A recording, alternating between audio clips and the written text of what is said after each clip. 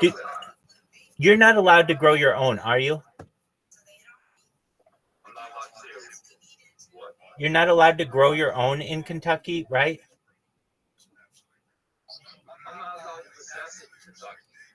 Okay. Do they have medical? Yes, but they only have it for extreme conditions like you're dying from cancer or you're like a cripple with like fucking no mobility in your legs or arms or something like extreme conditions. They don't have it for recreational or even like pain treatment or anything like that. They're just given it in extreme circumstances. So you can't get it for like back pain. I go to Metropolis all the time. I mean, it's like I have to go through Paducah. I'm there within like 35 minutes, so I don't mind. What is Metropolis? What is Metropolis? What is what? Metropolis. Metropolis. It's Southern Illinois. It's famous for being the pretend home of Superman. Oh, okay. Well, hold on. Isn't Metropolis where Superman took place? Well, the core root of Metropolis is pretty much just like a pseudonym from New York, essentially. Right. Do you like? Metropolis, I think it's based around that. Do you like Superman? Yeah, I like Superman. Fuck yeah. I like my favorite Superman is Christopher Reeves, of course. Yeah, same here. He's the best one. Word. It doesn't get better than his. Okay. So I just reset all of my streams, which is great.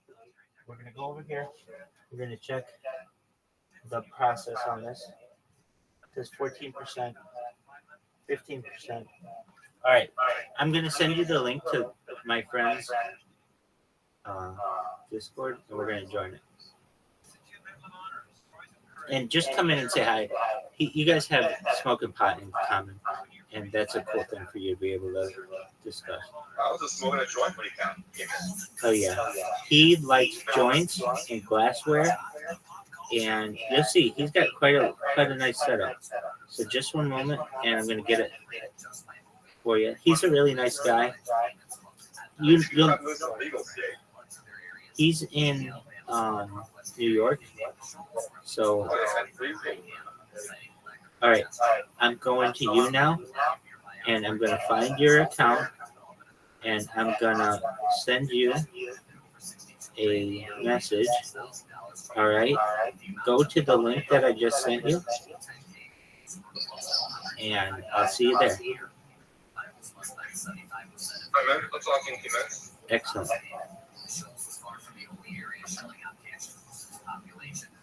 Did you send that to Telegram? No, I sent it in Discord. Is that okay? You sent it in Telegram? In Discord. Oh, okay. Did you get it? Okay, I got it. Excellent. I'll see you there. Go to where it says Community Smoke Sesh. It's towards the bottom. I got you, Streamer Smokehouse. Excellent. Now you get to meet the famous Rabbi. I'll see you there in a few minutes. How are we doing, friends? That is Rabbi. Hello, in the flesh. How you living? What's good, Mr. Northern Light? Hi, Asshole Gaming and 420 Army. It's a pleasure to be with you. Yeah, what's up, man? I'm good. Like, you're the one spamming my chat without me knowing you, bro? 24/7, 365. I do it for world peace. Do it for world peace. That's right. I do like that. I don't want war anymore. And so in order to make sure people know about my project, I spam.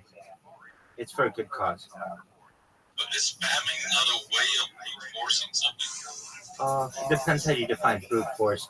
Some of the things that we discuss on this stream that are really important for the world to know about, and thus I spam, are things like ending world hunger through agricultural drones, through greenhouse, saltwater greenhouses, floating greenhouses, hydroponics, vertical farming, cloud seeding, and so I want people to talk about that. This is something different that I'm seeing. That's from what I'm seeing. Like, all I get is spams. Like, please share to be a trillionaire. Like, I don't like. Where do I collect the money? Absolutely, you're on the list. So let me explain how I'm going to make you a trillionaire. I have more content than any person in global history. Bill Gates coined the phrase "content is king" in the 1990s, and The Economist magazine in 2018 stated that data had overcome petroleum as Earth's #1 resource. And if that's true, then I may be a very wealthy person someday because I've been live streaming my life 24/7, 365 from at least 8 different streams on 33 different platforms for the last 3 years. It's a real life Truman Show. It's a real life Big Brother. I like that. Actually, I like that. Excellent. So, do you believe that if you would comparing it to the Truman Show, if you would sail to the edges, like, would you get out of the casting room, or like? It's a great question. I guess we won't know until we get there. If I find a rowboat around, I may be hesitant. But the thing that makes us different, obviously, are a few things, but that we have my consent to do this. And there's so much that the world can learn from this project. We can learn about a human's eating habits, their drinking habits, their circadian rhythms, their sleeping habits, their bathing patterns, their behavior. Everything about a human can be watched and viewed from 360 degrees. I give you a challenge, evaluate my drinking habits. Okay. Then, I want to know what you're talking, what your thought on it. Most certainly. Some other things that we discuss on this that are really important this stream are things like life extension technology, using cryonics and stem cells and human growth hormones to the point of, now this is the really important one, and I will call you guys out on this. Asshole Gaming, Mr. Northern Light, and 420 Army, in addition to my man Straight Savage, who knows this, I don't think you're going to die. What do I mean by that? There's a type of technology that is known as mind uploading technology, where we scan your brain into a computer for later download. Exactly. We download your essentially your entire consciousness. Exactly. Your not just your brain, but essentially your entire neurosystem into a avatar of yourself, into a central nervous system is the word for which I'm looking. So we would upload your entire central nervous system for later download into a cyborg, a cybernetic being, an avatar of yourself, a clone of yourself, an ethereal being, whatever you may want to be. But you're exactly right. We're talking about digital immortality. And you guys are creators. And when you're a creator now, we're at the very forefront of the streaming world. You're going to be very wealthy in the future. And so when I talk to you about making you a trillionaire, you should know, let's define what trillionaire is. I mean USD, I want to make you trillionaires. But there's an argument to be made that anyone who makes you like a trillion cryptocurrency, that could make you a trillionaire, or someone in an inflated currency could certainly make you a trillionaire. I personally want to make you as rich as possible. That's what I mean. And I'm going to do that through data. That is crazy to me, yeah, man. But man, I'm just being honest, but I do respect it. There's some sense in it. You know what I mean? So, yeah. Absolutely. I have over 1,000 TikTok accounts, over 2,100 Twitter accounts, over 5,000 Kick accounts. I've done my best to be uncancelable. I'm live on redundant streams. I have 8 different YouTube streams going right now, and I do my best to stream in 360 degrees. I have a ceiling camera, so you can even watch my life from above. You can watch what my computers are doing at any given time. You can watch my robots that spam your chats. And if anything, you should know that you're getting some free publicity, because every time my bots come into your chat, I am live streaming your channel on 33 different platforms. So it is something. This is my friend here. I do appreciate that, but the thing is, what is it for you yourself? Don't you feel a little bit it like to you like content or whatever, like data is currency or power. Yeah, definitely. So like, what makes you powerful by sending out your data to everyone? Well, currently, That's it.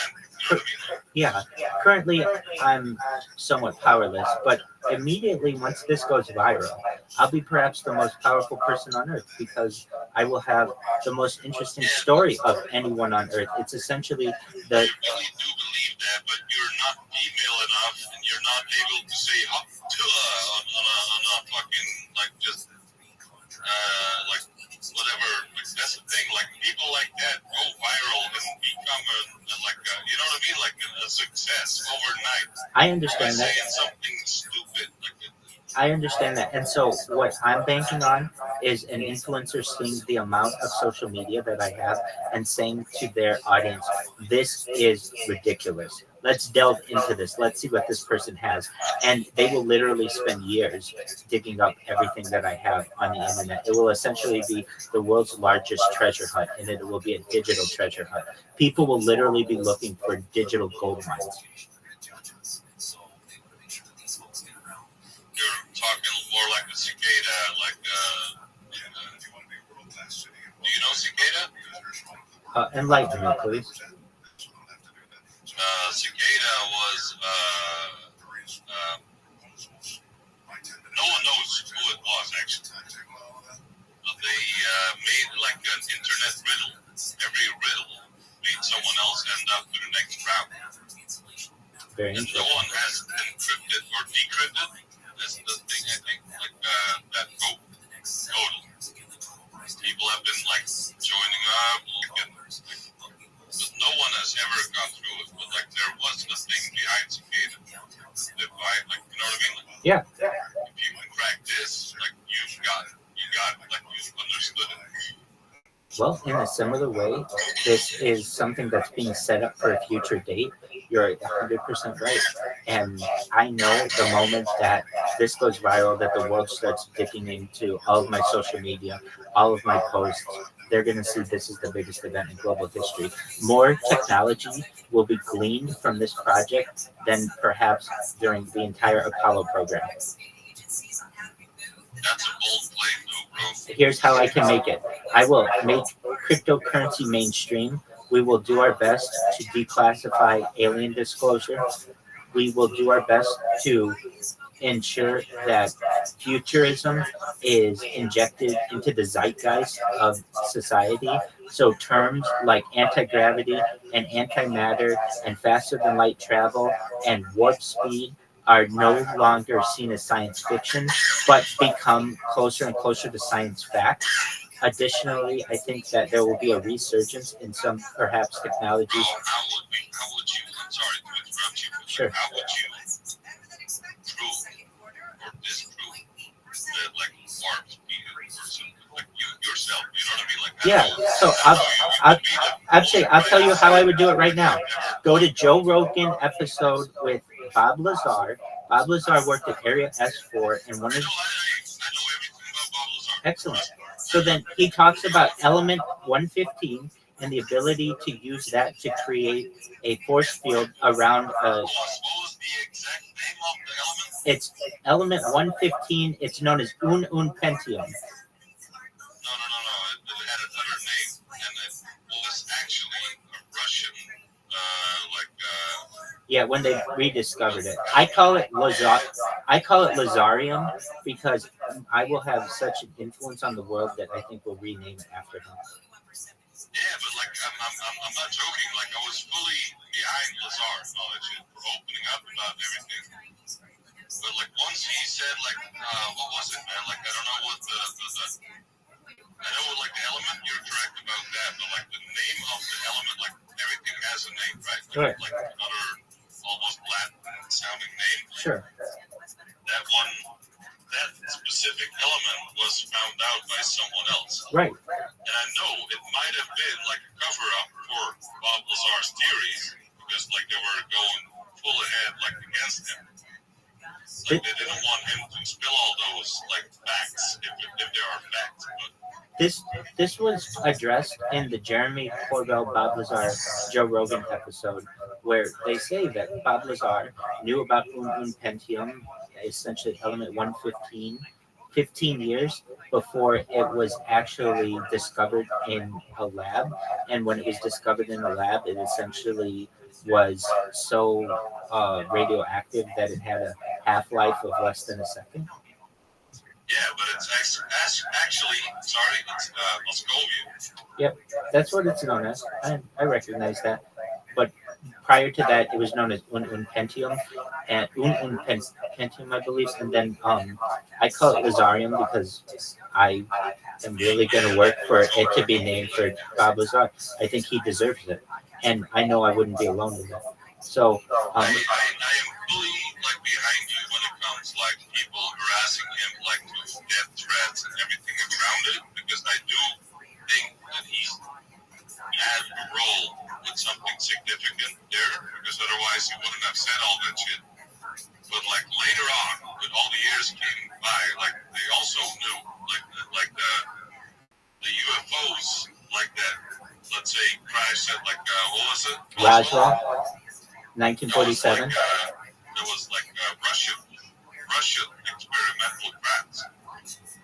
Like that is no, you know what I mean? No, I don't. It's not. That's not true. Actually, German technology. Yeah, that's good. But they used that technology from like Germany after the war, and that's when Roswell, like but Russia invaded, like yeah, I'm gonna have to explain. I don't agree with what you just said. I believe that is reverse engineered alien technology. It might have been, but when we come to that, the Germans might have been the ones, or like not the Germans, let's call it the bad Germans. I don't want to. Sure, I understand. I understand. What you're talking about is the Nazi Bell program, and that's a different program. That's a different program. Most certainly. Absolutely. And the argument is to be made that perhaps they were reverse engineering these crafts as well. But when you get into the actual story of 1947 at Roswell, it didn't actually take place at Roswell. It took place closer to a city in New Mexico known as Corona. When it was found, essentially the metal was unlike any metal that had been found on Earth. You couldn't bend it, you couldn't burn it, it wouldn't melt. And but it was the same metal as it was that they found in the Nazi belt. Like the one thing they found that was almost like you know what I mean? Like it's. I know what you're saying. I would need to. I've never heard anybody say that. Completely correct that it could be, but like the Nazi technology went over to the Russians once they invaded. If that makes sense, they stole whatever they could before the rest of the world could know it. So the argument is made more so that was Operation Paperclip, where the German scientists were taken generally to the United States in areas of physics and rocketry. So I don't think we're off. Well, honestly, most of the world is becoming more and more enlightened on these topics. So for me to be able to say that I think warp drives and force fields and anti-gravity and gravity control and anti-gravity weaponry. You know what I mean? Like I'm not like disputing anything that you are saying, but like the thing is. No, I think it can work. We don't currently offer a major where a student can major in anti-gravity. They study physics essentially, but you can't even specialize in anti-gravity. I want to essentially destigmatize the term gravity. I want people to study it further. I want people to understand what it is. I want people to understand what gravitons are and what gravity waves are. And I want people to start bridging the gap between making the power of control of gravity from science fiction to science fact. Doesn't make sense, but like still Okay, so let's put gravity on the side. Let's talk about other really great types of technology that I want to ensure are injected into the human consciousness again, or perhaps for the first time. Fusion power, where you take two atoms and essentially slam them together, fission power, where you pull them apart, that people don't talk about nuclear power. People don't know that less than 100 people have ever been killed by nuclear waste, which is essentially 50 at Chernobyl, none at 3 Mile Island, and even if you look at the Wikipedia page on Fukushima, it says 1 to 3 people died from the radiation there. So over the course of the last 80 years, that nuclear power has been functional. Only to have less than 100 people die is incredible when considering all of the people who've died from carcinogens, from coal and oil. No, but I can. I'm sorry, but I can and will stop. Go for it. Or way more than. No, I will quote episode 1992 of the Joe Rogan Experience starring Oliver Stone. They looked this up. They looked up every single person who died. It's less than 50. So you will have to take it up with that episode. They've published a documentary on that fact as well, that nuclear power is very After how many years, bro? Like even Fukushima has 3 people died from nuclear waste. Let's fucking go. I appreciate the stuff. Pull it up right now.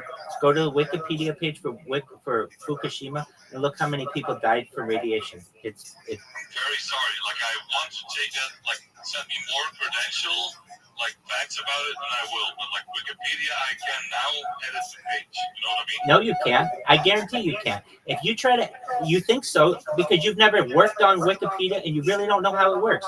You have to be a vetted person to be able to make a change on such a page as Fukushima. You can't make a change on it. Do you have a Wikipedia account? I do. Do you subscribe to Wikipedia? I do. I know a lot about the website. It's not that easy. In fact, I bet I'm one of the few.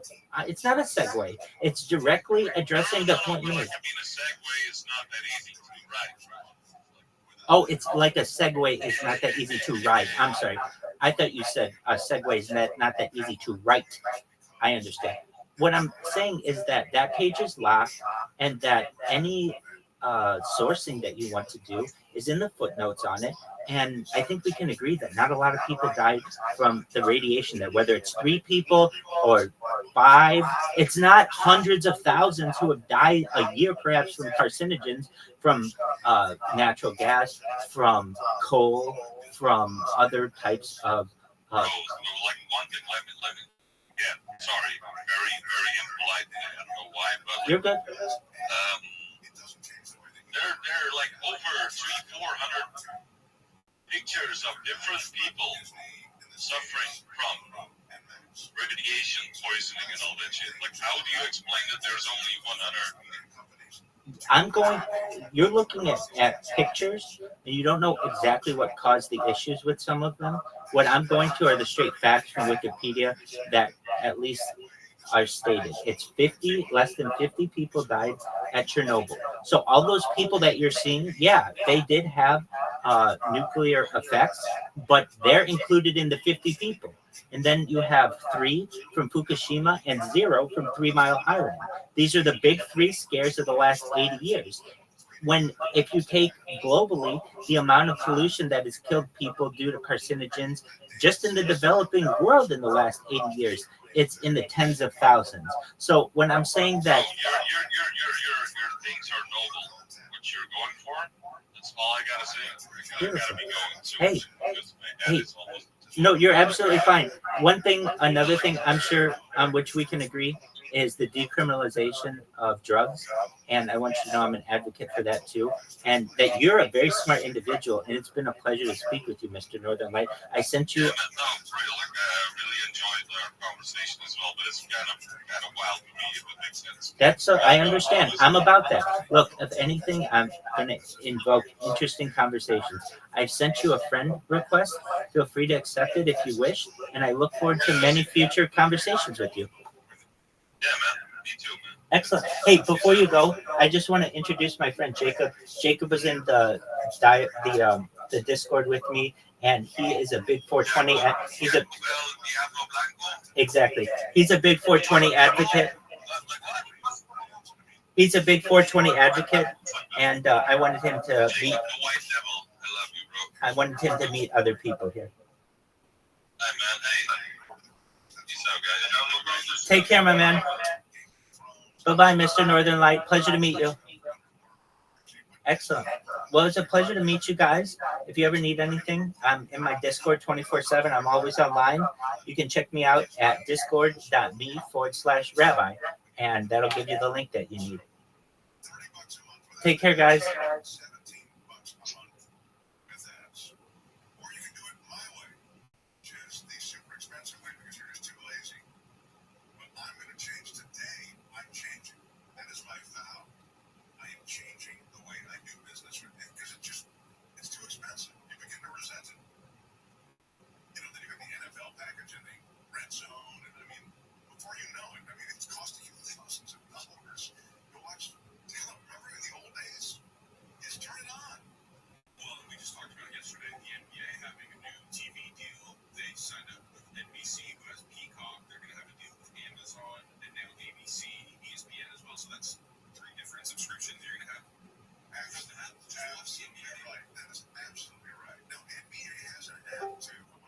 Yo, dog.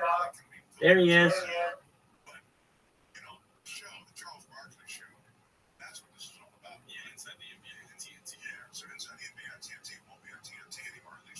Can you hear me, Jacob? Yeah, can you hear me? Yes, sir. How are you? I think you're a little bit too much for that guy. Hey, that's fine.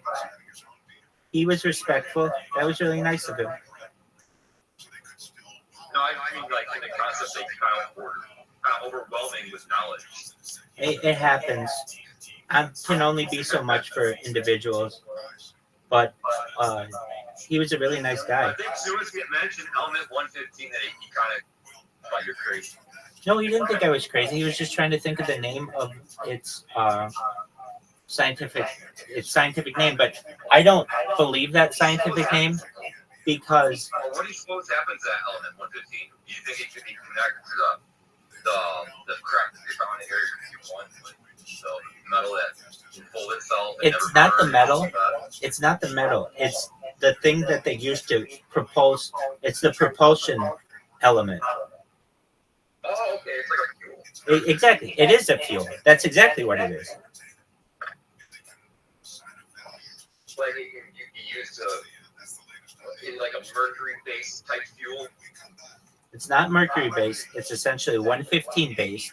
And when you get a little bit of this, it has so much power that it can allow you to warp space-time and travel interdimensionally. Essentially, a time travel machine. Yes, exactly. I always wondered. My memories is kind of hanging out now, so I could use one of those. Absolutely. I understand, man. What would you do with the time machine? Go back and do my best to eliminate war.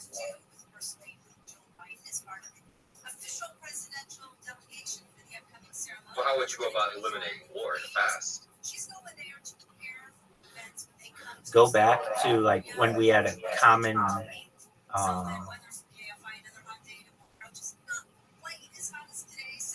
well, The thing that developed war could essentially be what brought us to, become modern man.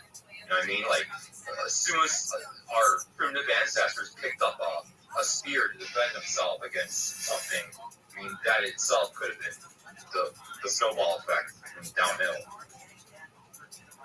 yeah, no, you raised a very good question. If I took a time machine in the past, how could I stop war? And could you even? I don't even know if you could at that point, so it might be moot. The best you could probably do to stop war, I imagine, I could be wrong about this, is maybe go to like the Roman Empire and be like, hey guys, here's all the stuff you need to know for the future, and here's all the stuff you need to know to take over the world. Here's where all the people are. Basically, start the travels to the new world and take that over. But even still, that's not going to give you, like, you're still going to have divisiveness from the inside. So But It's gonna make the world Roman. yeah, so, but I mean, the reason why I chose that is you would need a large, powerful civilization to be able to perhaps take over the world. But even still, let's say you did, you would have divisiveness from the inside, like Rome always had. So I don't even know if that would happen. How How? you get what I'm getting at though, right? With the whole spear concept, like if you go back and try to stop war where it first started, it's like you take that spear away from that like primitive fucking human being, all of a sudden like you become extinct or something because we're passive too much. Yeah, I mean, just ramifications of just altering a little tiny bit of history for the benefit, no matter how benevolent it could be, could have massive ramifications. right. A butterfly effect, essentially. 100%. Or, like the ripple in the pond, you know what I mean? I do. Create a tidal wave. I agree with you. This is an interesting concept, though. I like it. I agree with you.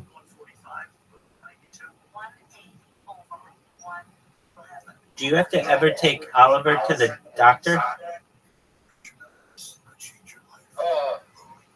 So far, not yet, but his shots are coming up probably within the next like 3 or 4 months. I gotcha.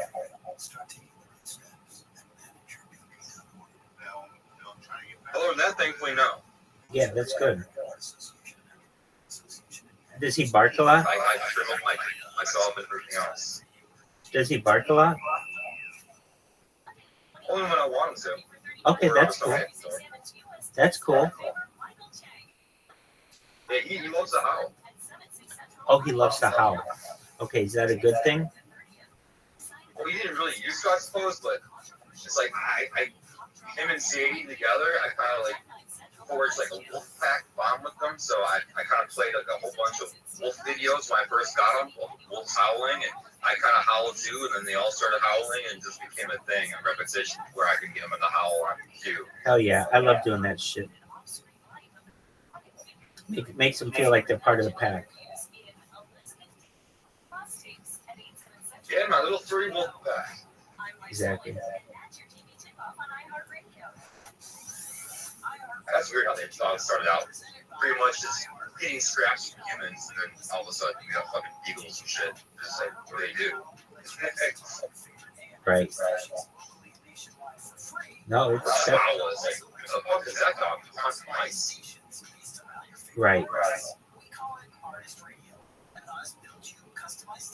I suppose no one call them creature comforts for nothing, right? Obviously, it's not the context of what that actually means, but it's a pun, nonetheless. Creature comforts. I'm sorry, I couldn't understand you. Did you say creature comforts? Creature comforts. Right, that's what I thought you said. You're kind of like, you sound like you're muffled. That's But I what, mean, obviously, that's all the electronic devices you guys are doing. that's what I thought you said. Creature comforts.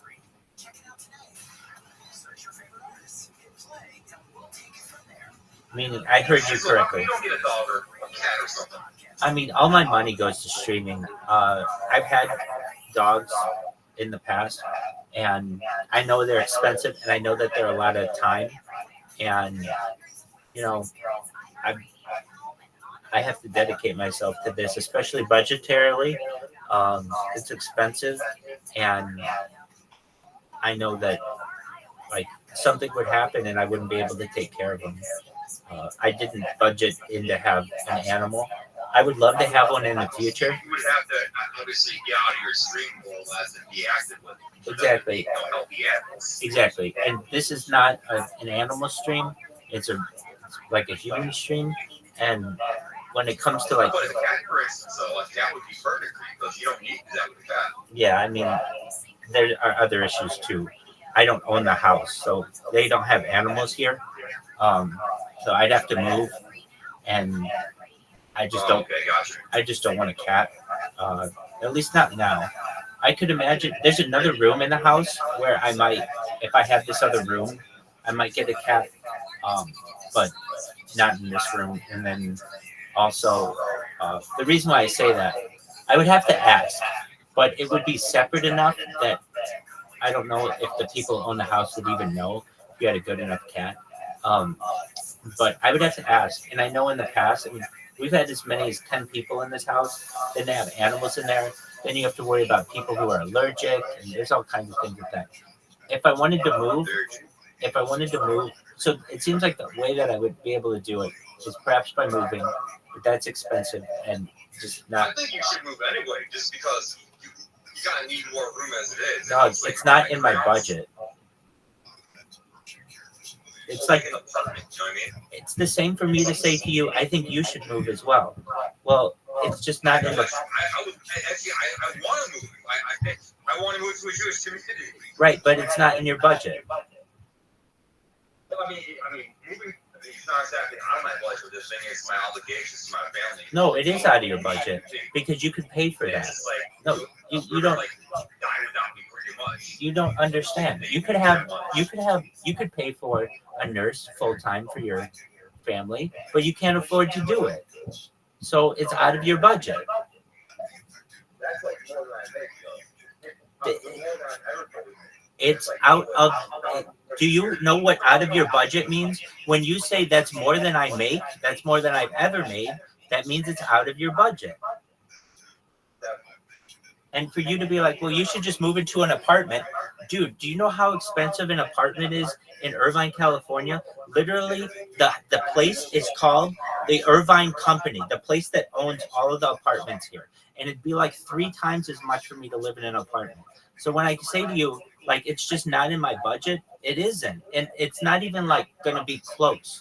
I make, or my rent is $1,200 a month in comparison to the Irvine Company's apartments, which start at $3,000 a month. You can't afford it, you can't afford it. Exactly. I'm just saying that you need a little more room for your electronic equipment and kind of give you a little more ball scratch room per se, to do your thing. Well, of course, ideally, like my own house or my own apartment would certainly be of benefit. But as of right now, I'm not someone who entertains. I'm not someone who really needs anything but the internet and a power source. And so long as I have that, I'm fine.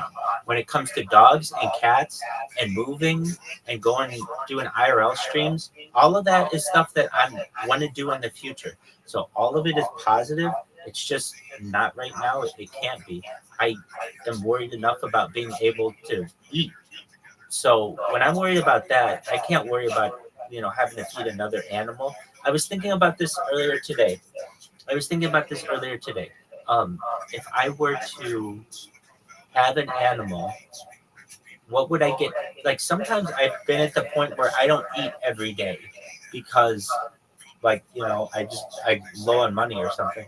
And then I'll do a project for someone, and I'll get more money and do whatever. You want me to send you some kosher meals and stuff like that? No, I don't. I appreciate that. You need to take care of yourself. But what I'm saying is that I've gotten to points where I have really had to budget and really had to cut back.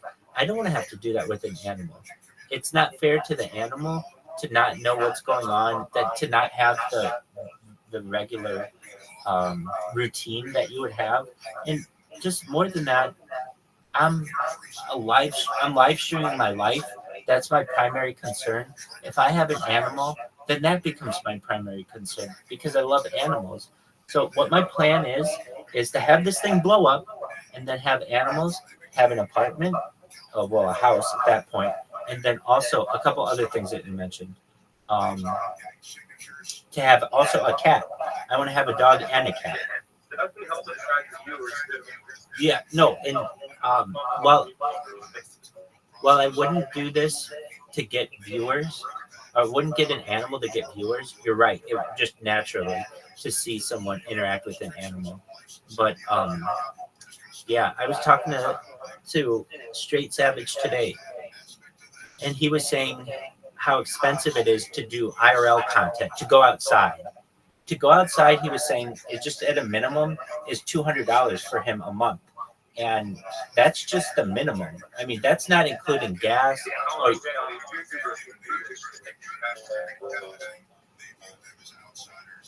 Well, I mean, most of them either have some kind of financial backing from their family, or they perhaps have a trust fund, or perhaps they have another way of generating income. Right. But for the most part, most of them are, at least on the female side, or a large amount of them are really prostituting themselves. That's one thing I find a lot more, but and the political aspect of many modern day society is it's completely kind of like almost like a prostitute. It's like they're selling themselves. I mean, I'm not every single woman, obviously, every single wants a little bit tiny different, but the majority of them kind of go for men that can have a car, a good house,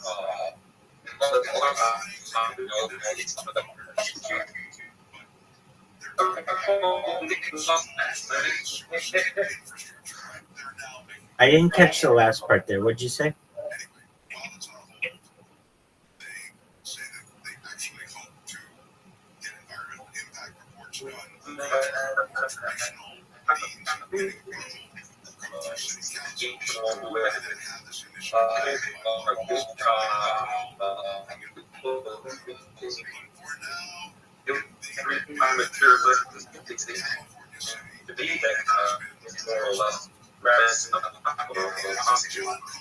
Okay, I heard a little bit more towards the end there, and I heard a little bit more towards the end there. I think I agree. I think I know what you were saying.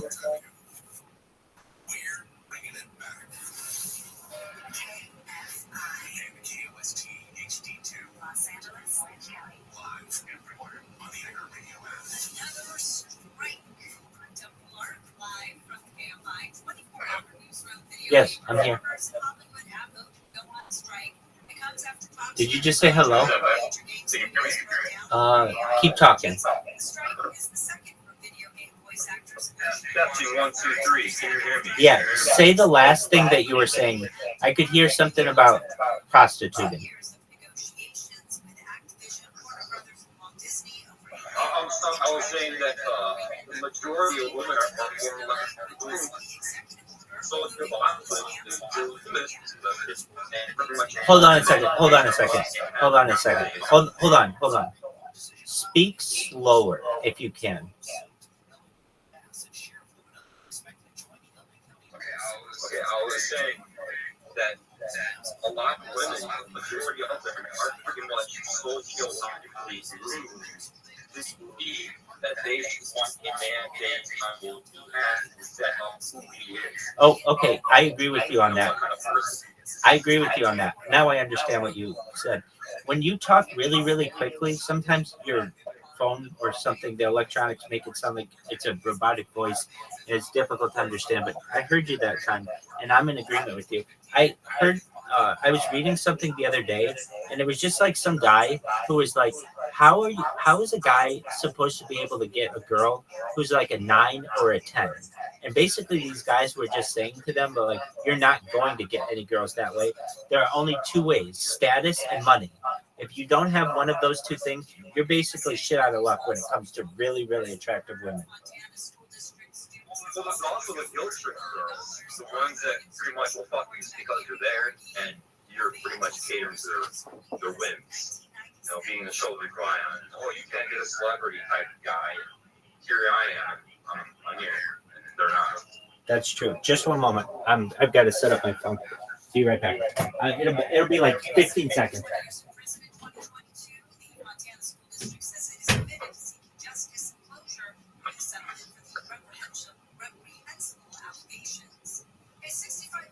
Expansion of safety measures that LA Metro has been approved by its board of directors, board member, and county supervisor Catherine Barker. Says the price is high. Is needed. I understand there may be some concerns about cost to implement these recommendations, but the safety of our riders and employees demand that we take action, and I believe these are the appropriate actions that we should take. The plan includes requiring a tap card to exit at more stations, installing taller fare gates, and placing 64 smart restrooms controlled by mobile apps across the system.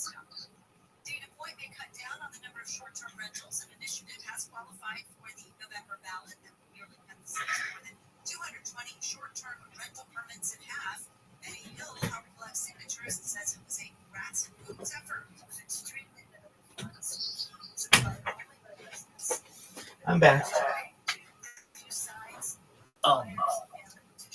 I just had to. I have to do this thing where I record the screen, and I have to put the phone. There's like a little closet on the other side of this wall, and I can put the phone in the closet, and there's not a lot of noise there.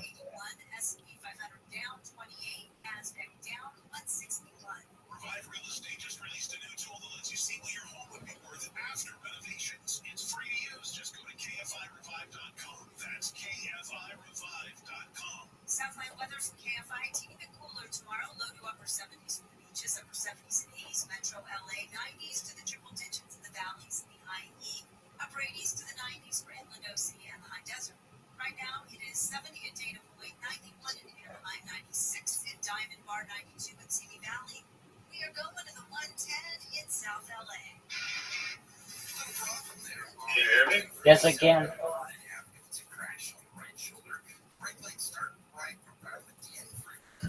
Yes, I can, I'm Richard. saying, you know, I'm amazed, correct? You're amazed at what? I was a Freemason myself. Oh, were you? Yeah.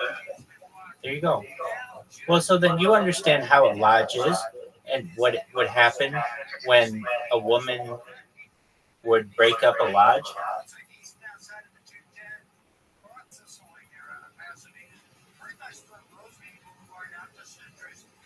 Do you understand what I mean?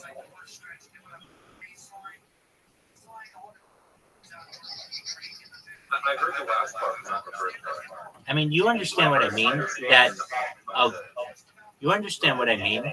When if you have a lodge, normally it's just men, and even if they have homosexual men, it's not necessarily something that like is really out there. And if you brought women into this, and then you started having weddings and then divorces, you'd break up lodges. Very true. Because it's a fraternity, it's not meant for women. They've got the Eastern Star for that. Exactly.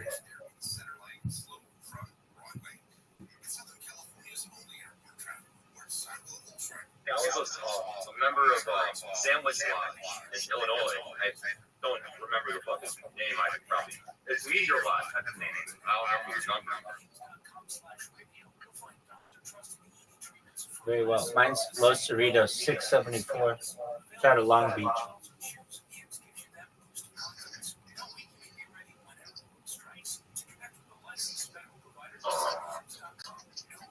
Mine is Meteor Lodge number 283.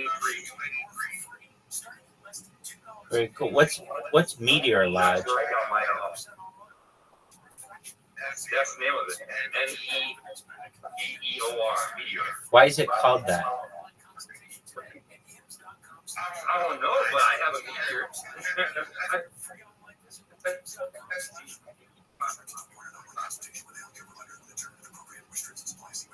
I didn't hear the last part there. Can you repeat that? I have no idea why it's called Meteor Lodge, but that's what it's called. All right. And they gave you a meteor? No, I've seen that. It took me 2 years to collect that. I've seen that. There's actually documented evidence of a cop recording it from his dashboard in 2009, when it came in. And Yeah. it took me 2 years to find it. What are you saying? 2 years to find what? I'm not from there, but I lived in Plano, Illinois. Okay, I remember seeing this on the dash footage. It comes right over. I remember seeing it. It's like some of the best. That was right with my house where it's over. Okay, so it's some of the best footage that I've seen of a meteor ever. So they named the lodge. Museum has 3 of them. So did they name the lodge after the meteor? I don't know. I mean, it was meteor watch for as long as I can remember, way before that stuff happened. Oh, and it, just weirdly that there also was a meteor there. Yeah, and I'm the one who picked it up. It took me 2 years to track it down, but I've got 2 pieces in the Field Museum in Chicago as one, and the head curator was Jim Holstein at the time. I mean, I had the most amazing time down there. He took me to see all the ologies in the back rooms, pretty much. It was like fucking Jurassic Park movie. There was like, people with like magnifying glasses and like weird looking shit, just like sitting there drilling on bones. And it was cool. Wait a second. So that fucking meteor that I've seen, you actually found it in the ground?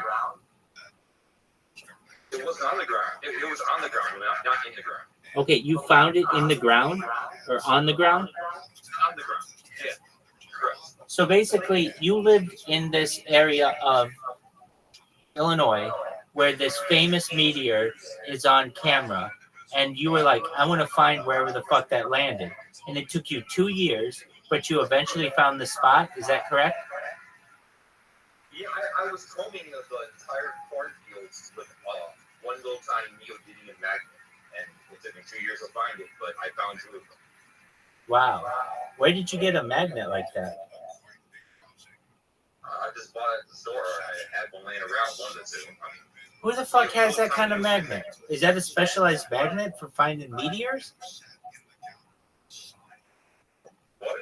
Isn't that like a specialized magnet for finding meteors? Is it common? Yeah.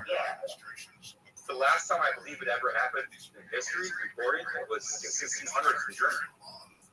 No, not what I mean. Trust me, I looked into it because I wanted to know how fucking frequent this shit happened too. Not what I mean. Not what I mean. Not what I mean. Not what I mean. Wasn't it? Hold on. Okay, so you spent 2 years, you found this thing with a magnet. Isn't that magnet that you had a rare magnet? A neodymium magnet's not rare, it's just common.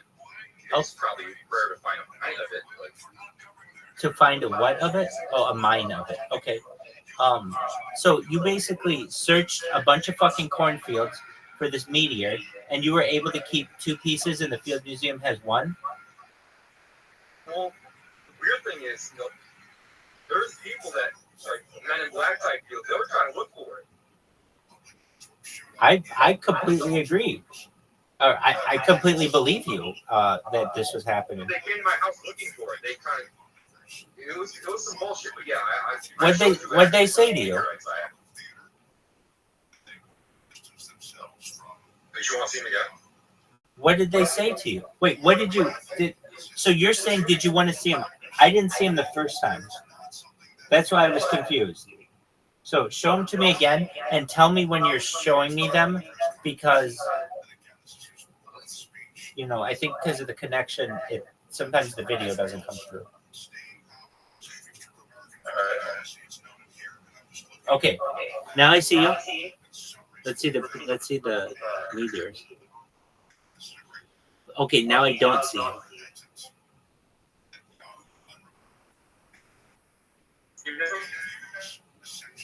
Now I don't hear you. I don't see you. However, you had the camera when it was facing up. Can you turn that camera on again?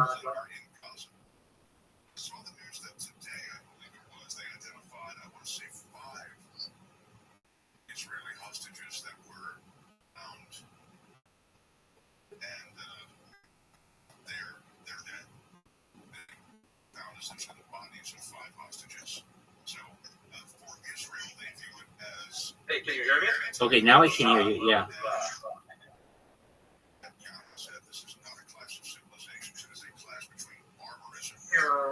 See, nothing's attracting. Hold on. I can't see anything. Hold on a second. Okay, wait. Hold on. I got it on a different computer now. Now show it if you would.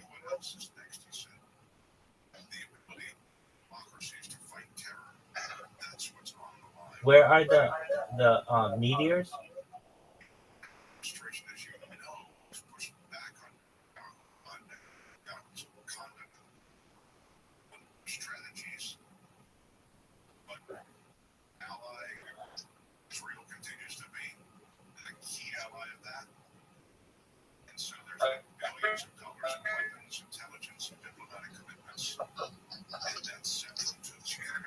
Okay. Are they black? It's always been there, and as though that is essentially unchanged. I'm sure that's a good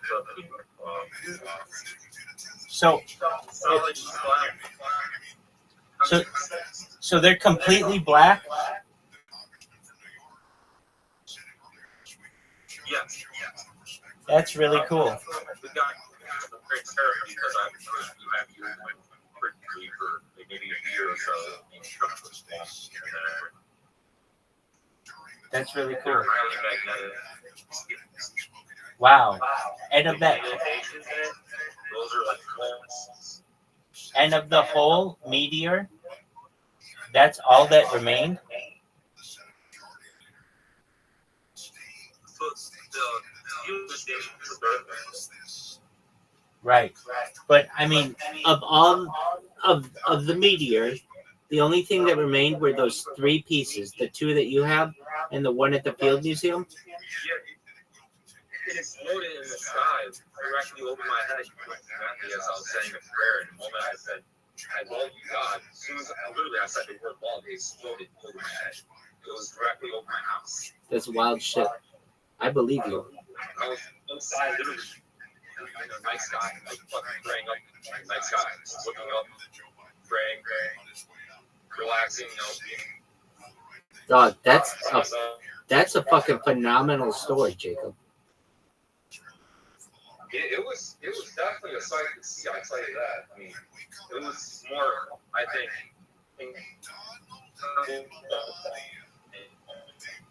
Have something, and they're excited to tell you about what that is.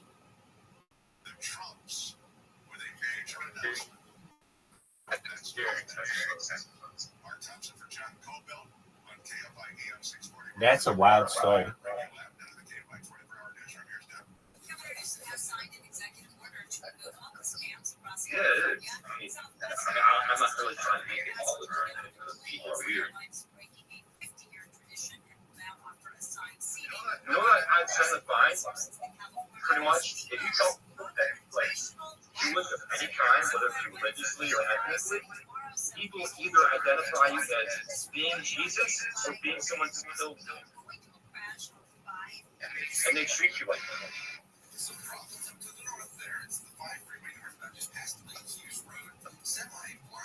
Like, it's a strange concept. When you tell someone that you're what do you tell them?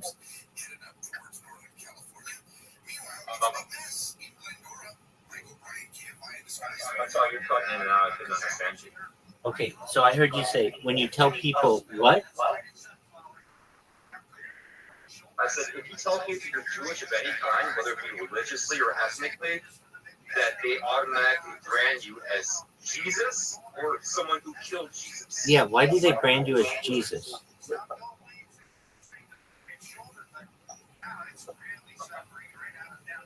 I said, the moment you tell someone that I heard you. I heard you. Why do they brand you as Jesus? I don't understand this. Why do they brand you as Jesus? I don't know, but that's like the go-to for people, like especially for more or less obviously Christians. Okay, I mean, like there are They beat Jesus. 14 million Jews in the world. I don't understand. There are 14 million Jews in the world, let's say. Of those, does that mean that people think there are 14 million Jesuses on it? Apparently, as soon as they go into a chat room and tell anybody that they will automatically bring those people. They say or not, they treat you like treat you like. You get what I'm saying? They don't actually fit you. Maybe they do. They treat you that way.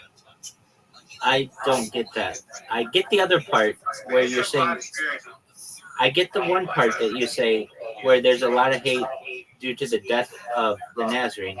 I just don't get the part where people think you're Jesus. They may think that you're different, but Jesus, for most Christians, was God. and they don't certainly think that you're God. I'm saying more or less they treat you like you are Jesus because you say that you're Jewish, or they treat you like you killed Jesus because you're Jewish. I'm saying they don't necessarily. They don't treat you. They treat you well. They may treat you well, but I don't think anyone treats you like Jesus. I mean, Jesus is like a revered individual in Christianity. They might be nice to you. They might be mean to you as well, but I don't know if you're treated like to the point of a deity.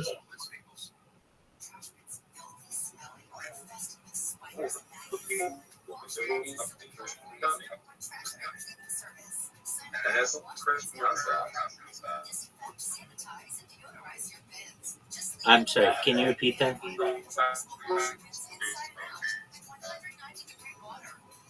This is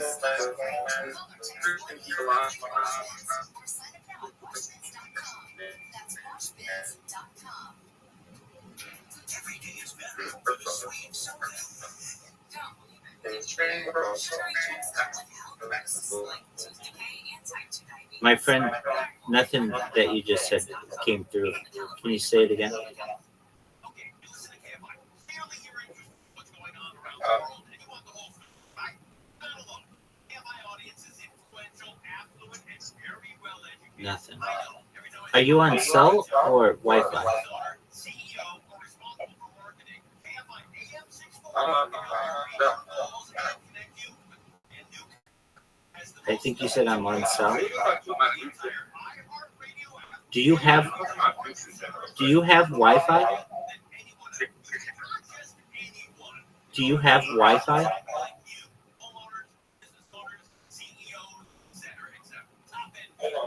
You sure thing.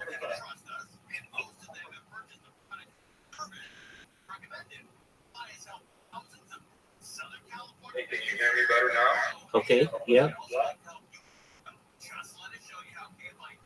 Okay, so Bluetooth speaker out. Perhaps. Start talking.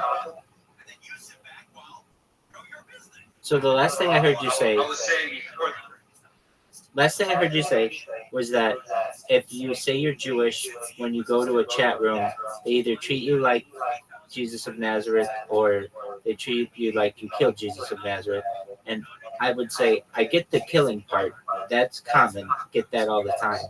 But the treating you like Jesus of Nazareth, they may treat you nicely, but I think that that's a little far-fetched to say they treat you like a revered person in their religion. Well, I'm saying that because it's a Christian theological concept to want a second coming of Christ, so a lot of people want to assume that pretty much anyone Jewish could be Jesus. I don't agree with that. I think you may think that, but if you ask the majority of Christians, they will not say that they think that like anyone who's Jewish might be the second coming of Jesus. I think that that's a separate concept where they believe that some type of like reverse resurrection will occur. Well, Jesus will come down from on high and save the world.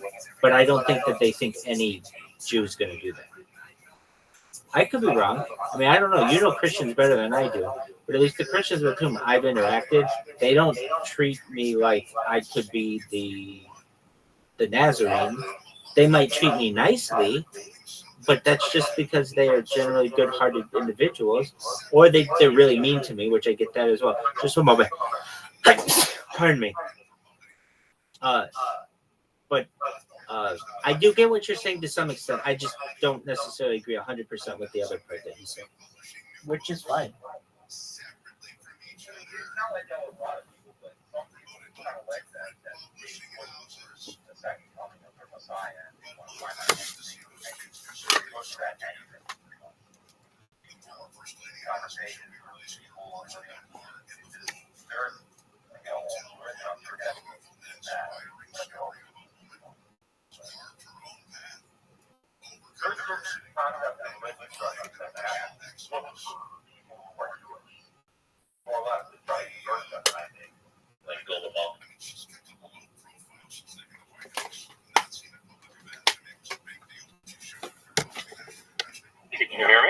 I can't.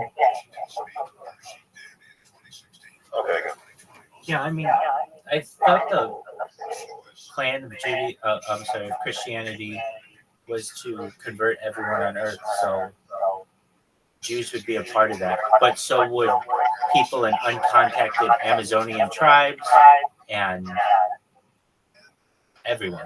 I mean, like everyone on earth means everyone. It's crazy what they do to those people that they cannibalize. That's true.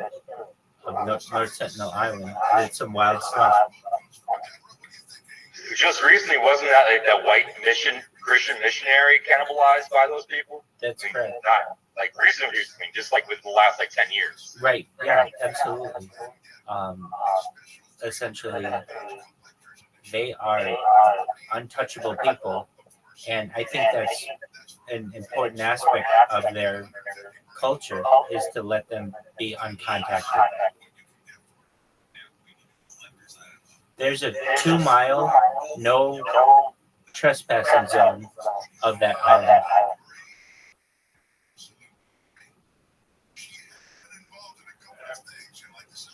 Pretty much stay away from that fucking island. Yeah, they've even done flyovers with helicopters and found spears in the bottom of the helicopter. Like when these guys, when you fly a helicopter over, they'll throw spears at you to the point where it can cause damage to the helicopter.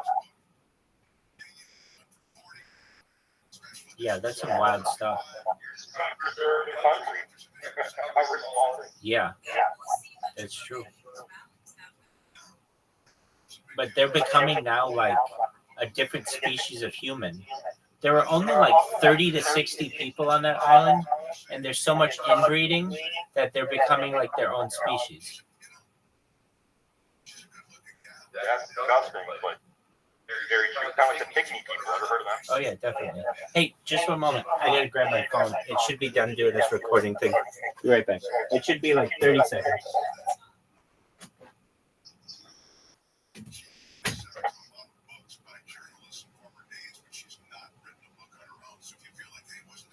There's no pygmy-ers. Donald Trump has released 2 books since leaving office. He's had a lot of letters and a photo. This morning, they've also been released another called Save America. This book has photos from his time in office. I'm back. Whatever you did with that Bluetooth speaker, it seems to have made a big difference. That's good. I agree. I usually get the exact opposite. I usually have to turn them off. Oh no, that's one. Do you have Wi-Fi?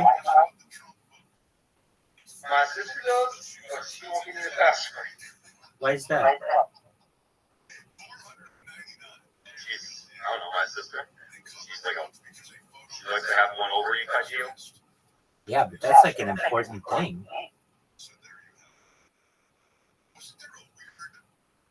I think I love my mom and my sister a lot, but they are definitely power control freaks. Like, they get off. They got something over you, they're gonna let you know about it. Low. So what would happen if you just went to your sister, hey, can I have access to the internet?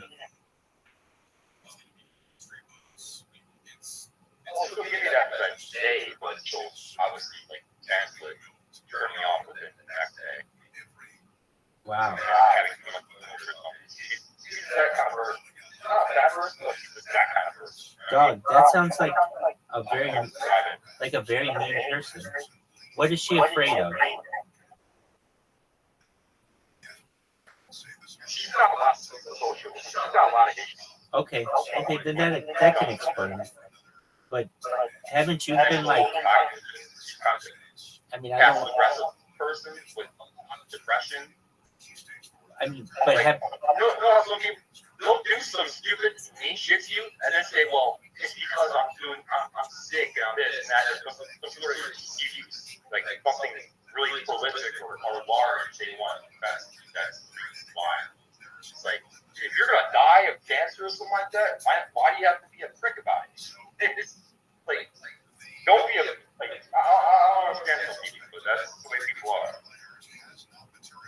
true.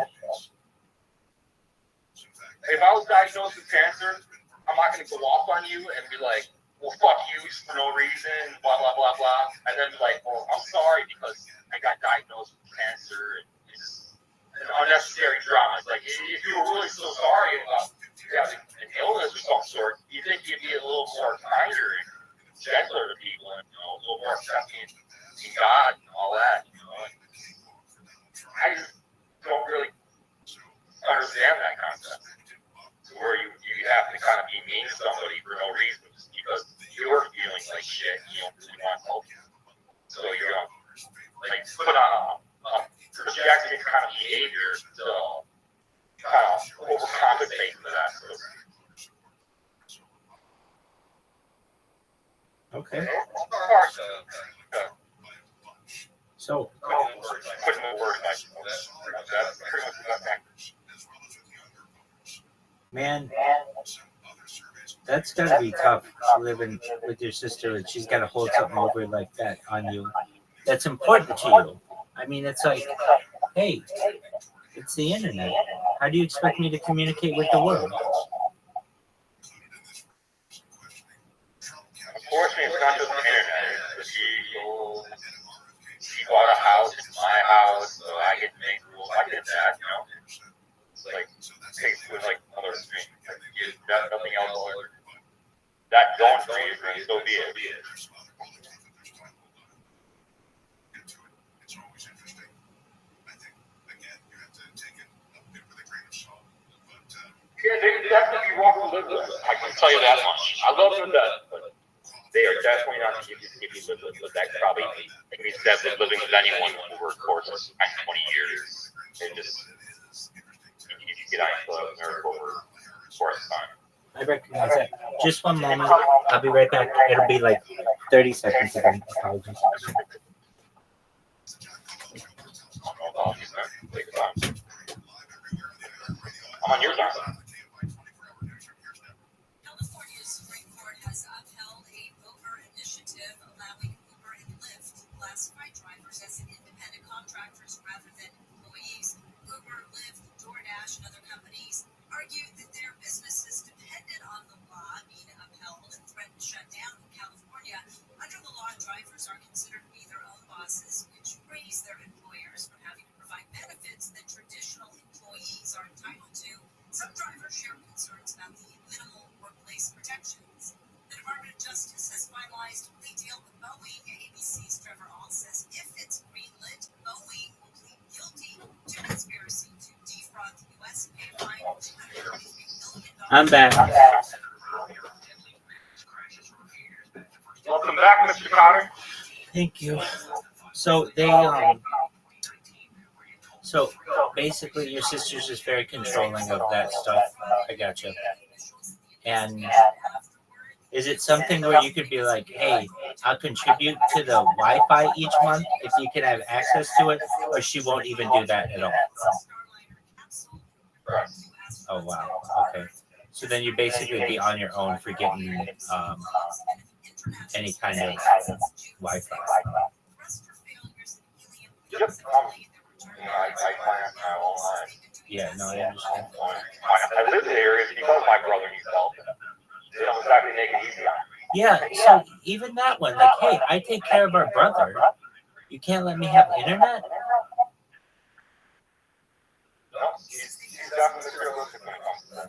Did she take care of your brother? I don't mean to trash talk them and all, but No, you're not. You're not. She's just being unnecessarily difficult. Or, she has some reason that I'm just not understanding. So, does she take care of your brother as well, or just you? so she gives it to a stranger for him. I mean, it's that like fucking ingrained. She's like, I'm the bad person or something. Okay. I don't know. If they see me doing anything good, they kind of compromise that, and so they can have one over me. Like, that's always been the case, no matter what. Does your sister take care of your brother at all? Does my sister take care of my brother? Yeah, at all. Well, no, not she's physiologically incapable of taking care of anybody, including herself almost, because she's like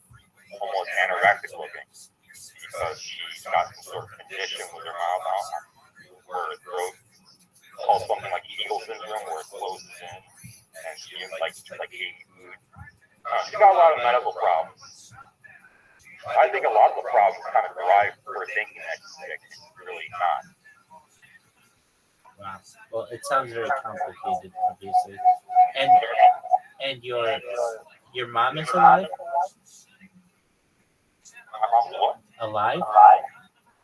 Yes. And does she live with you guys? Does your mom? She should be bedridden because she's got cervical cancer. So your mom lives with you, who has cervical cancer, and your brother lives with you, who has some issues. So you have to take care of both of them. Essentially. Wow. And my dad, he's got a pacemaker. He's had like 4 heart attacks, 3 strokes. He's not exactly getting better cognitively with age. If you know what I mean, like personality wise. So your brother doesn't get to use the internet? My brother use the internet? Yeah. No, I mean, he wouldn't even know how to, even if he could. Okay. How about your mom? She uses the internet all the time. She's got her own phone, but her and my sister share the Wi-Fi. Whatever. Obviously. So wait a second. You take care of your mom. Your mom gets used to the Wi-Fi, but your mom won't talk to your sister about giving you access to the Wi-Fi? That's just really mean. That's the world I live, unfortunately.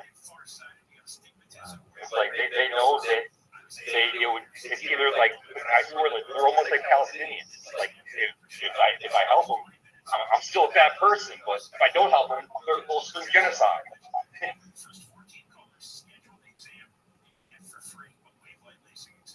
Damn if I do, damn if I don't. So it's kind of a pivotal position on it.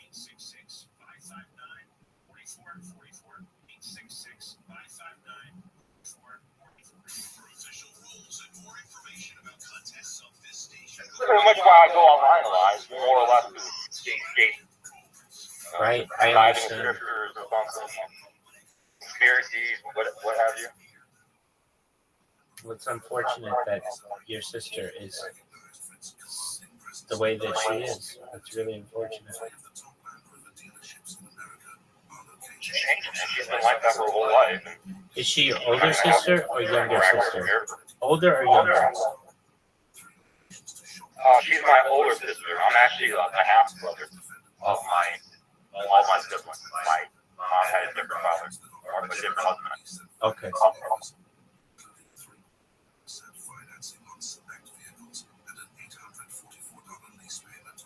So wait a second.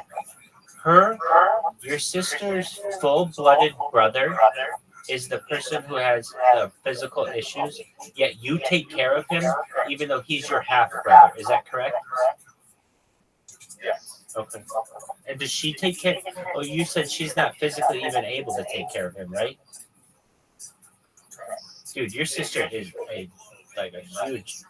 She's mean. She's mean because you're basically taking care of her mother, her brother, and she won't give you access to the internet. Well, I mean, I don't really give a fuck about the internet. I've got mobile service anyway. Yeah, but even still, it's the other stuff that you were saying, the vehicle and some other things. Well, it's like everything. It's pretty much okay. Right. I do it free. So why don't? And I understand why you've got a good heart. You wouldn't do this. But why wouldn't you say to her, then you take care of our brother and you take care of our mother, and I'm going to go do my own thing because you're obviously able to handle it all. That's like I'm helpless. It's either one or the other. You know what I mean? That's why I Hey, welcome. How are you? Or I'm a victim. What's going on, Exormus? Welcome. Yo, Don. So that goes back to the phone handing it off to somebody. Exormus, do you know who I am?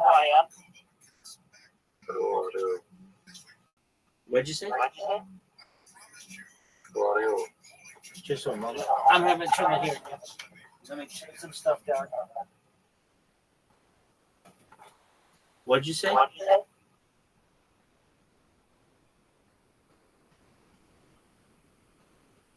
Exormos. Who are you? Who are you? I'm Rabbi Rothschild. I stream my life 24 hours a day, 7 days a week, 365 days a year for world peace. I don't want war anymore. You have no life. Pardon me?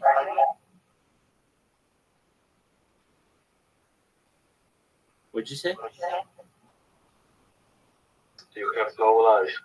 I have no life? Yeah, you have no life. Thank you. I appreciate it. I stream my life 24/7 for the last 3 years. I have a question to you. Why are spamming on the... Because I want people to know about my project. That's the chat you spam. Kto? Did you learn about me from Kick? Yeah, from streamer Kazy. You know Kazy? Excellent. Kazy 8 from Poland. Oh, cool. Well, tell him I said hi.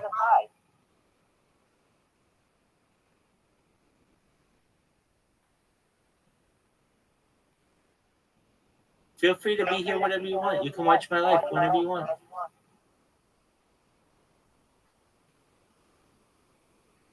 All right, how you doing, Jacob? Suki. Suzuki? What's up, man? Hey. Suki. It's Polish for fish. Oh, okay. All right. All right. So your sister's really difficult, and I get it. You're just kind of stuck doing what you have to do. And is your dad self-sufficient? What happened? Is your dad self-sufficient? You said he self-sufficient. Self-sufficient, like able to take care of himself. No, he's kind of getting there in age, so where he kind of has a personality issue, and he's definitely played with a lot of physiological issues as well. Pacemaker, heart attacks, strokes. The way he eats is not exactly, a dietary plan. Sure. I gotcha. Well, that's difficult. Yeah, most definitely. I mean, that's life. Every single day, man. Challenge. It's not meant to be, easy, I suppose, for everybody. That's why they call it life and not death. Death is easy. Yeah. I mean, well, I don't know if death is easy, but life certainly is not.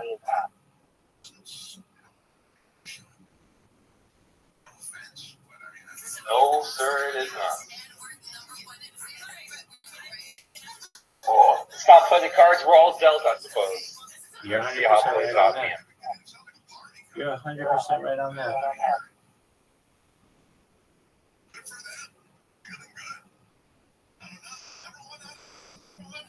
So who was that guy? A Polish screamer who, I guess, See, was in this spamming his chat? in this book, I have his friend's chat? one of my favorite chats. Yeah, I think it was probably spamming one of his friend's chats. I couldn't really understand what he was saying, except he just said, "You have no life," which is fine. Say what you want. Dude, you fell for my trap. I literally spammed your friend who speaks another fucking language in another fucking country, and it caused you to come to my Discord. Do you know how well you fell for my trap? It's ridiculous. It wasn't even like you were an English speaker. You had to fucking translate your ass to get here. That's true. I mean, it worked out in your favor anyway. Perfect. Getting people to come into your Discord. Perfect. It's like I'm a spider, and I got this big web, and these people just keep getting caught in my web, and they don't realize it. But it's like you did exactly what I wanted you to do. Exactly. Come over here and tell me whatever you want me to say. Want to hear. Exactly. Tell me. It's like there are many spiders on the internet. but only one spider is so big that their web is so giant that everybody comments on it, and then eventually they just fall into it, and then they get stuck in it. And then what I do is I wrap them up, and when I wrap them up, that's when they're my friend. That's when they'll do a podcast with me, or they'll come into my Discord and invite me to their Discord. That's when I got them wrapped up. And I say that, like, I would tell them, look, guys, I care deeply about you, but you have to understand, like, this is a numbers game. I'm doing everything I can to get out the word, and now that I've got you wrapped up, I'm taking care of you. You guys are my friends, and like you're going to the top. But in the meantime, I got to spam the rest of the people until they get to the point where they're like you guys, and you guys understand why I do it, and you don't get mad at me. And they've been really cool about it. The people with whom I've done a podcast, they're like, Rabbi, we understand why you do it.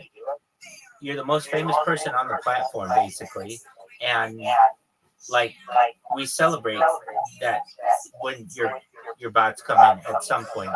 So some people are like, it doesn't bother us. Other people are like, we find it as a positive, and then there's a huge majority that hate it. But little by little, all I have to do is find one of them. I get them. I write a little essay for them using ChatGPT. I then tell them to check out the essay that I posted in their Discord. I said I'd like to have them on a podcast, and then all of a sudden we're setting up a meeting. And then from there, they see I'm a real person, that I'm a human, that I'm intelligent, that I ask intelligent questions, and it's really hard to hate me.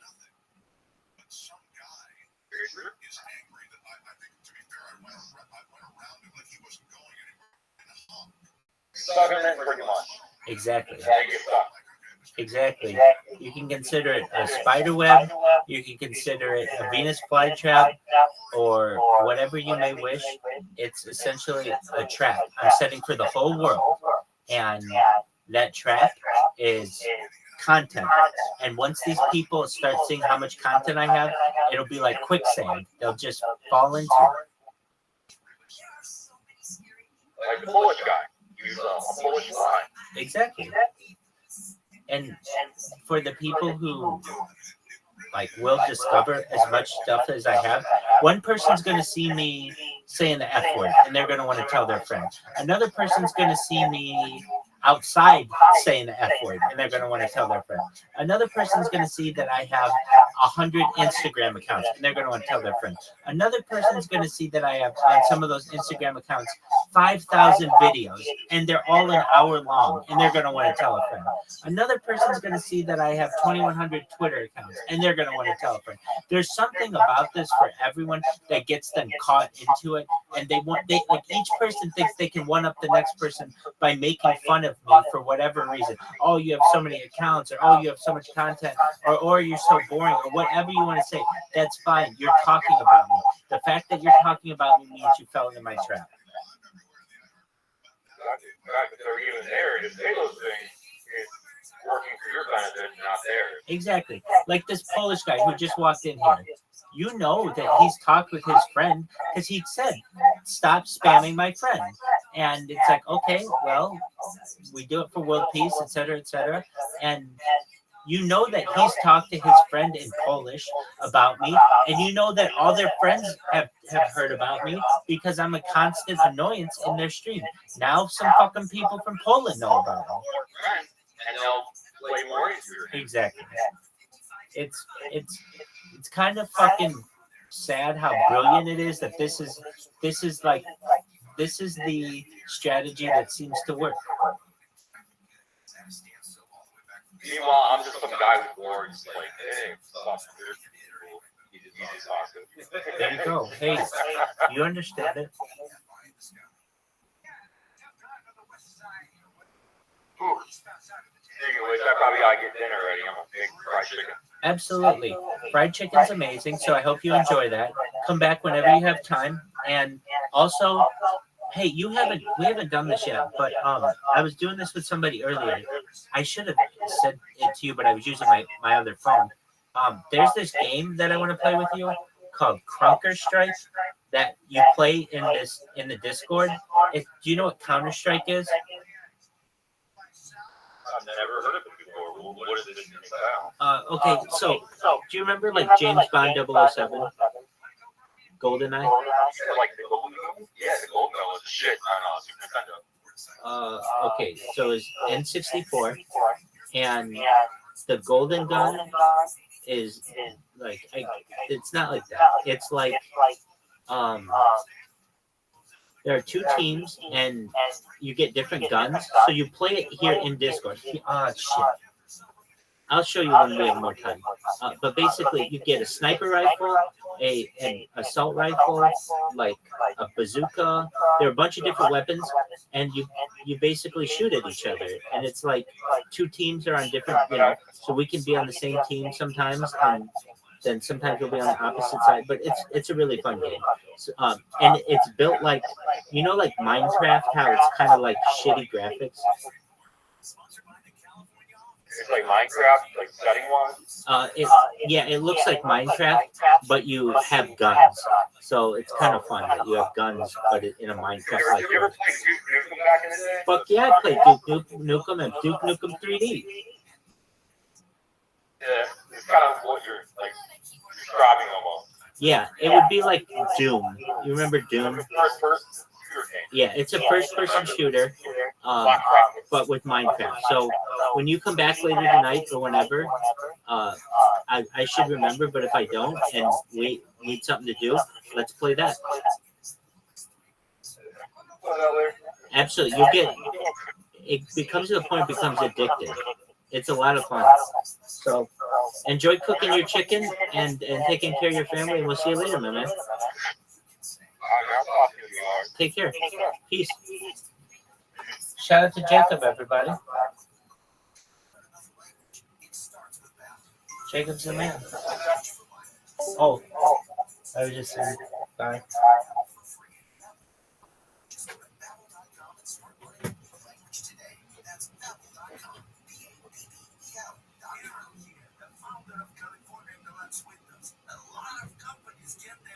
Shipped from all over the globe. That means inflated wait times and inflated prices. At California Deluxe Windows, we design, manufacture, and install our own products, so you get fantastic windows at an affordable price. And our installation technique is so precise, we do not break your stucco. Your house could be covered with potato chips, and we wouldn't crack one. If you're looking for beautiful custom windows and doors made in LA, call California Deluxe Windows. They've deflated their prices too. Right now, get 30% off every order. It's California Deluxe Windows deflation sale. Get 30% off your entire order. Call California Deluxe Windows at 800-956-8800. 800-956-8800. That's 800-956-8800. Certain terms and conditions apply. CSLB number 774518. 1877 cars for kids. KARS cars for kids. 1877 cars for kids. Donate your car today. Donate today at carsforkids.org. Your car, running or not, can be picked up as soon as the next day. No title, no problem. Go to carsforkids.org today. 1877 cars for kids. Donate your car today. Now accepting donations of land, homes, buildings, or any kind of real estate. Hi, I'm Sherry Harris, owner of LifeSource Water. Put your family first and get healthy water today with LifeSource. As a mom and new grandmother, it gives me comfort knowing my family has clean, safe water from every tap. Bath time is especially enjoyable knowing that my grandson is not sitting in a tub of skin-irritating chlorine. Call now and receive free basic installation at 800-WATER-99 or visit us at lifesourcewater.com. LifeSource. Taste and feel the difference. Getting quality employees to fill positions in your company is essential. But finding those people can be a major hassle, unless you use ZipRecruiter. ZipRecruiter makes finding quality people a breeze. And right now, you can try it for free at ZipRecruiter.com/free. With ZipRecruiter, one click sends your job to hundreds of top job sites. But more than that, ZipRecruiter's advanced technology identifies the candidates with the skills you need, sends you a list of great matches to review, and actively invites them to apply for your job. And the results speak for themselves. 4 out of 5 employers who post on ZipRecruiter get a quality candidate within the first day. That's right, the first day. Now you can focus on your business and let ZipRecruiter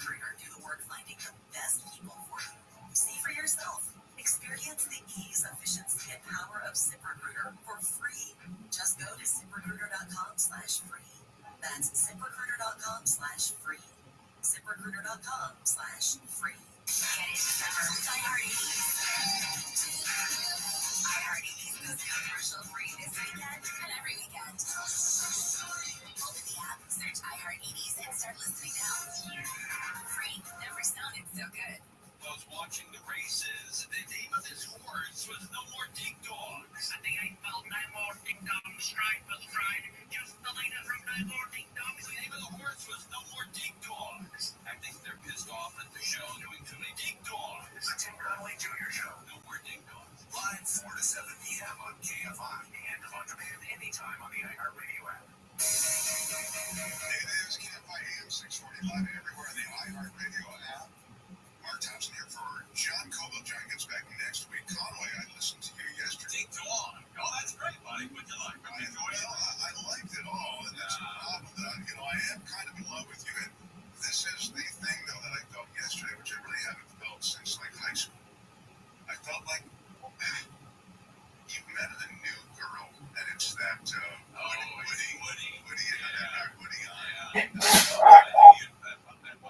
Yeah, it's a new shiny object. Well, I mean, look, you didn't take what you had when you had it. Yeah. So I feel like maybe I moved on. But you had Woody from the Woody Show. That's right. For a long time, I heard about Woody. I mean, we were a great couple, and then you didn't pay enough attention to me.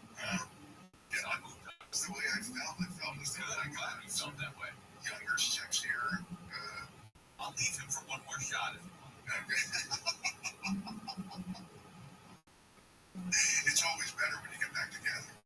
You know, are you excited about the summer games? Oh, we called the Olympics? Yeah, the Olympics. We called them? Yeah. I just saw the story, though, that the people in Paris are saying that it's like being in jail. They're, so they've never been to jail, like that. I was going to say, it's not jail. I think Paris is like jail. I guess where the U.S. athletes are, there's no air conditioning because that would kill the globe. They're trying to be climate conscious. I get that. But isn't there other areas we can do that in and not boil the athletes? Well, I don't understand it either, but the Americans brought AC over. Oh, good. Which is like the most American thing. Oh, that's great. Whatever, dude. We got our AC, man. You know, they also did, the Americans 2 years ago, they foreshadowed this, and they built a coal-burning plant outside of Paris for their electricity. Apparently, that's an American thing to do. Apparently, the thing that's bothered people is that access to various things is now really hard because there's security everywhere and you need special passes. So it's lines of cops everywhere. See, I love lines of cops everywhere. I always feel better when I see the same way. You know, it's gonna be. I checked out the weather. I'm a weather nut, and I checked out the weather in Paris for the next 10 days. It's beautiful. Oh, is it? Yeah, because they're saying it's really hot. No. It's like 70s, 82 is the high. What? Yeah, for the next, literally for the next week. I literally talked to someone in Paris, and they said it's really hot there. Well, that person is not in the know. You need to recalibrate. It's right now 69 degrees. Tomorrow 75, then 70, 78. Oh, on Monday 86. No, that's not bad though. That's not super hot. Well, it's hot for Paris, I think. Did you hear about what happened after that Olympic soccer match between Argentina and Morocco? I guess there was a controversy about a goal, and I don't know if it was the Argentinians or the Moroccans or whatever, but apparently there's a huge. They started throwing stuff. Oh, really? And they stopped the soccer match for 2 hours. Argentina's goal later was waved off. Morocco lost their mind. Oh, is that the reason?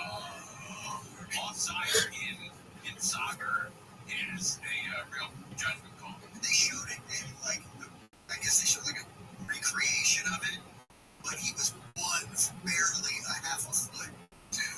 And the game is moving so quickly. It's not like football. There's offsides. You can see it pretty quickly. But in soccer, it's moving. The offsides is moving. What about hockey? Because you know the hockey offsides too. Oh, hockey offsides is very easy to detect. Very easy. Because they got cameras on the blue line. They got cameras above, and they'll wave a goal off of it. So you're saying that this is... That's a moving line. I don't know about soccer. Crozier, you're an expert. Yeah, it's about what the ball is, and your team. You're not supposed to be past like the last defender or something. Right. So that line is is constantly moving. Yeah, there's no harbor. Oh, I see. So that makes it harder. Yeah. But I thought you were going to say the controversy is that people care. Oh, Tim. This soccer is a big sport, Tim. It really is. It's a big sport. It's not like that. I'm not, because I'm American. I raised on baseball and football, so that's American basketball. Outside of Pele, who's your favorite soccer player? I don't follow soccer. I know it's a very popular sport. I mean, you'd have to say that, isn't that Spanish guy? I think you're right. The Spanish guy? That's how it shows how big it is. The Spanish guy is really big. You know who I'm talking about. Ronaldo. Is he Spanish? Isn't he? He's from Portugal. That's my third guess. My top voice next. I got all of it. This is a great show for Europe. Two American idiots. Like, I'm into the swimming, dude, okay? Sorry. All right, it's been fun. You're the best, dude. I'm ready to back together, man. Thank you. My boyfriend Conway's next. Everybody on the Co-Build show has been so much fun. All right, we're KFI AM 640 live everywhere on the iHeartRadio app. Perfect for achy, indecisive minds. KFI's cooling info gel quickly relieves ignorance, and it's a minty fresh scent. KFI.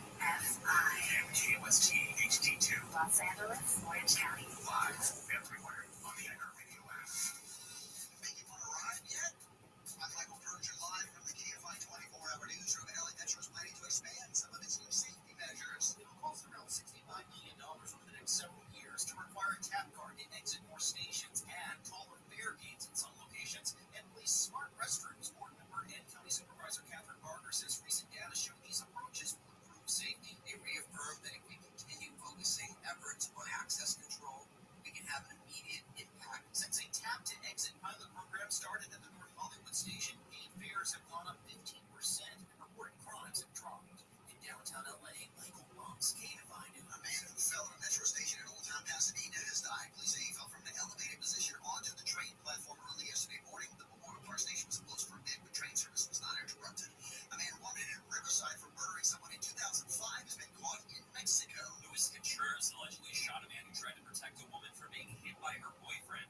Riverside Police Officer Ryan Railsback says Riverside SWAT team members, who are also sworn U.S. Marshals, played a vital role in finding Contreras. This is a tremendous win, not just for our cold case homicide unit solving the case, but more importantly for the family of Alfonso Vera, our victim. Contreras was arrested earlier this month in Mexicali. He's been transported back to a Riverside County detention center. Blake Trolley, KFI News. CAL FIRE's budget is nearly doubled from a decade ago. About $4 billion is budgeted to fight fires in the state, which CAL FIRE says could be significant this year because of all the rain in the last couple of years. CAL FIRE officials said it's no longer a fire season, but fire year because wildfires can happen in California June or December. A former school police officer in Uvalde, Texas, has pleaded not guilty to 29 criminal charges stemming from the slow response to the 2022 mass shooting at Robb Elementary. Those 29 counts represent 19 students who died at the Robb Elementary massacre and the 10 that survived.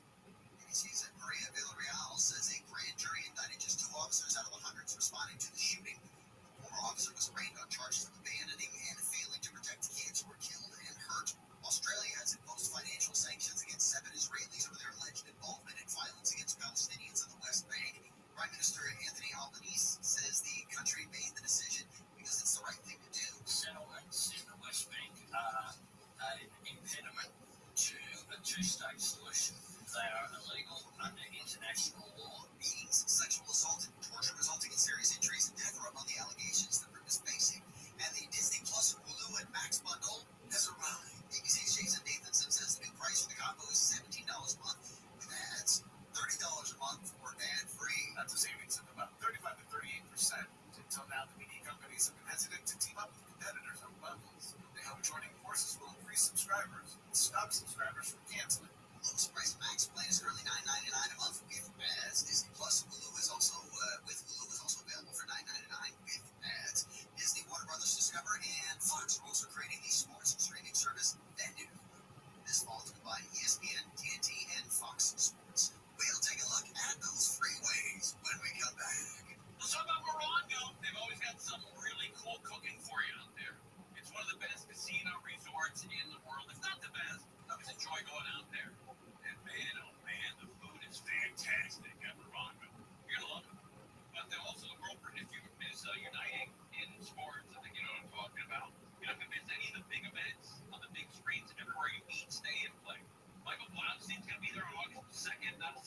package tickets. And also they give away a Genesis GV60 EV with the table game. You got to earn entry at the table games and be there at 8 p.m. on this Sunday. Out of this world giveaway, you get a two-person tank when you're at 500 points on your rewards card on the 30th. Wow!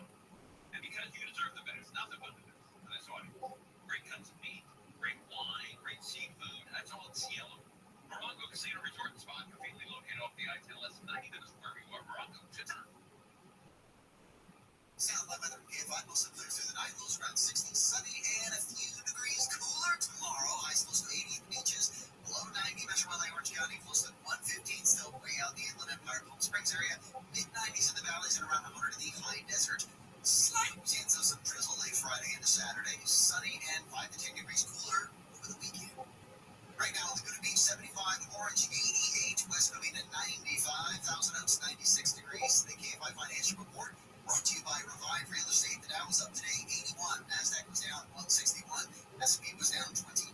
Revive Real Estate just released a new tool that lets you see what your home would be worth after renovations. It's free to use. Just go to kfirevive.com. That's kfirevive.com. There's a crash in Irwindale. Problems there on the 210 eastbound at Irwindale Avenue. Crash in the carpet lane, a couple of cars there. Things are slowed back from Sierra Madre, St. Gabriel Boulevard area there. Checking out your drive in Costa Mesa in the OC. It's Mike O'Brien, KFI in the sky.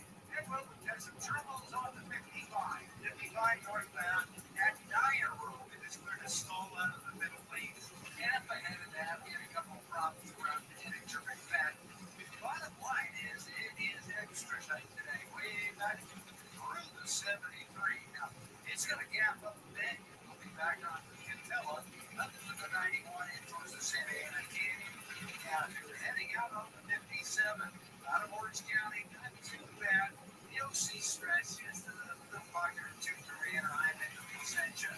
Most of the buildings you just out of Orange County. And that's going to hit you pretty hard there at about Tonner Canyon. Tonner is on and off the range of the merge with the 60. Mike O'Brien, KFI in the sky. It's a hot mess in Elysian Park from 5 northbound past the 110. Crash on the right shoulder. You're jammed back from the 10. Add to that all the Dodger Stadium traffic heading out into downtown LA right now. Dodgers won, by the way, 6-4. With Southern California's only airborne traffic reports, I'm on Coles Ryder. The final countdown begins. Team USA is headed to Paris, and iHeartRadio is the exclusive audio home of NBC's coverage of the 2024 Paris Olympics. It's the only way to listen to exclusive NBC play-by-play action of the games, plus NBC's top Olympic moments and live hourly updates from Paris. Bring the summer games with you everywhere you go. Download the free iHeart app now and enable push notifications for live updates from Paris. Only on iHeartRadio, the exclusive audio home of NBC's coverage of the 2024 Paris Olympics. KFI AM 640 and iHeartRadio station, the exclusive audio home of NBC's coverage of the 2024 Paris Olympics. KFI AM 640 is the Conway Show, and we had an early Dodger game today. It is over, and the Dodgers won 6-4. So if you wanted to tape it, go home and watch it. So that's on you. All right, let's talk to Alex Michelson or Alex Stone. Alex Stone, he's here because he has proof that Donald Trump was not shot on that assassination attempt. Wow, man, what breaking news. How'd you get all that information? I had a lot of haters on that. How did you hear the FBI director yesterday say they really don't know? Yeah, they don't know. You know, I have a friend. How about this? Let me tell you a quick story. Yeah. I got a friend, had lunch with over the weekend. And he said, you believe that Donald Trump got shot? I said, buddy, look, I don't want to talk politics. I never talk politics with friends. I said, yes, I believe. And he said, well, he did. I said, okay. Then like 10 minutes went by, and I said, hey, so what do you think happened out there? How is he bleeding and the guy with the guy and all that stuff? And he said, well, he goes, he was shot at, but they missed. And on his ring finger on his right hand, he has a little tiny razor that he cuts himself anytime shots ring out. And I said, you know what? I respect that and more than him getting shot. If he's, that conniving. Oh, yeah, that's great. And you were going to say the teleprompter got hit and he's a glass name or something like that. I ain't with the ring finger. Yeah, the ring finger with the razor on it. Wow. All right, well, what the hell? Hey, buddy, one of my favorite airlines is Southwest. I've only been screwed once on it, which is to be a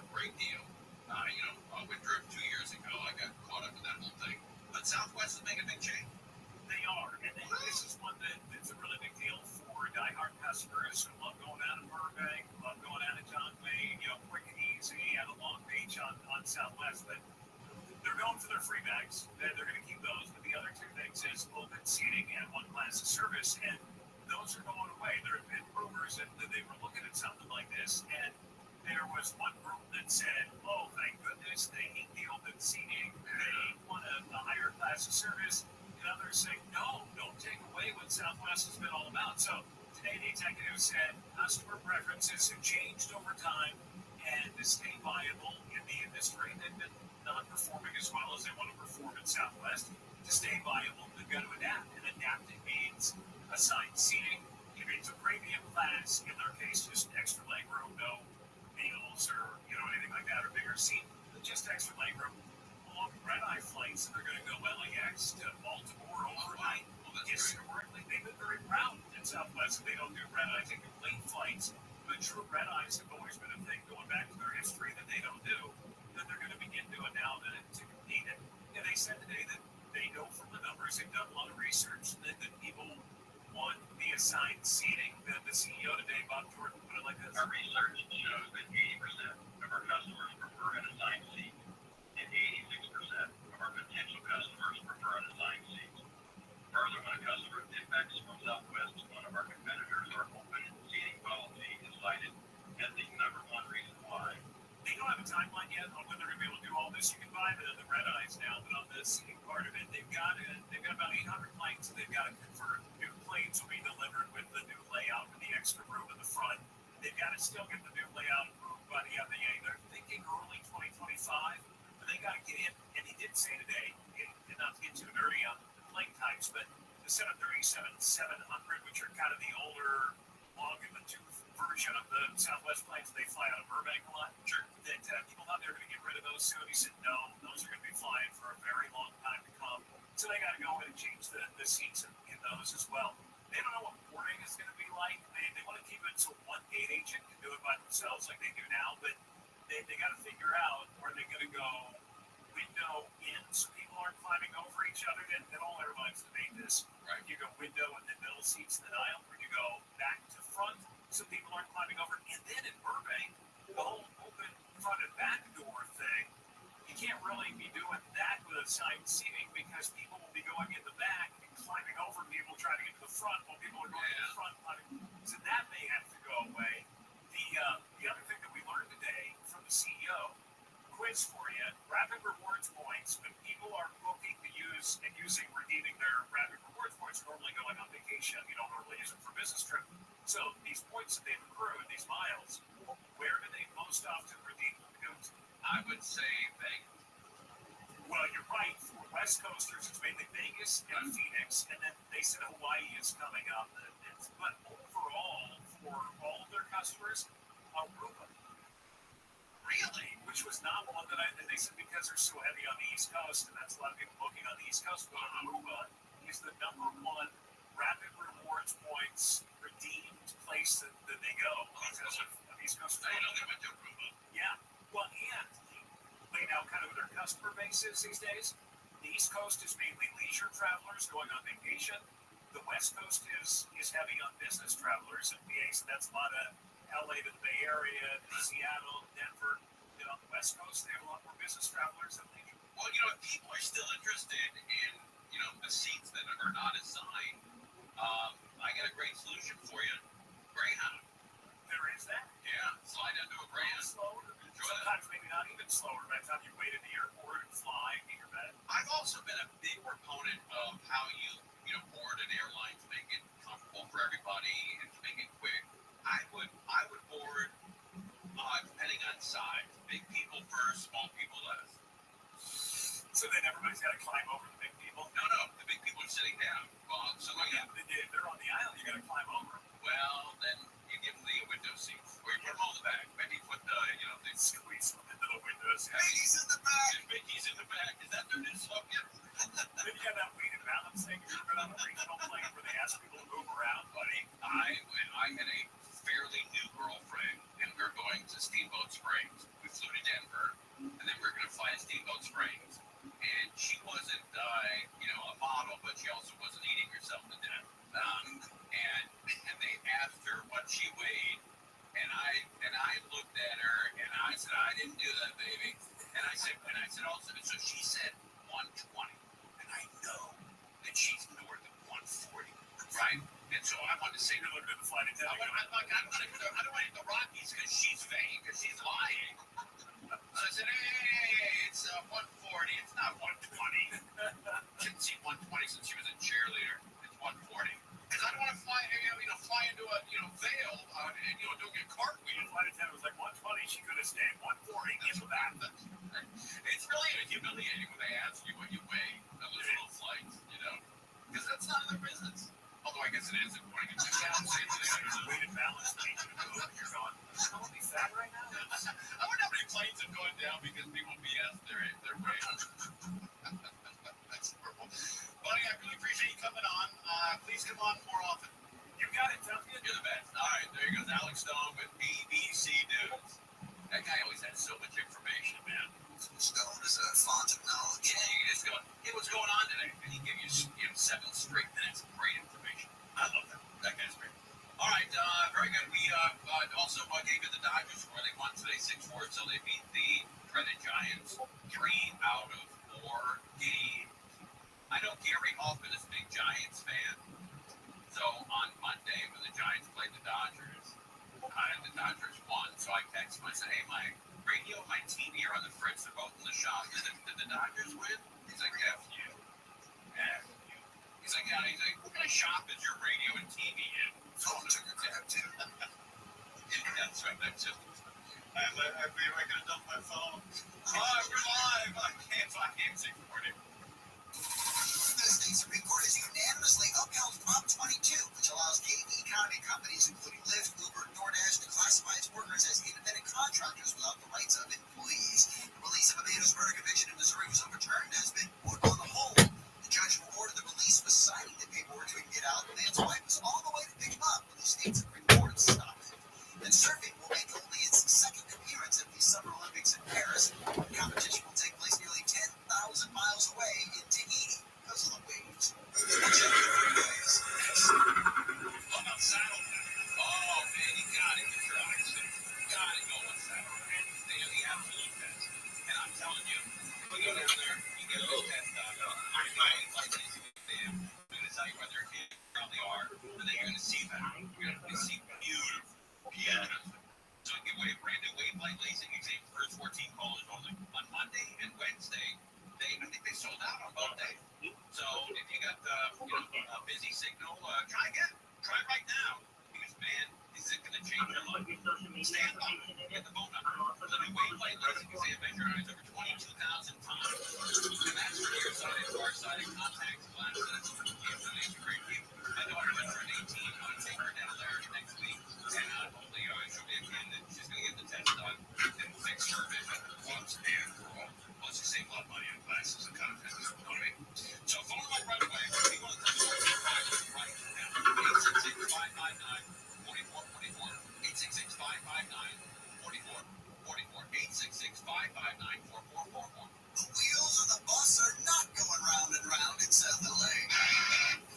Oh, that's for sure. This is a bit of a stuck bus. Here's the 110 freeway southbound just past MLK Junior Boulevard. Stuck bus in the express lanes.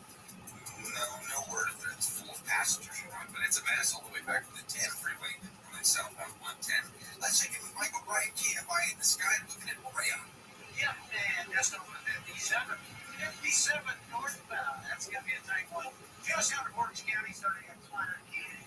It's heavy through the Brand Pass. In fact, there's a problem 30 here. 57 northbound, approaching the 60.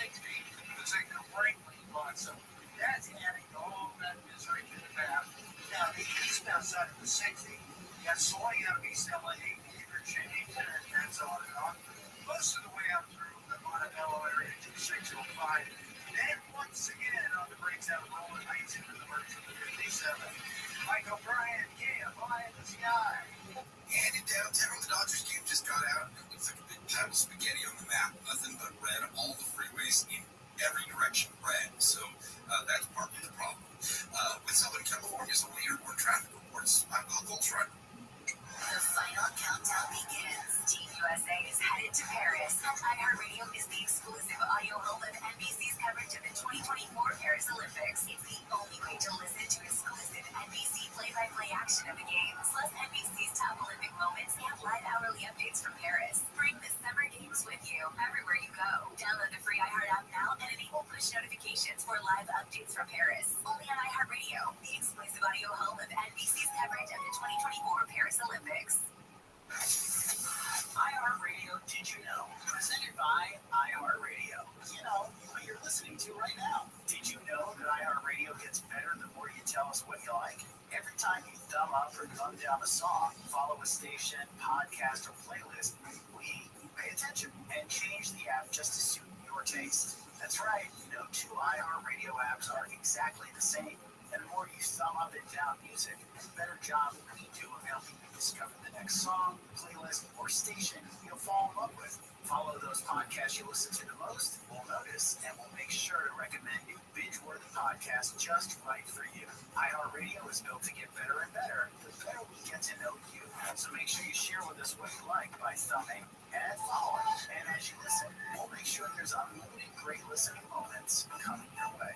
And of course, it's all free. iHeartRadio, #1 for music, radio, and podcasting, all in one app.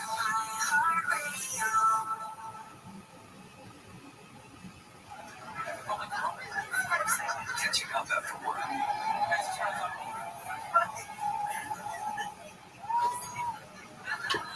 You said that. You really said that. Getting back to the moments of mess starts with getting informed. Get the latest info about COVID-19 vaccines at getvaccineanswers.org. It's up to you. Brought to you by iHeartRadio and the Ad Council.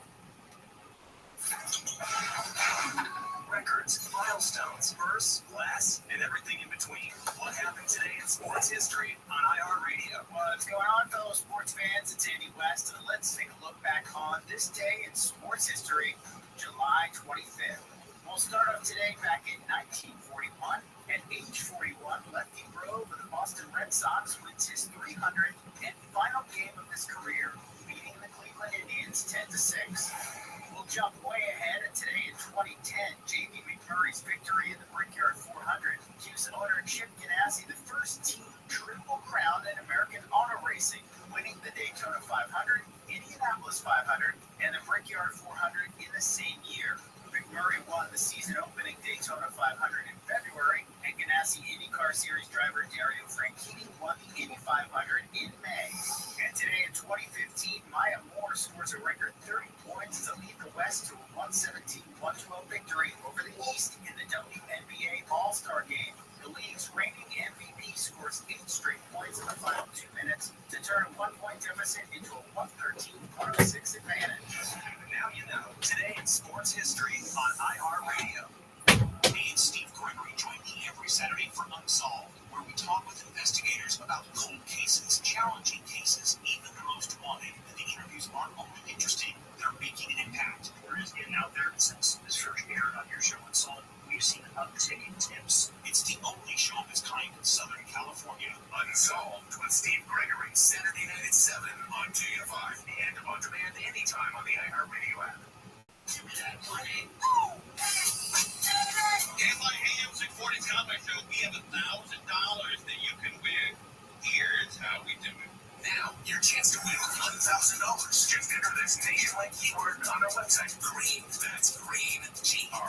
Enter it now at KFIAM640.com/cash. Powered by Sweet James Accident Attorneys. If you're hurt in an accident, winning is everything. Call the winning attorneys at Sweet James. 1-800-9-MILLION. That's 1-800-9-MILLION or sweetjames.com. All you gotta do is go to the website. It could be simple. It's gonna be the quickest $1,000 you win if you ever win. Now I think you will. I think you gotta show. KFIAM640.com/cash. And the keyword is green. Is that right? Is that Luke green? Yes, sir. Okay. All right. There you go. Green. GREEN. Was that a Snoop Dogg song? Check like it's not money. GREEN. I like it. What? That'll be stolen. Somebody will steal that.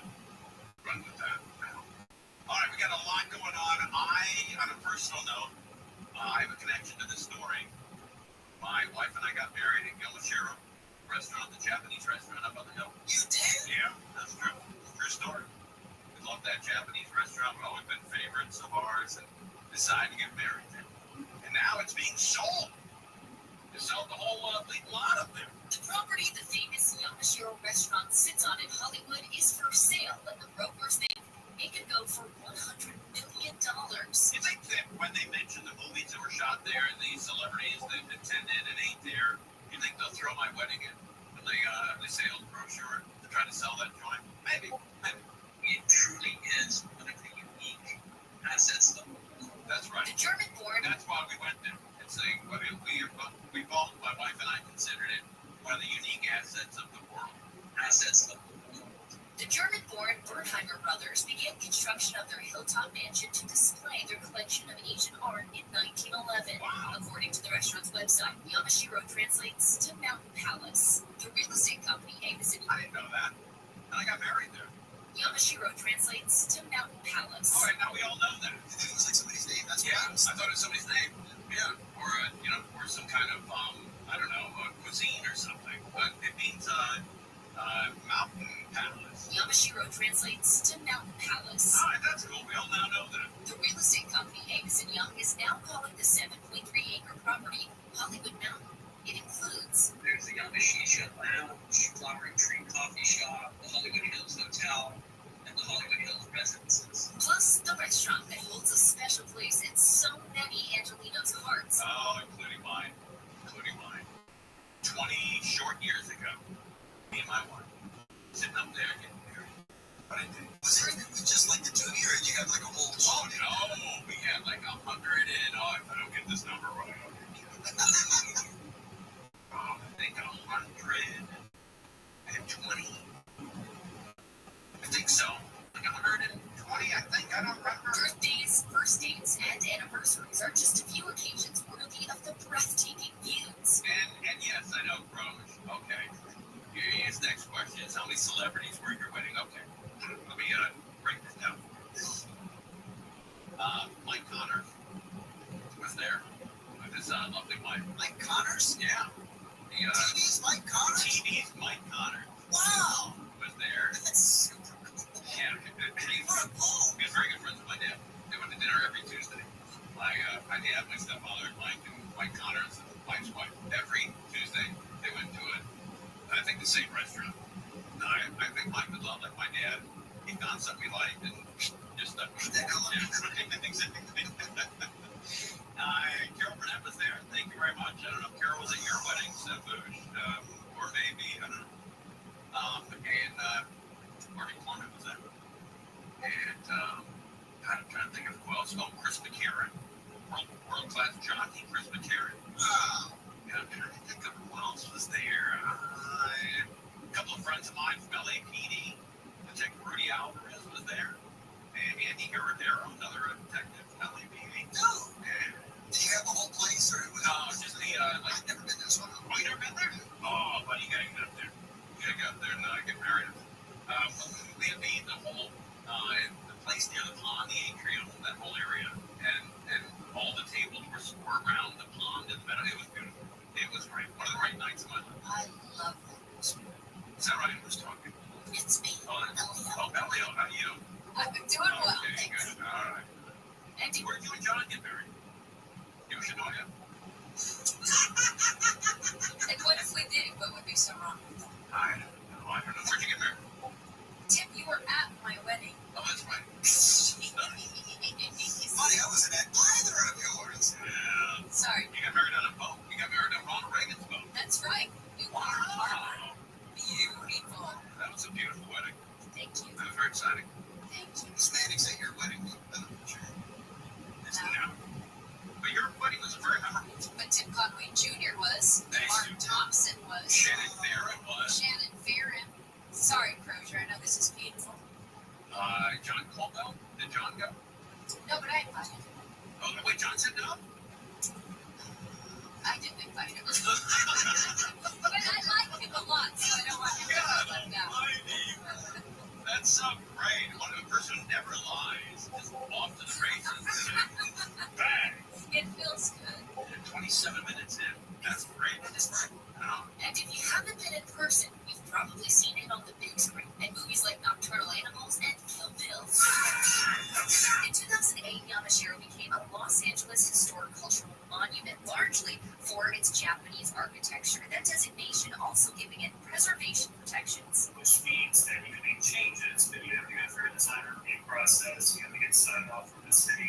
it stays the same. Most beautiful restaurant in the world. If someone were proposing to do something that would be detrimental to El Churro or even contemplating demolition, which would never be in the cards, it would be a very difficult challenge to get that approved. According to the LA Conservancy, the building narrowly missed demolition in the 1940s, but the real estate company says the restaurant isn't going anywhere, regardless of the sale. Part of the joy of El Churro is everyone can experience it, and so I would hope that that will continue with whatever use happens here. It's the public still experiencing that. That's right. Elio, how many times you been there? I'm sure. Probably like half a dozen times. Oh, okay. So you know the place. I love the place. And Oscar was just saying he used to go to the farmer's market. What? Yeah, he said they had a farmer's market. Oh, I thought you meant Fairfax. No, I'm not sure. Claremont. Yeah. It's like, oh yeah, he also went to the zoo. Maybe he has a dentist appointment there. Anyway, the restaurant is beautiful. And he's got a 7-Eleven nearby. Yeah, He's yeah. enjoying his life. No, he said Yamashiro had a farmer's market. I didn't know that. Yeah, I didn't either. I was unaware of that. No. Nobody knows how to live life more than Oscar. This rambling farmer's market. Guy's filled with experiences. More news with Chris. It's been sentenced to life in prison in Orange County for murdering 4 people during a hit that was ordered by the Sinaloa drug cartel. Orange County DA spokeswoman Kimberly Ed says Raul Flores was trying to take a $2 million per year drug operation from 2 brothers. One of the brothers was shot to death in his own vehicle, and his killers recorded his final moments laughing as he took his last breath. His body was left inside his vehicle for 6 days. Ed says the other 3 men were stabbed, shot, and burned in a car in front of a high school in Orange in 2015. The judge yesterday called it one of the worst murders she'd seen from the bench. Flores claims he was there but denied killing anyone. Mental health and substance abuse helplines in LA County have been combined into one phone number. County officials say the change offers better resources to many people who experience both issues. When someone makes a call, they'll hear, You have reached the Los Angeles County Helpline for mental health and substance abuse services. just like that. The line also offers help to military veterans in need. To find the number people can go to KFIAM640.com/help. Southwest Airlines is veering away from its more than 50-year-long tradition and will start assigning seats. Carrier says its survey showed that 80% of customers prefer assigned seating, an option to purchase seats with extended legroom. Southwest has not said when those changes and the boarding process will come. Publishes more details in late September. CJ Ryan says Southwest has also been trying different boarding schemes. Start next year to offer its first red-eye service in Las Vegas, Orlando, Baltimore, LA, Nashville, and Phoenix. And the United Nations Cultural Agency says it will not place Stonehenge on the list of endangered World Heritage Sites over concerns Britain's plans to build a nearby highway tunnel that threaten the landscape around that prehistoric monument. Stonehenge is one of the country's biggest tourist draws. Mostly clear and cool. See tonight, clear and a bit cooler during the day tomorrow. Not too much, couple degrees. A little more cool is coming for the weekend, though. Right now, we Costa Mesa 79, Fullerton 98 degrees. Let's hit them freeways. Got some issues there. First of all, East LA to crash on the 710 freeway. This is going to be as you head southbound right there, 3rd Street, crashing right shoulder. Things are really jammed up back from Cesar Chavez as a result. Let's check in with Michael Bryan. He's checking out things, and I believe Brea, KFI in the sky. Well, they're fast. Up to 57. You're going to hit the brakes right into the brand fast. Pretty much from Tyner Canyon up to Virgil to 60. Now, we've had some troubles in Irwindale. Yellow. 210 eastbound to Irwindale Avenue. The latest switch has gone to the right shoulder. There was some earlier problems up by Citrus, so the bottom line, it's left a pretty ugly drive right out of Pasadena. More slowing ahead, and you're going to be back on the brakes starting at about baseline. Baseline all along to Bay Creek. Michael Bryan, KFI in the sky. Good news, an earlier crash is cleared. Elation Park 5 northbound past the 110. Still very slow back from the 10 freeway. Add to that all the Dodger Stadium traffic. With Southern California's only airborne traffic reports, I'm Will Coltrane. The final countdown begins. TV USA is headed to Paris, and iHeartRadio is the exclusive audio home of NBC's coverage of the 2024 Paris Olympics. It's the only way to listen to exclusive NBC play-by-play action of the games, plus NBC's top Olympic moments and live hourly updates from Paris. Bring the Summer Games with you everywhere you go. Download the free iHeart app now and enable push notifications for live updates from Paris. Only on iHeartRadio, the exclusive audio home of NBC's coverage of the 2024 Paris Olympics. The free iHeartRadio app is #1 for music, radio, and podcasts all in one. Discover a new podcast from our library of hundreds of thousands of titles. Here's an iHeartRadio podcast preview.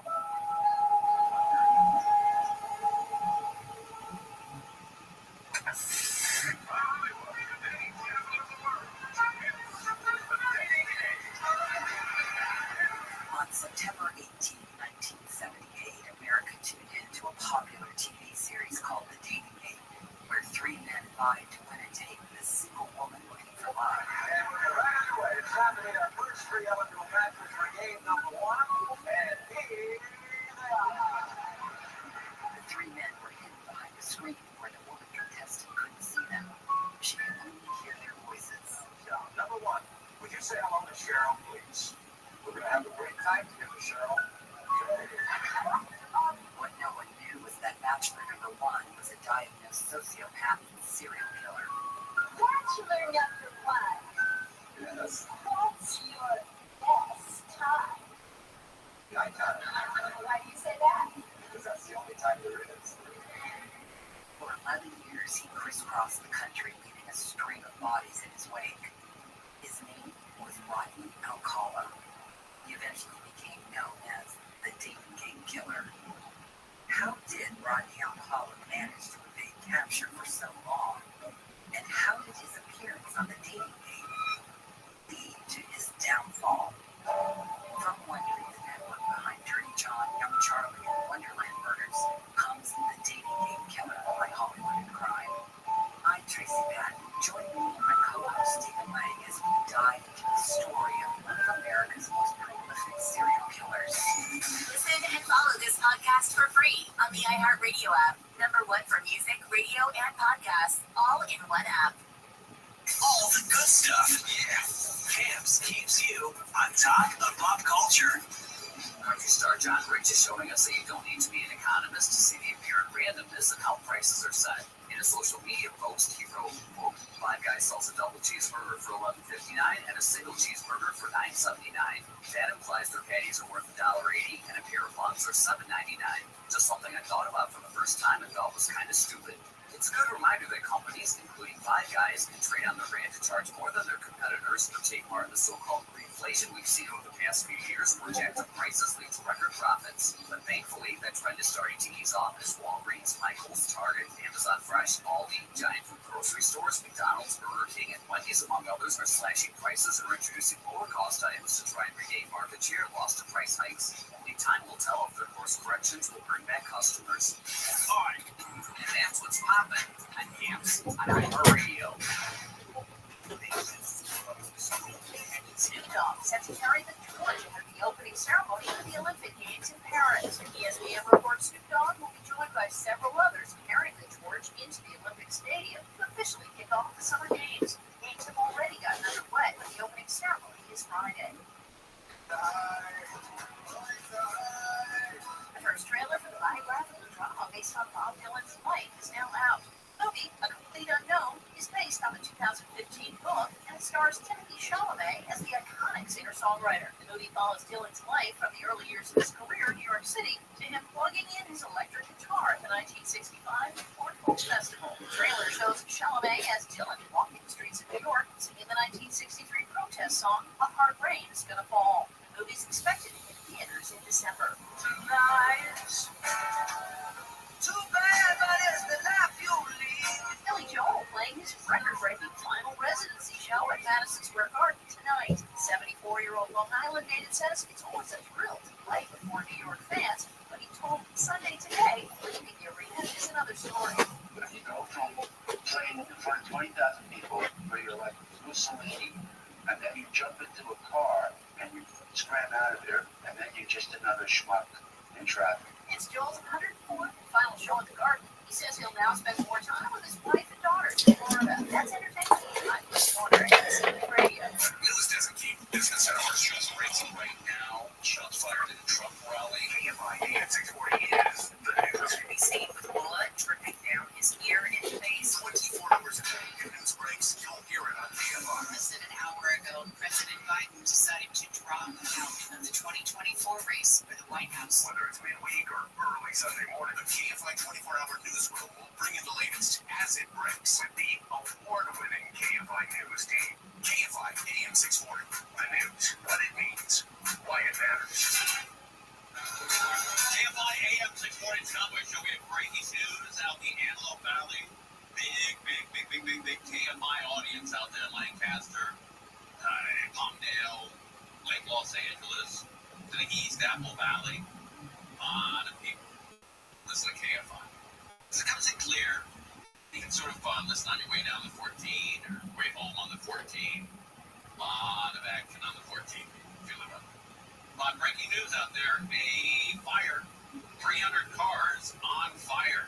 Back in our breaking news, we've been covering all afternoon in Lancaster, where hundreds of cars are on fire at a junkyard. This is AV Recycling Center. This is at 400 West Avenue H8. And this broke out just after 3 o'clock today. We do not know the cause of this, what triggered this fire, but of course you can see it is producing a whole lot of smoke, making it very difficult for firefighters to really get this thing out. Yeah, you can see this from anywhere in the Antelope Valley.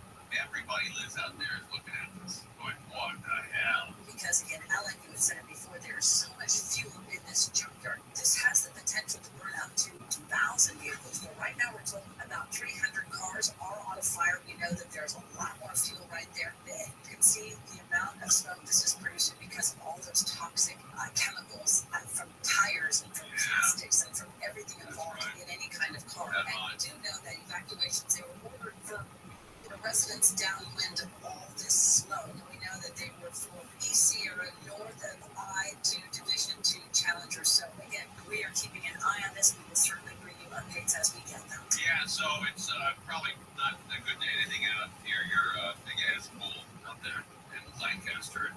All right, 300 cars on fire. Speaking of cars, Jay Leno is with us. Jay, how you, bub? Oh, great. Hey, by the way, real quickly, when you hear a story of 300 cars burning because of your connection with cars, does that hit home? Okay. All right, Mike Connors, Maddox, right?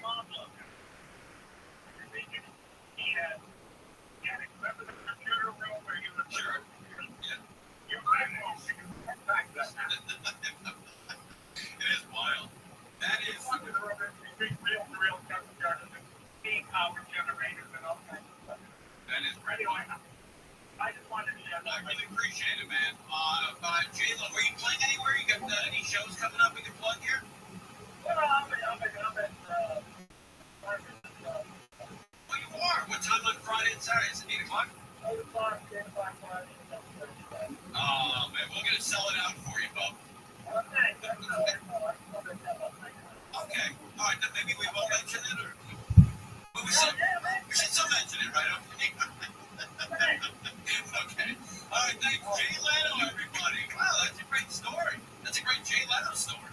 They go on with it. I got a Mike Connors story for you. Mike Connors almost killed my stepmother. Put her in the hospital. Mike Connors, man, put my stepmother in the hospital. Back, I'll tell you that. Why? Why not Crows?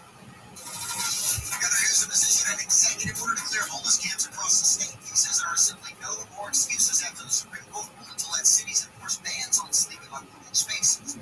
Carmaker Stellantis says it made $6 billion in net profits since the beginning of the year, nearly half what it made for the same time last year. Stellantis was created when Fiat Chrysler merged with Music Show in 2021. And U.S. athletes began visits from famous well-wishers in Paris before the Summer Olympic opening ceremonies, including First Lady Jill Biden and rapper Flavor Flav, who's the official hype man for the women's water polo team. We'll take a look at those freeways when we come back. Talk about Sweet James. If you get into any kind of auto accident, car, truck, motorcycle, van, whatever you're running, buzzing around in, you must call Sweet James. So he can take care of you. Him and his entire crew, they are absolutely the best. One of our listeners was injured after being rear-ended at a red light. The insurance company offered him $60,000. If you have $60,000 in your pocket, you're styling. You're enjoying yourself. But you got to pay your bills. You know, your mortgage, you can't work, your body's on fire, your car's a mess. It goes quickly. So he called Sweet James. He goes, hey, I'm not comfortable accepting this offer. The people at Sweet James said, you're right. They went to work and they awarded him $745,000, which I believe is a difference of $685,000, something like that. Quick thing. Don't hold it. Free consultation coming your way. Phone them up, 800-9-MILLION. 800-9-MILLION. Or go to that website, sweetjames.com. Sweetjames.com. Clear and nice tonight. Clear and slightly cooler during the day tomorrow. Some more coolness coming for the weekend. This report brought to you by Mattress Firm. From the Southern California Toyota Dealers Traffic Center. Let's go places. They're working in East LA. You know, the southbound side of the 5, the right lane was taken away earlier. There's still doing some work on the right side. This is going to be right out of the East LA interchange all the way down to the 710. And it is definitely jammed through that stretch. So you're going to need extra time to head south out of East LA on the 5. Let's see how it looks in the Cajon Pass. Michael Bryan, KFI in the sky. Takes a bit of a no pass. Well, 15 northbound and jammed up there starting at 215 hookup. Pretty much from Glen Helen Parkway up to the 138. Southbound side of the fence, real tough now. Well, pretty much out of the high desert there. Roads up at the top of Oakland Summit. The worst of that stretch down to that Whitewater Fire Road. Now it looks like in Hollywood, what's southbound? Real tough now from Hollywood Boulevard into downtown Los Angeles. Northbound 101's been very tough today. Pretty much from downtown all the way up into the Encino area. Michael Bryan, KFI in the sky. With Southern California's only airborne traffic reports, I'm Will Goldschreiber. The final countdown begins. Team USA is headed to Paris, and iHeartRadio is the exclusive audio home of NBC's coverage of the 2024 Paris Olympics. It's the only way to listen to exclusive NBC play-by-play action of the games, plus NBC's top Olympic moments and live hourly updates from Paris. Bring the Summer Games with you everywhere you go. Download the free iHeart app now and enable push notifications for live updates from Paris. Only on iHeartRadio, the exclusive audio home of NBC's coverage of the 2024 Paris Olympics. Florida Governor Ron DeSantis speaking out of the protests at Union Station in Washington, D.C. He said there would be serious consequences in Florida for anyone burning American flags, chanting death to American, and spray painting anti-Semitic graffiti on statues. If you're on a visa, it should be revoked. You should be sent home. We should not be importing people into this country that hate our country. The protesters demanding a ceasefire in the Israel-Hamas war. Israeli Prime Minister Benjamin Netanyahu meeting today with President Biden and Vice President Harris. The House approving a resolution condemning Vice President Kamala Harris for what Republican lawmakers say is her mishandling of the southern border. The resolution condemning Harris says the Biden administration's orders are passed with support from 6 Democrats back in 2021. Biden selected Harris to lead the administration's efforts to address the root causes of migration. That's politics. I'm Grant Siegel, NBC News Radio. Saturday workouts. Hey girl,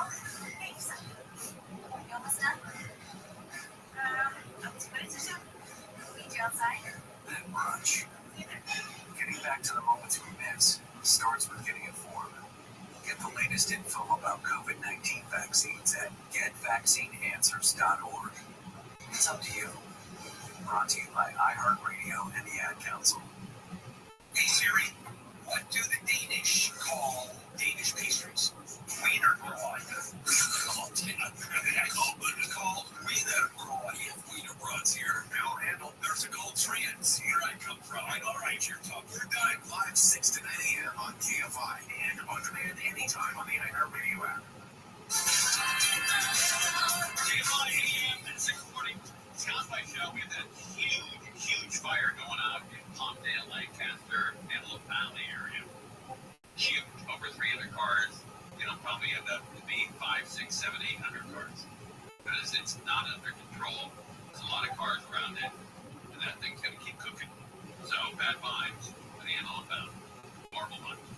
All right, here's a quick story of Mannix, who Jay Leno knew. My dad knew. My dad was very good friends with Mike Connors. Mike Connors lived probably 3 miles from where my dad lived in the San Fernando Valley. They became very close. They went to dinner every Tuesday. I don't know why, but every Tuesday was the day they went to dinner. So one day, Mike Connors goes to pick up my dad and my stepmother. My dad gets in the car. My stepmother gets in the car. But Mike Connors thought my stepmother got in the car. She wasn't in the car. She was getting in the car. Mike Connors hit the accelerator to lead and ran over my stepmother's road. Ran over her with the car. Burst her ribs. I think he had shit a black eye. Went to the hospital and was out of commission for a couple of weeks. It was advancing. And Mike Connors felt absolutely horrible that this had happened. So 3 or 4 weeks later, when my stepmother was back in shape to go out to dinner again, Mike Connors came over to pick everybody up, my dad and my stepmother. And my stepmother walks out with a full football outfit on with a helmet in the car. Very funny, man. Very, very funny. Mannix says Saturday. Mannix takes a mama. Mannix. What a show. Section of the intro. Yeah. That lazy sax. It was great. Jazz drum on the bell. What a time. What a time. We got other news to get into, so let's get into it. With that, we talked about Southwest earlier with our buddy Alex Stone, and that was a big deal. Southwest is going to offer assigned seating. Yeah. I guess a lot of people have already seen this video by now. The whale capsizing the boat. I've never seen that before in my life. Where a whale reaches up and slams down on a boat. And it wasn't a small boat, too. Yeah, 30, 35 foot. Yeah, big fishing boat. We have the video on your Instagram. That's right. At Conway Show. Yes. Go look at it. You can check it out. This big-ass whale. This big, fat whale came out of the water, landed on the boat, and flipped it over. Okay, it's really unusual what happened to us. Frank Packett and Riley Kenny were fishing up the waters of Rye. God, those sound like fishing names, huh? Frank Packett and Riley Kenny were fishing up the waters of Frank Packett. Frank Packett and Riley Kenny were fishing up the waters of Rye. Cruising out was no different than now. Only then their boat had been capsized by a whale. Thankfully, it was slow enough that I could kind of swim my way out away from it before it completely capsized.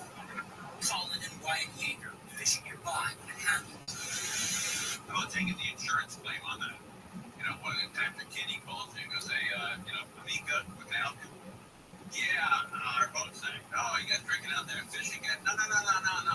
Well, yeah, but that's not how it happened. A big-ass whale came out of the water, landed on the deck on the port side, and flipped the boat over and sank. What? Wait, say it again? Well, okay, my buddy and I were fishing. Whale comes out, lands on our boat, and sinks it. God, you gotta come up with a better story. Just hangs up on him.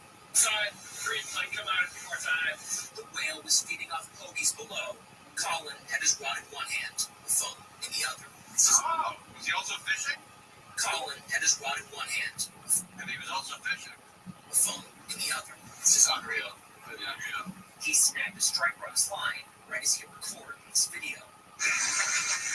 Now all of a sudden, bam, right there. The whale leaped out of the water, cresting over Greg and Riley's boat. He just happened to come up, he had a mouthful of fish coming in, and just crashed down on the back of the boat. The boat, or the fisherman? He just happened to come up, he had a mouthful of fish coming in, and just crashed down on the back of the boat. Oh my God. A phone in the other. Yeah, that's why. What a day. Colin had his rod in one hand. Yeah, and this big ass whale comes up and sinks your boat. Never seen that before. Cresting over Greg and Riley's boat. He just happened to come up, he had a mouthful of fish coming in, and just crashed down on the back of the boat. The bow rose into the air, submerging the rolling their boat. Wow. Colin had his rod in one hand. Yeah.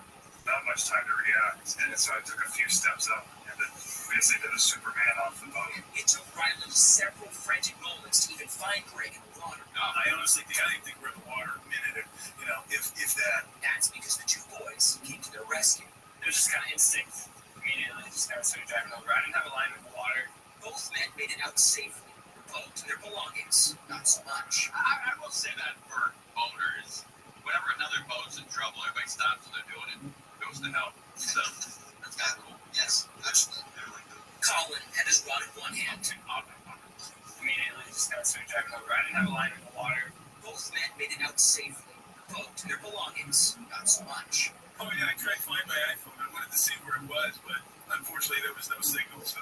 You've been watching our ride back to the scene where it all happened.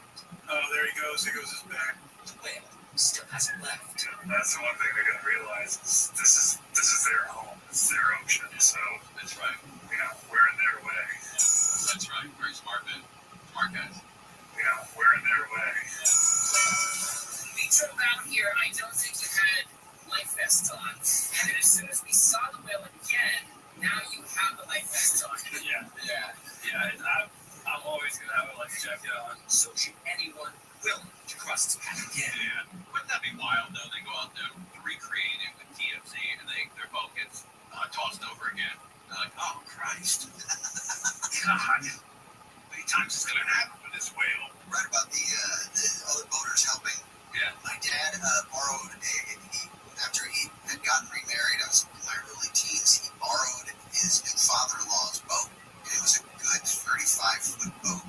And we took it out there and had it on the trailer, put it in the water, and then we're cruising down the waterway, and we look in the back on the tail end inside, and one of the guys that was with us, he was in a chair, and he was up to his waist in water. Wow. And we're like, what the hell? We're sinking, which we were, and other, like 3 or 4 boats instantly just kind of came on us and helped pull us back. Oh, that's cool. And it turns out my dad forgot to put in the little drain plug at the very, very back, very, very bottom. I can't tell you how many times I've done that. And I've seen people do it all the time. Yeah. And then because it was so deep in the water, pulling it back onto the trailer, it was sunk so low and weighted down, the propellers dragged on the concrete on the ramp, and they were all jacked. And all the other boaters are looking at you, when you're pulling it out. No, this is 10 minutes from on a boat trip that day. No fish. That's wild. I was with my father-in-law, my wife's dad, for people know what that term means. And he's in a beautiful boat. It's in the Columbia River. The sun was going down. It was about 8:39 at night. And he said, hey, you want to drive the thing? I said, yeah, sure. So I can behind that, hit the gas. And it pulls up a rope. The tide had just shifted. And a lot of the ropes, these big ships that come in from around the world, if they have crappy ropes, they just throw them overboard to get rid of them. Come and leave. And so that got wrapped around the engine. We lost power, and the sun was going down. But fortunately, there's cameras all over the Columbia River, and the Coast Guard called us and said, hey, are you guys in trouble there? We're watching you on one of these cameras. And I'm like, yeah, but where is that camera? They're like, see where the camera is. And they go, we got you on one of these cameras. And so they called 3 local guys that are just volunteers, and 2 boats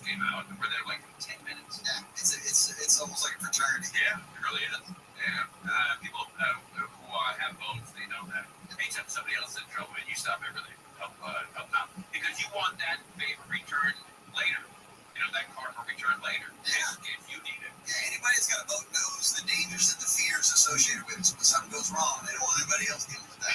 That's right. All right, we're live. What an hour on KFI AM 640. Heard any of our secret mind control hidden messages recently? No. That's because we're really good at it. KFI. And KOST HD2. Los Angeles, Orange County. Live everywhere on the iHeartRadio app. A lot of money for a lot of bad things. I'm Michael Procher, live from the KFI 24-hour newsroom. The Fontana School District has agreed to pay $14 million to settle sexual abuse lawsuits involving 4 girls. The abuse on these girls was amongst the most horrific. Lawyer Morgan Stewart says Southbridge Middle School teacher Gary Gorgie was blatantly abusing girls in class, after school, and on the weekends from 1996 through 1999. When indications came up, the first thing they did was simply say, let's move him to another school and essentially hide him, even though we know he's a risk to females. That's very much indicative of passing the trash. Gorgie was sentenced to 20 years in prison in 2022. Montana School District says it's committed to seeking justice and closure through the settlement. Corbin Carson, KFI News. 300 crushed cars are burning at a recycling center in Lancaster. Allegheny Fire Crew's been on scene trying to put it out. They say it's considered severe, as video is showing thick plumes of black smoke coming from the yard, drifting over the highway. The largest wildfire in California this year is near Chico. Cal Fire's Ricky Carhart says it's burned more than 71,000 acres, being forced to leave their homes. 2 entire communities that are under evacuation orders, the communities of Cohasset and Forest Ranch. Both of those are areas that have not seen a lot of fire in recent history. Since the area's got a lot of brush that gets hot and dry in the summer, as it does, making for a recipe good for fires. A man was arrested for arson after allegedly starting the fire by pushing a burning car into a gully. Applications for jobless claims have decreased in the last week. It comes after a spike in claims at the start of this month. In the week that ended July 13th, 245,000 additional claims for jobless benefits were filed, the highest level since last August, and potentially a byproduct of a hurricane that struck the Texas coast. See, Jim Ryan says 235,000 claims were filed in the week that just ended. That's slightly better than economists had predicted. Welcome back. President Biden spoke with Israeli Prime Minister Benjamin Netanyahu in the Oval Office of the White House. Netanyahu reflected on the decades the two have known one another. From proud Jewish Zionists, proud Irish American Zionists. I want to thank him for 50 years of public service and 50 years of support from the state of Israel. Meeting comes after Biden addressed the nation yesterday about his decision to drop out of the 2024 presidential race. He just met with Vice President and presidential wannabe Kamala Harris just about an hour or two ago. Police in Paris are working overtime to ensure the safety of the Olympic Games ahead of tomorrow's opening ceremony. There are police cars and police on every single corner, on every single public transit, and then you have this elaborate system of barricades, QR codes, passes, even just to access the main parts of the city. ABC's Megan Cooley says it's being called the largest deployment during peacetime of security forces ever in the country's history. And Billy Joel is moving out of Madison Square Garden tonight.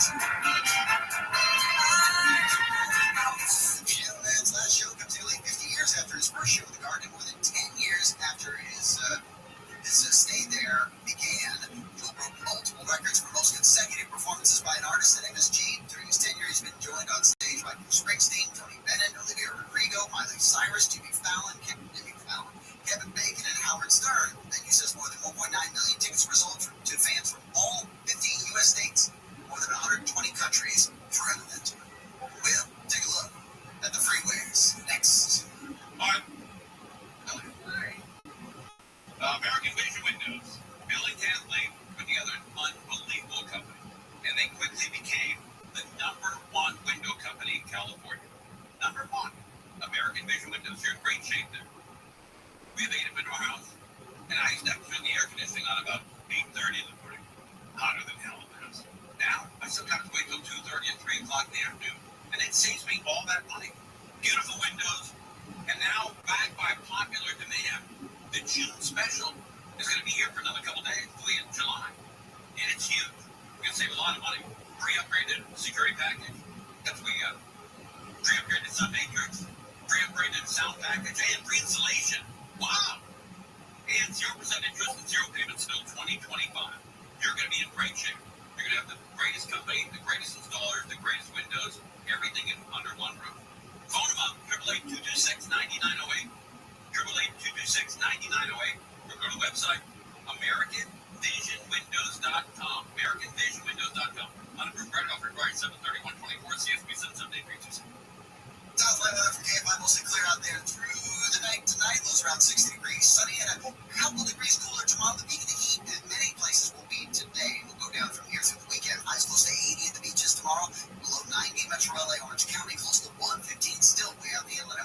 Springs area. Mid-90s in the valleys and around 100 in the high desert. Slight chance of some drizzle late Friday into Saturday.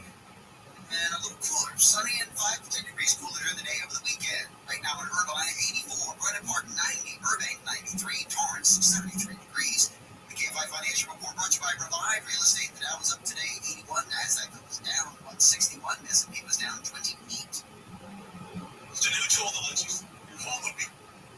I'm going to play that again just because I want it all to get in. Revive Real Estate just released a new tool that lets you see what your home would be worth after renovations. It's free to use. Just go to kfirevive.com. That's kfirevive.com.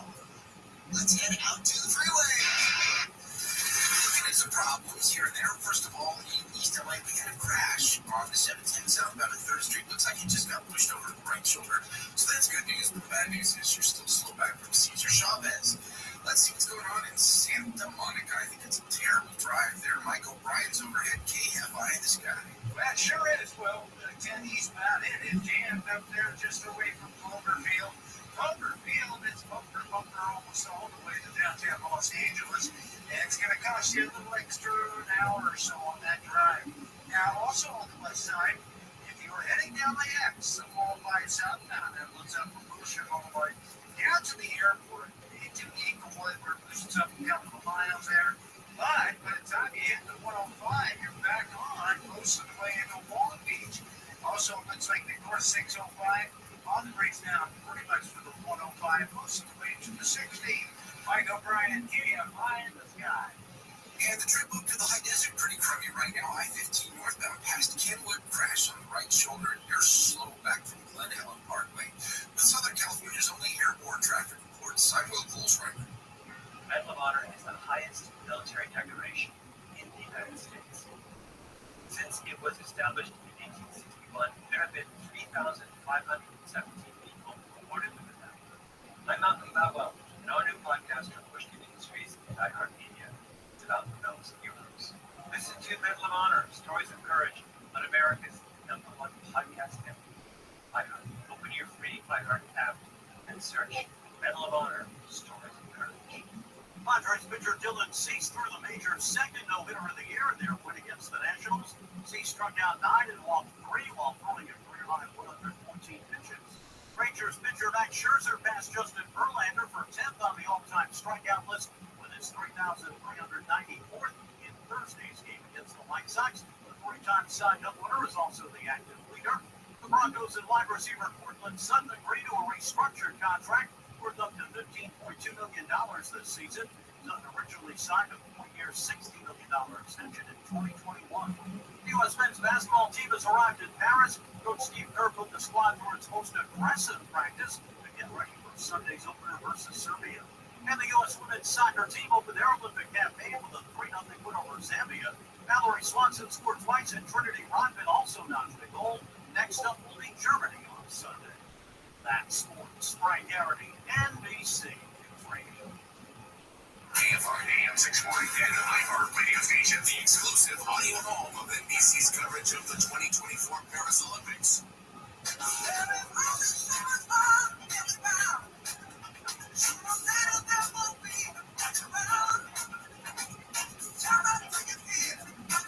KFI AM 640 Conway Show.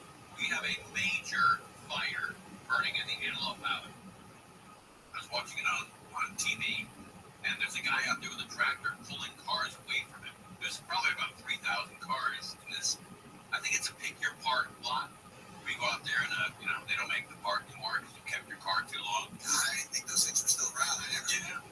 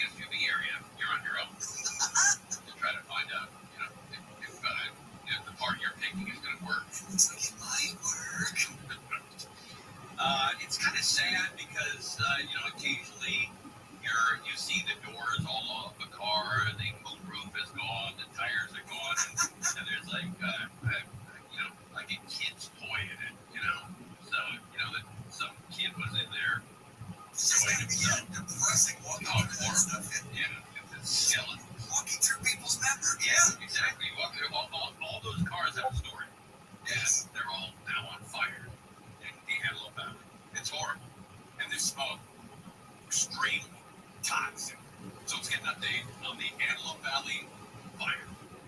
The EV Recycling Center, upwards of 300 to 400 cars burning, and I'm told if this fire continues, it can ignite upwards of 1,000 vehicles. Yeah, tons of cars in this thing. AV Recycling. There is a used car lot adjacent to this AV Recycling Center, and of course firefighters are concerned that the fire can jump right over there and start burning those cars, which will create a bigger problem. But hopefully they're starting to make enough headway to get this fire under control. And I'm here with Leo Wozowski. He owns Liberty Radiator AV Service and Repair. That's just right across the street from the fire is burning. Fire trucks couldn't kind of get by, just runs right into the guy you're interviewing. Boom! He owns Liberty Radiator AV Service and Repair. That's just right across the street from the fire is burning. Now that folks down many ways evacuated, you concerned that you might be evacuated? Yes, I am. And also, my friends that own businesses down the street, down the shop and everything else. This is that doing a character. It's out there. Yeah, Desert Brad character. Is this Joe? Yes, I am. And also, my friends that own businesses down the street, down the shop and everything else. Tired of the friends there. You have to get started on the street. This guy's seen a lot. And by the way, this guy is only 19. But it's He's wearing a greasy t-shirt with no sleeves. It's Antelope Years. You got other business in here, like you got a bike shop next door. It's ready to get shop on at any time. And you were talking to me just within the last hour. Also, it says here he's made some money. He lives in Antelope Acres. Fancy place out in the Antelope Valley. Antelope Acres. And you were talking to me just within the last hour, saying that you believe you know what might have sparked this. I was a forklift driver. Got taken to the crusher. And he was smoking. I was thinking I got to the crusher. Saw the wiring caught on fire. She took the crusher and possibly. Wow. Yeah, thank you, Leo, so much, man. I'm going to get it. They didn't dump that, but Leo used the F word. Yeah, she took it to the crusher and possibly. Wow. Yeah, Thank you. Well, that was the reporter's reaction. Wow. I'm bet I can fire those F words out. Yeah, thank you, Leo, so much, man. I'm going to get in and be safe because, folks, it's about 110 degrees out here. And again, this fire is continuing to burn. We've heard multiple mini explosions, just boom, boom, boom, boom. So obviously, some of those crushed vehicles. He's like that guy from Police Academy with his sound effects that he can do. Boom, boom, boom, boom. What's that guy's name? You probably heard. Yeah, Michael's Harrison or the guy that did all the sound effects with his mouth. He literally had like 100 of them. You can do it with that. I saw one of the Tonight Show. I think it was Alan Glenn doing all those sound effects. But this Leo Stolberg sounds exactly the same way with his sound effects. Boom, boom, boom, boom. You almost see like cars blowing up when he does that. Boom, boom, boom, boom. So obviously, some of those crushed vehicles, who knows what's inside of them, the chemicals, the batteries, all that stuff. Yeah. We've heard multiple mini explosions as we've been standing here. But again, this fire is continuing to burn. Firefighters hopefully are getting the upper hand. Live in Lancaster, Millstone with ABC 7. All right. Yeah, that's whatever. Yeah, Michael Winslow. He was great, man. So obviously, some of those boom, boom, boom, boom, boom, boom, boom, boom. So obviously, some of those. I gotta go back when he introduced this guy. AV Recycling Center, upwards of. What's this guy's name? To get this fire under control. And I'm here with Leo Wozowski.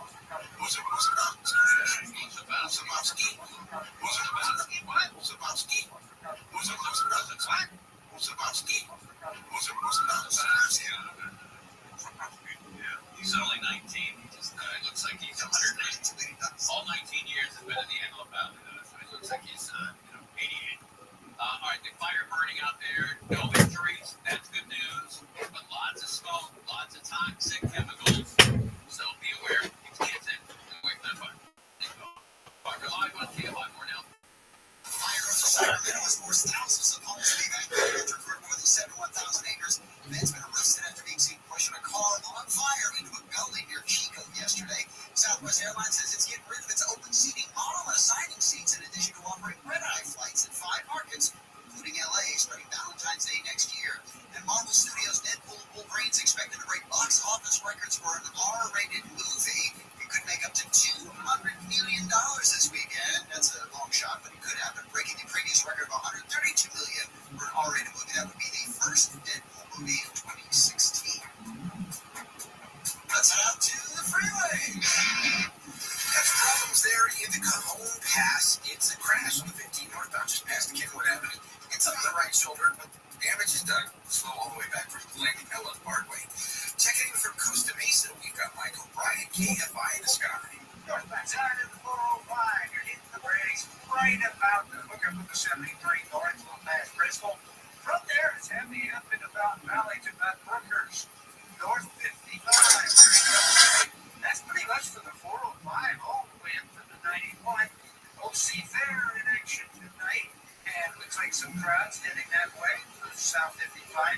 Definitely a little sluggish for the 5 down into Costa Mesa. Michael Bryant, KFI in the sky. Look out for a stall in Baldwin Park 2 freeway eastbound at Fraser. It's slow back from Baldwin Avenue. With Southern California's only airborne traffic reports, I'm Will Coolsrider.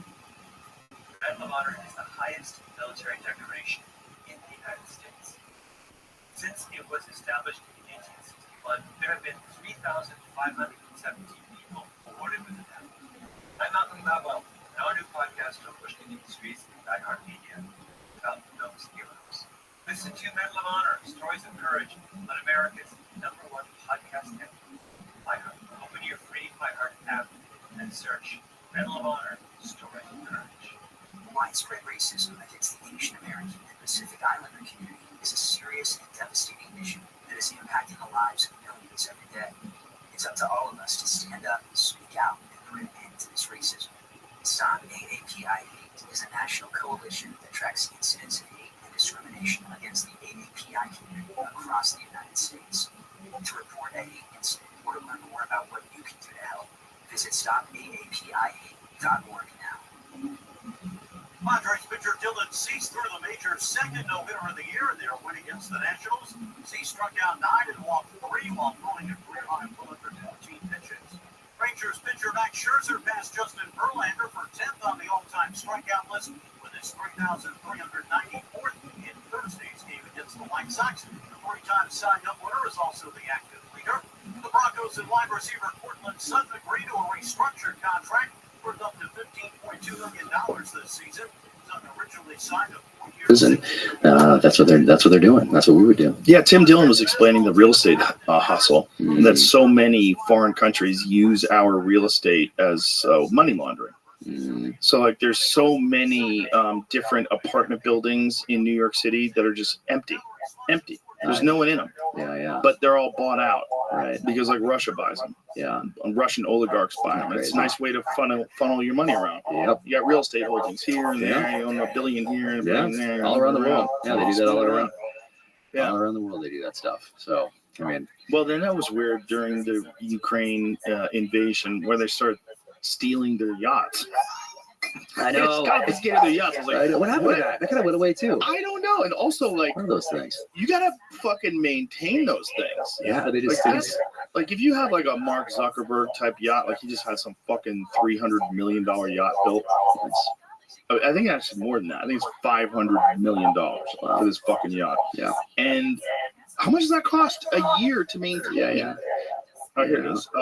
U.S. government said it's spending more than $7 million a year to maintain a super yacht it seized from a sanctioned Russian oligarch, and urged a judge to let it auction the vessel before a dispute over its ownership is resolved. Authorities in Fiji seized the 348-foot, $300 million Almeida in May of 2022, pursuant to a U.S. warrant alleging it's owned by Suleiman Kerimov, a multi-billionaire sanctioned by the U.S. Treasury Department in 2014 and 2018 in response to Russia's activities in Syria and Ukraine. Jesus. Dang. Look at that. Wow. Wow. That's crazy. So that's just one. We're paying for that. Here are the super yachts seized from Russian oligarchs. And we're paying to maintain those. Yeah. Oh, that's so brutal. How many of them are there? But boy, there's a lot of fucking clicks. You gotta go through these things. Yeah. How many of them are there? How many did they get? So that's the one that we just talked about. This is the Tango, the Lady M, fucking massive things. And so these Russian oligarchs, a lot of them, they rush to get their yachts to different countries that are more sympathetic. Yeah. That let them get away with it. But I don't even know how that works. Like if they go out into the sea, can they get hijacked? International waters. Yeah. How does that work? I don't know. I was concentrating on the $7 million a year to maintain. Yeah, our money. Yep. Our tax dollars are going to maintain a yacht. Well spent. But I don't understand. Like, what is? So are they saying that these Russian oligarchs were a part of the invasion of Ukraine, so they're allowed to steal their yachts? I think they're saying it's Putin's, I guess, inner circle, something like that. Yeah. So they're connected to Putin, so they're going to snatch their yachts. Yeah. Whoever. I mean, we all know that he's one of the richest guys in the world. He might be the richest guy. They say. Yeah. He might be worth like some insane amount. Isn't that wild? Going from the kitchen to the richest guy in the world. Well, have you seen that house that they're allegedly building for him? Is it the one on the it's on the coast? Yeah. On the coast. I put it in the last book. I think it's the same one. I think so. Underground bunkers. Yeah, I don't even. Sorts of stuff. They haven't even proven that it's his, and he's like, "That's not my house." Right. Yeah. No, I put it in the last book. Yeah, it's wild. You can zoom in on it. You can zoom in on it and check it out. And see it's a multi-billion-dollar house. Isn't that crazy? Yeah. Whatever this thing is, whether it's his or not. Yeah. But the $500 million yacht from Zuckerberg, he's not missing that though. Isn't that crazy? That's not. You don't even miss $500 million. Yeah, that's when you should get a yacht. You got that kind of money. You got so much money that you don't even notice if you're missing $500 million. No. There's levels. Yeah. There's levels to this world. Facebook billionaire Zuckerberg takes out his $300 million super yacht and $30 million support boat, complete with helipad. Yep. In Mallorca, as he celebrates Father's Day with his dad, Ed. I think you call them like shadow yachts or something like that, and they'd carry all the toys. So you have the main yacht, and then you have the shadow yacht that has all the toys on it. Look at that thing. Imagine your kid buys one of those, like, oh, I'm ready to fucking kill her. Look at that. Yeah. That is ridiculous. Is that the sport yacht? What's that? That's like a helipad. That's a different one, right? Man. That's a sport boat. That's a support boat? That fucking thing? Extra boat, helicopter. That's insane. That support boat is fucking huge. It probably has underneath, it probably has a submarine. Some of these things have 2 submarines. I was on one that had 2 submarines once, one that just goes straight down and one that goes in the water, and then you can move around in it and you like explore reefs and stuff like so. 2 submarines, a plane that comes out and the wings fold down. I've seen that. I've seen that with helicopters too. Yeah. The helicopters that land and then the wings fold and you drop it down. What the fuck? Yeah, that's pretty sick. Yeah, so there's levels. Yeah, it's all relative. You know, it is all relative, I guess. It's just like at a certain point in time, like, like if you're a Russian oligarch and you have a $300 million yacht and someone steals it, can you even get another one? Are you allowed to get a new one? Probably. But like, get another one. If you have all that money, right? Get another one. Where the fuck are you getting all that money? Like, what are you doing? Yeah. So yeah. I mean, it was such an interesting time into the Cold War, that whole period in the 90s for those guys, where really those criminal enterprises really become like a government. Yeah. And not to say it's that much different here. We have our own oligarchy here. Well, yeah, that's the thing too, is like, how are they governing? Like, what's the experience for the people they're governing? And that's the thing that Tucker said when he went over to Moscow. He said, it's beautiful. It's like real clean, safe. Yeah. It's just weird. Yeah. I want to go and do some research there once again. I'm probably not, but I was lucky enough to have gone there. I would advise you. Yeah. I know. But luckily I was there. So I was in Moscow before I joined the military, just traveling. So I was there so I can write about it. I remember the architecture. I remember the feeling there. So that was early 90s. And then I also went to Odessa, Ukraine back then. Oh, wow. So I went to the catacombs under the city, which allowed me to then put it in the second book, True Believer. So I think back to some of those places that I've been and get to weave those in, and places that I probably shouldn't go anymore. Yeah, you're too on the nose with a lot of your work. And it's influential, you know, and you should do the same thing that you're thinking about doing with your cell phone. Just farm that out. Yeah. Have somebody go that you really trust. Right. Tell them exactly what you saw and tell me what it was like. Yeah. Have them film things. Have them explain it. Just tell them, like, I want you to get like an hour of footage every day of you just filming things so I can absorb it. Yeah, that's a good idea. But it's so different. You don't get the smell. It is different, but it'll keep you alive. Yeah. You know, keep you from getting in a cell. My publicist might like it. You know, any good publicity. Any publicity is good publicity type thing. But if they get you out. Yeah. If they leave you in there, they're missing out on a lot of loot. Yeah. Well, Somebody write good books from inside. Putin's palace, pole dancing room, Hey, that's it. That's the one. to a church. Yeah. So they said once they published the photos of the inside at the bottom here, they had to change it because they don't want people to know what it looks like. So Yeah, I put that in the last now that they book. put these out, they have to redo it again. They think. Yeah, I put in the pole dancing. Put in the pole dancing thing. What? Isn't that wild? Putin does not use other people's dishes, doesn't go without an army of guards, rather does not go to the toilet in public places. That's understandable. She said on Monday. By publishing footage from inside his palace and floor plans would make it impossible to use the palace. Wow. Perhaps he will say demolish everything again, and the palace will be rebuilt for the third time. But this iteration is definitely over. There was a palace. There is no palace. Yeah. We have once again shown not only that he is a luxury-obsessed psychopath, their words, but also his security system is complete crap. Oh, wow. Pevchik, how do you say that guy's name? Pevchik. The names are tough. Added. Yeah. Wow. So now he's got to demolish it and start from scratch as people saw the inside of it. That's why I certainly did. I think that's what allowed me to describe it for that last book. Yeah, how did anybody fucking take pictures of that? How did that security breach get through? Seriously. Yeah. Photo was published by Alexei Navalny. The late. Yeah, the late Anti-Corruption Foundation. That was the guy that died in jail, right? And that's a good reason why I shouldn't go to Moscow. Yeah. No. Someone actually warned me not to go to China. They didn't warn me. They just said, hey, they stole one of our basketball players. Seriously. And not even a male. And actually, someone had a bit about that last night. They did a bit on that last night and talked about how, from the Russian perspective, us trading, who we traded for, the arms dealer or terrorist or whoever we exchanged this for. And he did a bit about them being like, wait, what? They're actually what going did to they call him? What did they call? They had some crazy name for the guy that traded. Right. But There was an international arms dealer who's responsible for thousands of deaths. Forget what his name is. Yeah, we traded people. We traded Taliban. We traded Yeah, like Merchant of Death. Boy, that's pretty solid. That's a solid thing, man. Yeah. That seems like it'd be in your book. Yeah. No, seriously. There he is, right? That's It looks guy. like it. I mean, that's not a central casting right there. And so we let that guy go. I think he wore a Breitling. All sketchy people wear Breitlings. Really? Yeah. Breitlings are sketchy? Yeah, it's a thing. Interesting. I didn't know that. Yep. Now I know. Yeah. Watch his espionage. That's a little They thing. kept that sharp mustache inside the joint. Respect. Look at that. Yeah. So they traded him. And there's also U.S. citizens, including there's a Marine that's over there that was accused of espionage. They offered the chance to trade him. And they went with Brittany Griner instead. They could take one for one.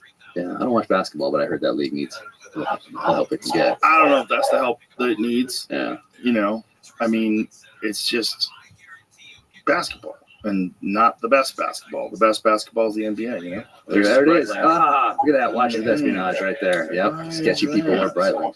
What is that about? I don't know. It just became a thing. I like Breitlings. Yeah. Does it make me sketchy? I put one in the sketchy person in this.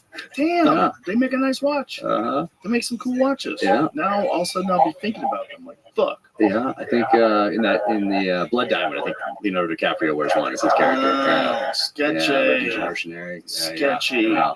Why Breitling?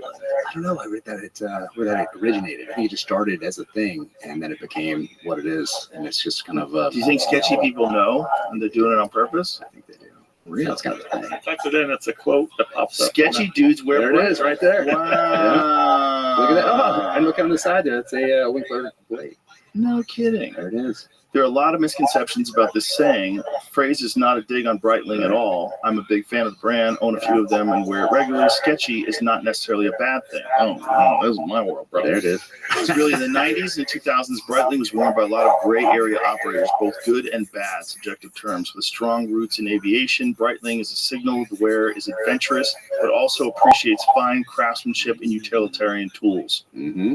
Blackwater Breitling Emergency, former Soviet arms dealer. There he is. Victor Bout's Breitling B1, British SAS officer turned mercenary, Simon Mann's Breitling Emergency, and Director of CIA George Tenet's Breitling Aerospace. Oh, Mm-hmm. George Tenet wearing one too. Which one's the aerospace? They got that dope one that's part digital. Right there. So that's the Blackwater symbol. See that Blackwater symbol on the side right Is that there? what that is? Yeah. So I put this exact watch in the book, and I put the bad guy's company symbol on the watch, just like that one. So that's a compass watch, which I've never been able to figure out. I watched a video on one of them because I think I have a Seiko that's a compass watch. And I was like, what does that mean? How does it work as a compass? You have to align the fucking hour hand with the sun or some shit like that. Like, I don't know without looking on it. Right there. So see that big thing so on the you bottom get in right? trouble. Yeah. Right? You pull that sucker out, right? You have to sign something that says, I think Right. it says something you like pay for the rescue if you do it. Yeah. So And then they find you. Yeah. Like if you're in the Alps. Yeah, I think an antenna comes out of it. Yeah, the bottom thing. Yeah. The bottom thing in the lower right hand corner. Exactly. Yeah. That's a serious fucking watch. Yeah, that's pretty serious. So those are all sketchy people. Yeah. Interesting. Yeah. How the fuck does the compass thing work? I don't know. Some of them have GPSs, dude. That's not what you're talking about. No. I mean, my watch is a Garmin, and it has a compass feature, but that's like it's digital, it's electronics. That thing is a mechanical compass feature. Like, somehow or another, like when the sun rises, the sun rises in the east, you point it up. You point the thing at the sun. West to east. I don't know. I had a little compass on mine over in Iraq. But a real compass. Yeah. On the band right there. It was like a backup to the backup. So I had the GPS on my rifle stock right here, so I could check my point man just to make so I didn't have to ask, and I always knew where we were. So I had that there, and then I had another one on my belt, and then another one right here, and then I had one here for calling air, so I could look right here and talk to aircraft and call air off that one. So I had a few backups, but nowadays I've got one of the first ones we got them issued in the SEAL teams. It was the Garmin or the Sunto, whatever it was, but the early ones they just ran out of batteries so fast. It was one other thing that I had to plug in back then. So this one's incredible. This one is at 74%, and I think I charged it 3 weeks ago. Really? Yeah, it's nuts. I can't do it though. One more thing to plug in, like we talked about. It's all these, but all it these lasts things. like a month and a half, and this is solar. This is the Phoenix 7 Sapphire solar. Okay. So this thing stays charged in the sun. Yeah, so if you're wearing it outdoors, it like keeps a certain percentage of its charge just by solar power. Oh man, I was locked up for the last 4 months writing, so that wasn't going to help me too much. Yeah, I was going to need to plug it in. The sun wasn't really going to help. Even if you don't plug it in, if it's fully charged, it'll last at least a month. Do you like the Apple Watches and stuff? I haven't fucked with those because I don't want email. I don't have this set up to text message. You could do it. I could get text messages on this. What I like with this is I like the timer. I like the heartbeat monitor, which doesn't work that good because I have tattoos. Oh, really? Yeah, it doesn't work that good. Huh. Yeah, the only thing that really works, the things that work the most accurate are chest straps. Yeah. Those are the most accurate. So I have one of those Morpheus chest straps I like a lot. I have a Garmin underwear too. Those are great. They give you an accurate reading of what is actually going on. Your sleep? Do you do the sleep stuff? No. I know how I feel. I used to do that. I think a Whoop is it's a very good tool. It's a very good tool to assess your recovery, and I might go back to wearing one of those. But like the Aura rings and all that jazz, leave me alone. Those are the ones people wear that look like a band and have like a rectangular. The Aura, that's the Whoop. Yeah, the Whoop is there's a bunch of different colors, but I have a black one. It's just like a wristband. I can't do it. I already know I need more sleep. I already know I need to eat better. I already know I need to do a little more exercise. When you look at your recovery, it says 60%.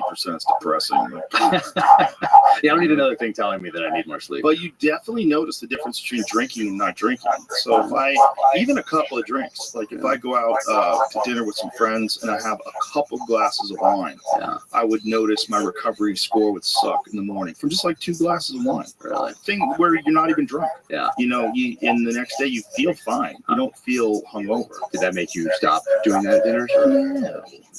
No, I want to live. Yeah. But it made me aware of it. And I'm certainly good at not doing it all the time. Yeah. Unlike some of my friends.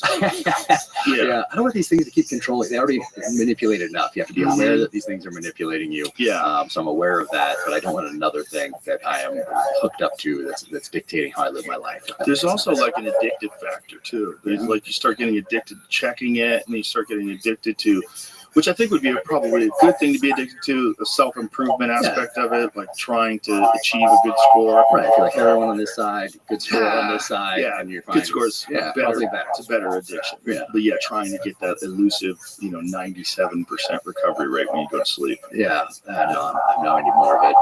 That with all we all do. All these projects. Well, especially if you're working 10 a.m. to 2 a.m. It's not good. I need to change that.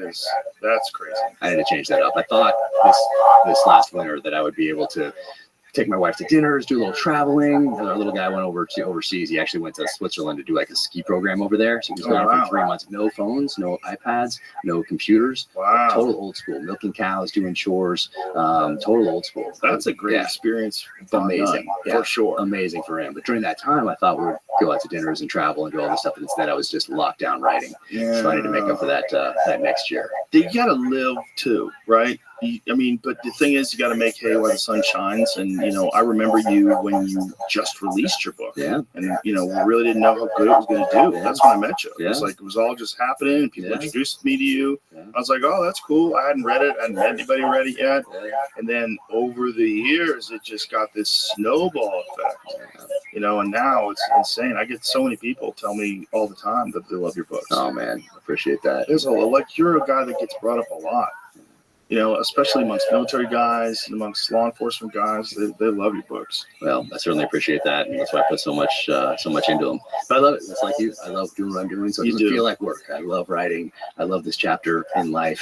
I love creating things. I love not working for anyone. I love all that. Because in the military, you feel like, you know, you have people above you in the chain of command, and you're like, oh, this guy. You know, you're like, you express that very well in the book. Thank you. Thank you. What's interesting though, for the nonfiction coming out, so very different communities as far as the fiction side of the house. Like I asked in my first book, no one knew me, and you have to ask people for blurbs, and it's tough because you're going to get people. Some people are going to say no. You put yourself out there to ask, right? And almost everyone said yes. That, you know, I was totally like Lee Child, all these people I look up to, they were all about it, and that's great. And so I always do it. So I always, because it's a subjective art form, so I try to do as many blurbs as I can for people, help as many people as I can. So interesting in the nonfiction space. My first time I have to go back now because I haven't asked for blurbs in a long time. You don't do it after a while. You just take some things from reviews and stuff like that. So you don't do it after a while. But I had to do it for this nonfiction. And interested in the nonfiction space, very reluctant to give any blurbs. Interesting. Yeah, even people that write about military history, and they are not about it. Why do you think that is?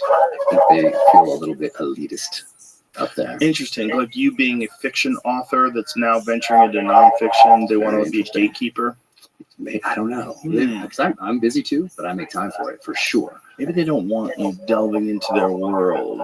I don't know. And some of these guys have made a lot of money writing about military stuff, which is interesting. So I noted. It might look its way into some fiction at some point. Yeah. And even some senior level military officers, which is very interesting as well. All said, noted the blurbs for the nonfiction as well. But that kind of feeds into my, maybe they listen to me on the podcast here. I talked about hear me critique their handling of our withdrawal from Afghanistan. So that's possible as well. But also interesting with the show. The military didn't help out with the show, which is all great because sometimes they put constraints on what you can do or say if they help out with like a ship or a plane or a base or something like that. So they did not help out with the first show. I think they didn't want to be a part of it. Which I like because now there's no constraints. So I'm like, typical. I'm glad. Especially since you know what you're talking about. It's not like someone has to guess on their own without any military help. Yeah, but I find that all very interesting. So, you know, it's all noted. Yeah, duly noted. Exactly. So was there a negative response by the historians or was it just no response? Yeah, just busy. And someone got back and said no. It was very nice of them to get back and at least say no. But could it also be that they just don't want to put themselves out there, that they don't want to be a personality, they just want to be the person relaying the information? Possible. Yeah, that if you do like sign off on someone's nonfiction who also writes fiction, you are in somehow or another connecting yourself to them. Yeah, that's very possible. Very possible. I would imagine, right? But still noted. Yeah, no, I get it. But so we'll see. You know, but a ton of people. What made me very super excited about this book is the nonfiction is that the people who are there, the people who are digging their dead friends out of the rubble.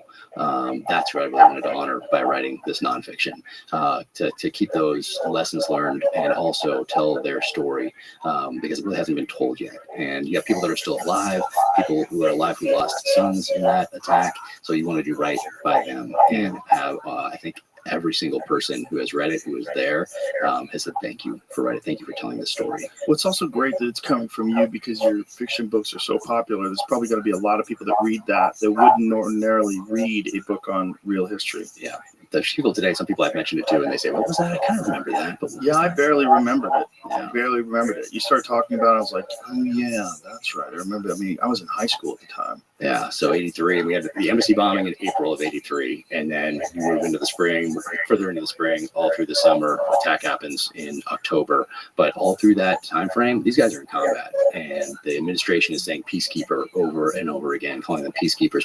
But you talk to these guys who were there, who were on patrol, they were in combat. And so I got to capture that and really put that into the book, because that part of the story, people don't really understand how many guys have died between the embassy bombing and the Marine barracks bombing, how many people were wounded during that time frame, how many people were just engaged in combat during that time period. So it's because there wasn't social media back then, and you're just relying on an administration and then their talking points. That story never really got told. So it's going to get told now. That's one of the things that does keep me hopeful, that there is so much information available today. Whenever anything happens, you don't have to just rely on mainstream media's depictions of things. Everything that's been sanctioned down through the government, whatever narrative they're trying to push. Now you get just so many independent reporters and so many real journalists that are giving you the actual details of it in a very disturbing way, and you get angry. And you go, why am I not hearing about this in the news? Like, why is this perspective not being shared everywhere? Yeah. And then unfortunately for the mainstream media, it just makes people distrust them more and more. Oh yeah. The trust with mainstream media and with our senior level elected officials is, I don't know if it's an all-time low, but it feels like it is. It's about as low as I've ever experienced it. Obviously, I wasn't around during I wasn't aware, at least during the Vietnam War, but I would imagine back then, especially after like Kent State, it was probably a lot like that back then too. Yeah. A lot of distrust. Yeah. But I think even more so now. But there's also, now there's the influence of foreign governments where they create bullshit stories. Yeah. And they create bullshit rabbit holes for people to go down, and they suck people into these things and then reinforce it online with troll farms. And you just there's so much nonsense. It's so hard to know what's real and what's not real. Yeah, that's the value of you doing this. That's why I appreciate what you do here with this podcast, because it's one of the few places people can go and get these honest conversations. They're long. They're not a 30-second soundbite, a 2-minute soundbite. Even if you have someone that knows what they're talking about on mainstream media, but you only get 2.5 minutes, 2 minutes, a minute. Half of that is the host talking or asking the question. Yeah. And you don't really get a deep understanding of what's going on. You don't really get to conceptualize what's really happening and make it a part of you, so you can make informed decisions, whether it's in the voting when you go to vote, or it's in a conversation with friends or your family. But you get to do that here. Awesome. Not only that, they usually have someone arguing. I know. They don't like it unless there's some sort of an argument that get people captivated. So you got someone on the left yelling at someone on the right. They're talking over each other, and you're like, "Good Lord, this is crazy." I know. There's yelling and arguing all the time, so it's tough. I mean, I think about the kids growing up now. That's what I really think of, because we have kids, and our kids are pretty much the same ages. And when I think about them and what they're stepping into, and now you remain hopeful on it, but man, I worry about it. I think every generation feels that way. Yeah. I certainly remember when I was a kid in high school, we were terrified of being in a nuclear war with Russia.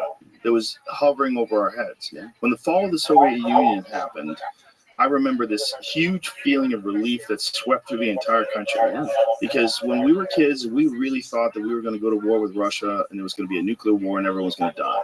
And that was something that hung in the air all throughout the 1980s. Yeah. We thought of that. The day after, remember that show? Oh, yeah. That was big. The day after was big. Then you also had Wolverines, it was kind of like inspirational. You knew your enemy, Yeah, exactly. Red Dawn out there. Yeah. So you had that stuff too. Mm-hmm. I know we've talked about this before, and I thought about it throughout the last year, but I haven't changed my position on it about going back in time.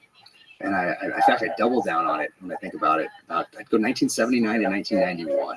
Yeah. I think that's what I would do if I could go back in that time machine. Yeah, it was just so much fun. Would you live then? Yeah, I just keep doing it over and over again. 79, 91, 79. Really? Yeah. Or maybe 80, 91. Fuck that. I'd live right now. I know, you love it. That's why I love it. I love getting that perspective. I love that about you. This is a wild time, man. This is a wild time of unprecedented change. And we're on the precipice of far more unprecedented change. You like that? It's interesting. Yeah. It's exciting. I would like it, I think, if it wasn't attached to all these things that I have to plug in and they're trying to manipulate me. I know I keep going back to that, but it makes me a little bit crazy. It's also a thing that gives you this ability to recognize bullshit because it's coming at you from all these different angles. And I think people are a little bit more reluctant to buy into official stories now than they ever have been before, especially after the whole COVID fiasco happened. Yeah. I think people are a lot more interested in what the fuck is actually going on than ever before because it actually can affect their life. You know, I mean, it's actually something that's consequential. Oh yeah. And we all had touch points with it, and now, but that just like Afghanistan, that's why I don't really talk about that stuff anymore. We don't really talk about all these businesses that got shuttered, which is why I try to support independent bookstores as much as I possibly can. Do things that are only for independent bookstores to send people there. Started that during COVID. That's really, right. And started signing book plates. You could only get through independent bookstores because it's harder to do that than just hit the easy button on Amazon. Right. So started doing that. Continue to do that today with shot through pages. So I try to do that to help them out because I remember going to see you in LA, and I packed up and I drove out there and there was no one on the road. And then I got to LA on the 405 freeway driving up to where I was staying, and it was a ghost town. Wow. It was crazy. That was May or whatever, or April, May of 2020. I think you must have seen it. It's horrible, but I'm glad we got to experience it because it's going to be something that we always remember. I think people are going to be if humans survive, we're going to be talking about these days, and especially the days of COVID. It's going to be a bizarre footnote in American history. So bizarre. But I don't know. People have short memories and they get distracted by the squirrel or by the manipulation on the social channels or whatever else. A lot of people do. But I think the overall perception, if you looked at it, has shifted in a way that people are a little bit more aware of horseshit now than ever before, I think. Yeah, hopefully. I remember I went to get a physical for the first time in a long time because I hadn't done it for like 6 years. I was in the military. And so I was like, I should probably go down and do something. And it ended up being just kind of old school, hit your knee with the thing. And I thought it was going to be like an executive physical and they were going to do blood and do all that stuff. And it wasn't. It was just like, watch the finger and hit the thing. You're good to go. Yeah. Get out of here. Yeah. But then he asked me if I wanted to get my flu shot. And I was just like, I couldn't help myself. I just was like, I laughed out loud like that, which I don't usually do. Usually I keep things inside and just kind of make my little notes. But I couldn't help but like, come on. How'd they react? He understood. He was like, I don't think I'm the first one. It doesn't fucking work. Yeah, I'm not the first one. Yeah, people tell you you should get your flu shot every year. You won't get the flu. But yeah, also you don't get the flu if you're fucking healthy. Or if you are, you get over it quick. Or if you get the flu, take IV vitamins. Yeah. Take Tamiflu. The 2 times I got my flu shot in the past, like 20 years, I got the flu those years. That's the only time I've gotten the flu is when it's like 2 years and I'm like done.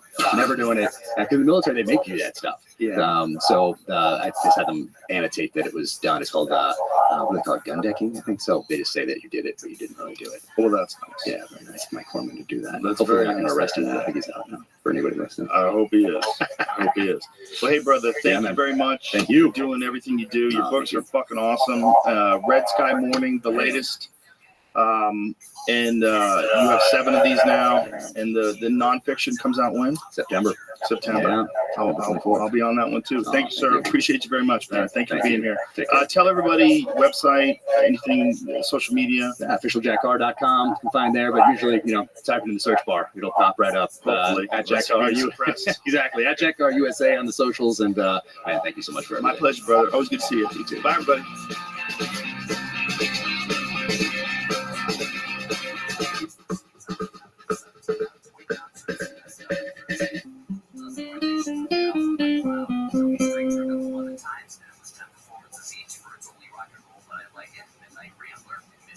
Sadly, one of my favorites, Ruby Tuesday, never turned up. Time is on my side. Didn't get a single play. Joe Rogan Podcast, check it out. The Joe Rogan Experience. Train by day, Joe Rogan Podcast by night, all day. What a day. I mean, it's a joy to spend time with you. We had a good fucking time today. We had a good time today. Got a nice workout in. Went to some Egyptian barbecue. It's KG barbecue. KG barbecue, yeah. God, I'd seen YouTube videos about him. What an interesting story. Dude's living in Cairo. He's a banker. It always starts off like that. Like I told you, there's like architect, this, that. They always have these dreams of culinary. I don't know. I don't know what the fuck you even call it, but it's like when, like me, I want to be an actor, or I want to play ball, or I want to be a fighter. I want to do what I do. We all have these dreams, even though stay in the fucking lane. Don't just stay there. Stop being an idiot. Well, that is a thing, right? People always want to do a thing that they're not doing. I like hard labor. Really? I do, because I do a lot of like fun. Everyone thinks that my job is fun, and it is. There's no doubt. That's why I like to get in the kitchen. Nah, I'm good. I got this espresso. I'm fucking loosied out. I'm doing things I've never done before. I'm like a little fucking floozy right now. I We love got it. you in a sauna. We got you in a cold plunge. Got you a Lucy. Let me tell you something. 200 degrees in the sauna. My ribs are ready to be eaten. Yo, bro, I don't even know how long. The first time it was 10 minutes, but the second time seemed longer. Well, the second time was easier though, right? Because you're coming out of the cold. Yeah, a little easier. I think we did another 10 after the cold just to bring you back to base. There's a feeling that you get when you go from the cold to the hot that is like wonderful. It's like psychedelic. It's like I was standing there in the towel for 30 minutes. Just the towel, no shock, no socks on, no nothing, just standing there looking like, man, that was fucking sick. Yeah. No, because I never did the cold plunge, and I did it, hopped out, and you're like, no, get back in. That's what I needed. I needed the motivation to be put back in, and that really gave me the benefits from everything, I think. It is really all battling with this part of your brain that says get out now. That's all it is. And you have to learn how to conquer that part of your brain. You don't ever really conquer it. You just silence it. It's always there. Like it's like but you know you're only going to do 3 minutes. Even if you're only going to do 3 minutes, it's like your body's like, fuck, how many minutes are we in now? 1 minute 20? Oh my God, we're not even halfway there. And your body's, and if you let that anxiety spiral out, much like in life, much like when people have problems in life, you let that anxiety spiral out and everything gets way worse. Like when you're in that situation, you just have to say, this is what I'm doing. This is just what I'm doing. And I'm going to do this for 3 minutes. And there's no ifs, ands, or buts. And I've done it before. I know I can do it again. I know it sucks. Just do it. But when I first did it, the first time I got in, I was like, I made it a minute and 20 seconds, I think. And I was like, I got to get the fuck out. I can't handle it. Yeah, it was too much. Yeah. But a lot of it is your mind. It's not really the reaction that your body has to it. The reaction to your body has is really only like a mild discomfort. It's your brain freaking you out. You've got to get out now. And it starts just like trying to move your body out.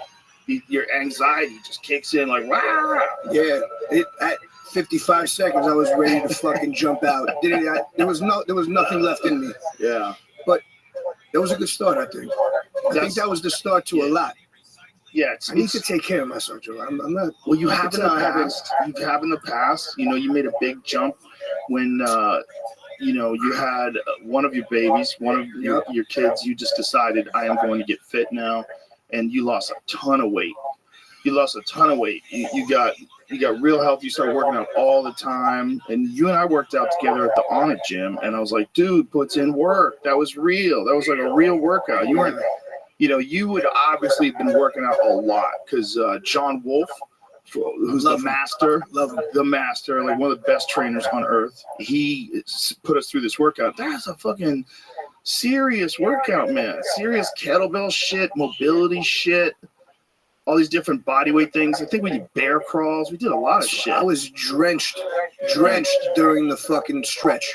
Just during the warm-up stretch, I was fucking... It was harder than anything for me. Sometimes the stretching and putting yourself in those John targets a unique area. Like he's big on hip strength and hip flexibility.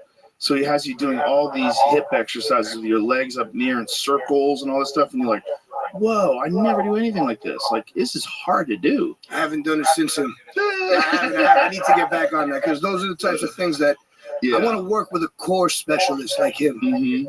I need the core work. Right. Yeah, we got the pushing and this and that. You're very strong. That stuff is kind of easy for us, like the pushing and shit. But for me, I need more core work. Right. I need to stabilize this midsection. Have you done any yoga? Have you done any yoga? I've done yoga. I've done yoga's the Pilates. Yoga, out of all those things, like keeping your body balanced and having strength and flexibility, yoga is the king. I can't stay on that kick. I don't know. I need some animal shit. Yeah. I know what I need for my body is probably yoga. What I want to do is animal shit. Animal shit makes you feel better, It right? does. It makes me feel more manly. Swinging that Oh mace. man, I feel You like love such a that fucking mace. barbarian. It's a 60-pound hammer, for fuck's sake, wrapped in leather. Yeah. That Yeah. feels fucking sick to manhandle that. Yeah, it's hard. Those are so hard to move around. Like we were talking today about those clubs. That the club I use is only 20 pounds. It just doesn't seem like a lot of weight. But when you got it out in front of you and doing these things, it's fucking hard to do. Stabilizing 20 pounds is still stabilizing 20 pounds, and you need those front. That move that you were doing, that's bulletproofing all those little muscles around your shoulder area and your lat and everything. Yeah, and I was Making telling you feel too, it's really good for archery. You know, because like a lot of it is extending your arm straight out. You know, when you're doing a shield cast, you're going around your head and you're extending your arm out. It's such a weird way to move your muscles that when you're doing it, you're like, whoa, why don't I do this more often? Like, why am I bad at this? How am I so good at this? So good at like lifting things up over my head, but anything gets sideways and around, I'm all squirrely with 20 pounds. That seems stupid. Like when I do those little things. It's humbling. You feel like such a bitch. Yes. 15 pounds, like, what are we doing here? They laugh. I laugh at myself. I look like an idiot. But those are the types of things I need to warm up to be able to push some heavy shit. Well, it's just like also just to balance out your body. You know, we were talking about that Ben Patrick gentleman who created that knees over toes stuff. Yep. And we were doing the Nordic curls today. And I was saying, like, when I first did that, I couldn't even do one. I couldn't do one. And I was shocked. I was like, I have pretty strong legs, like from kicking and stuff. Like, why can't I lift myself up with my legs? Couldn't even do one. It's a lot of pressure on the knee. It just felt weird. Like, why am I so weak this way? It's like, I would have thought that I would be able to lift myself up easy, just like I can lift myself up with my abs if I'm sitting down. I thought this is not going to be hard. I thought I was going to do it easily, too. So hard. And then when I got into the apparatus, I realized that I'm very weak in that area. Yeah, that's like what Ben Patrick talks about, is strengthening all of these areas. It's not a sexy exercise to do like tib raises. You know, you got weight on your foot and you're raising your toes up towards your knees. But let's be honest, if you're a real motherfucker, you know that's what makes the leg look good. That's what makes the leg look strong, is that tib. Big, thick muscles down there. When you flex your toe up and that thing pops out in the front of the shin, that looks fire. That's like some flex. That's like some muscular development. That's all I wanted, was that tib work. Yeah, there's something that's super impressive about dudes with big ass calves. Natural ones too. Like you can't get them to a diamond if they weren't a diamond in the beginning. They'll get nice, but they'll never be naturally diamond. Right. You know, when you see like my boy Mikey Spears, he works out. He's in decent shape now. He's got himself together. But my fucking Lord, this calf. The calf on this fucking kid is unbelievable. Yeah. It's like a horse calf. Yeah, Mark Hunt, who used to fight in the UFC. He has calves like shoulders, like two shoulders, like your whole body. They're so big. That's a different species of human being, those Samoas. Oh my God. Mark Hunt. He was one of the baddest motherfuckers to ever do it. You ever watch him in K1 back in the kickboxing? Of course. Yeah. That dude won the K1 Grand Prix. Pretty nuts. That is an accomplishment over everything else in stand-up combat sports. You know, other than like MMA championships, K1 Grand Prix was like Alistair Overeem won that. And you think where the guys are fighting back to like Peter Erst, Ernesto Hoost, Mr. Perfect. Like, damn. And Mark Hunt won that. Like, that's how good Mark Hunt was. Mark Hunt just beat some undefeated boxer in Australia. He won the match? Knocked the dude out. It was a fight where it was Mark Hunt has this big name. This guy's this undefeated up-and-coming boxer, and he's really young. And Mark Hunt's like 40-something. He's 50. Bro, you got to see this fight. It's crazy. This is how good Mark Hunt is. And that was recent. Yeah, because I saw him talking about it. Within a year. Yeah. Within a year or so, right, Jimmy? Something like that?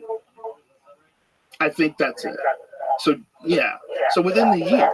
And, bro, it's a crazy fight. And the guy was good, too. The guy's good. He's a good fighter. And they were building this guy up.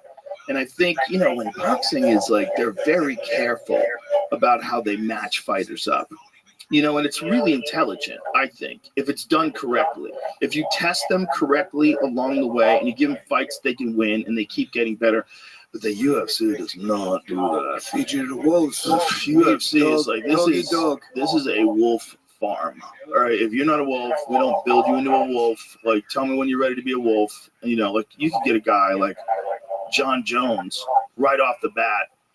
21 years old, just smoking people. Like, that's your first fight in the UFC. His fight, your fight. Fuck. I watched that first fight while I was working in the kitchen on Spike TV. I watched from the debut of John Jones. Yeah. Till now. Yeah, man. If you run into a special talent like that, John's the youngest ever UFC champion. That's right. And he beat a legend, Mauricio Shogun Rua, in Jersey. Demolished me. And by the way, captured a burglar the day of the fight. That day? Yeah, that day. Chase some dude down to, I think, snatch some lady's purse or something. Tackle the dude. Yeah, so we'll get to that. But this is Mark Hunt. He looks good. And this young kid is like this. Look at bro, that right hand. Come on, son.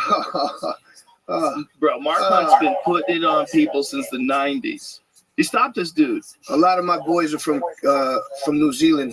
And they used to tell me their stories of Mark Hunt being a fucking menace on K Road. Oh, bro.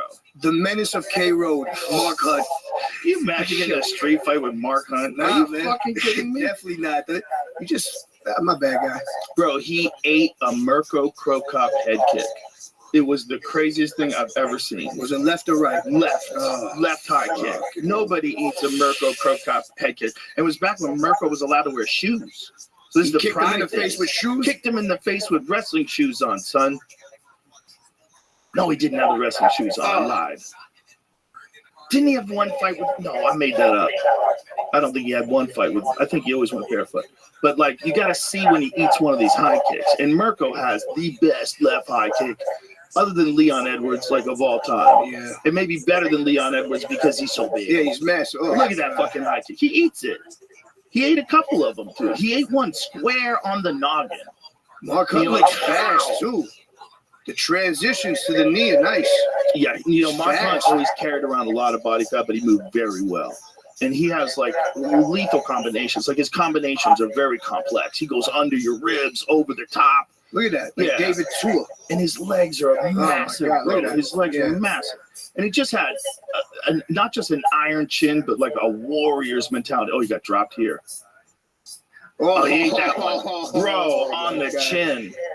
Gets up, though. This is what's crazy. That's the difference between K1 and MMA, right? Laughing. Look at that. He's like, fuck it. Bro, he got clean caught. Clean caught by and he got hit again by one of the most dangerous strikers of all time. But you know who put him out, which is even crazy? Melvin Manhoef. Melvin Manhoef, who weighed 190 pounds, put him out with one punch. Melvin was, you want to talk about the scariest striker ever in MMA? I think it's Melvin. He might not have been the best. He might not be the best technical, Pereira's probably the most technical, but Melvin was so terrifying because he would come at you guns blazing with them gladiator shorts on. Look at this. Boom. Oh, man. I mean, drop Mark Hunt and put him out. Who the fuck does that? Yeah, it's kryptonite in that fucking hand. Look at that. Bro, he's so fast. Going backwards. Boom, boom. Oh. See if you can find a Melvin Manhoef highlight reel. Oh, this dude was like a demon. He would come at, first of all, super skillful.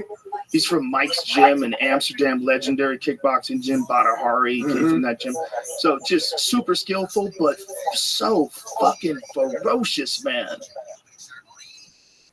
I mean, just such an awesome kickboxer. And just do or die. He either got knocked out or he knocked you out. And that style was just so fan-friendly. Bro, he's chasing people down. He was so dangerous. But, got KO'd too because his fights were so reckless. Not reckless, skillful, but he lives within. Aggressive. He lives within the zone. Yeah, he's in that danger zone, and he drags everybody into that. And you might get him. Joe Schilling got him. Robbie Lawler got him. Robbie Lawler got him in a crazy fight where Robbie Lawler was getting the shit kicked out of his legs. And he just uncorked a hammer, just one punch, just one wild right hand, just clips Melvin, and the lights go out. Robbie Lawler's the next level, man. He's such a gentle, when you meet him also, he's very sweet. He's just like, yo, how are you, man? Did you hear what happened during the Free Palestine marches in New York City? Did you hear what happened? So there was a bus, and the bus was filled with UFC fighters, and there was the Free Palestine thing that was going on. They stopped the street, and apparently the bus was trying to make it through before they closed everything off, and the bus didn't. So then they got in front of the bus, and then they started slashing the tires. The bus was filled with Robbie Lawler and a bunch of other killers. And everybody's like, should we go out with the bus? And Robbie goes, everybody conserve your energy because we're probably going to need it. Just calm, just like a seal. You have to fight these people. You're gonna need your energy. So Robbie Lawler's like just sitting there, like he's ready to go to a championship fight. Just there, like serving all his energy. Just fucking getting an arrow ready. He was just telling everybody, just conserve your energy. Like, can you imagine if those fucking knuckleheads opened up that door? So this is the Melvin Manhoef Robbie Lawler fight. So Melvin is just chopping at Robbie's. I mean, look at that. Oh, look at that. One right hand. Boom. And then a left behind it. Just look at it. That's what I was throwing at the bag today. Those big those big overhand rights. I mean, eyes wide open, out cold. But it was that Why style. do you breathe like that when you're knocked out? Well, you're almost dead. Okay. You know, you're almost Makes dead. sense. Makes sense. Yeah, you're getting knocked unconscious. Like someone can then kill you.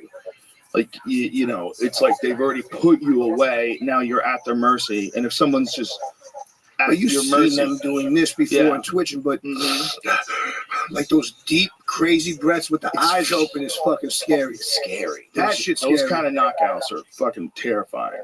And how many of them can your body endure? And at what age? These are the real questions. Like, maybe you can bounce back from one when you're 18, but when you're 35, you can't. You know, there's a scary. Those who take beatings for 5 rounds, they must get whatever this means, micro concussions. There's no micro about it. Yeah, that's what I'm saying. They're getting concussed every fucking time.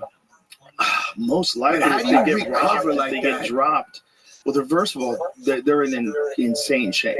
Like every guy who gets to a 5-round championship level. Like, did you watch that Sean Strickland Paulo Costa fight? I sure did.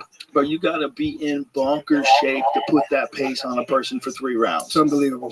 Strickland just stays on you, and stays in the gym. That's why he doesn't fight. All he does is fight. All he does is spar. He's just constantly sparring. And that's the only way you get that cardio, correct? I don't know, man, but he has it different than anybody else. He has it different than anybody other than Drickus, man. Because Drickus, as big as that, as swole as that motherfucker is, that guy's got cardio. He does, especially now that he got his nose fixed. Yeah, the first couple of fights, he looked like he was gassing, but then he had that nose situation, and he looks like a brand new man. Brand new man, dude. The nose thing, ladies. Did you have him beating Sean?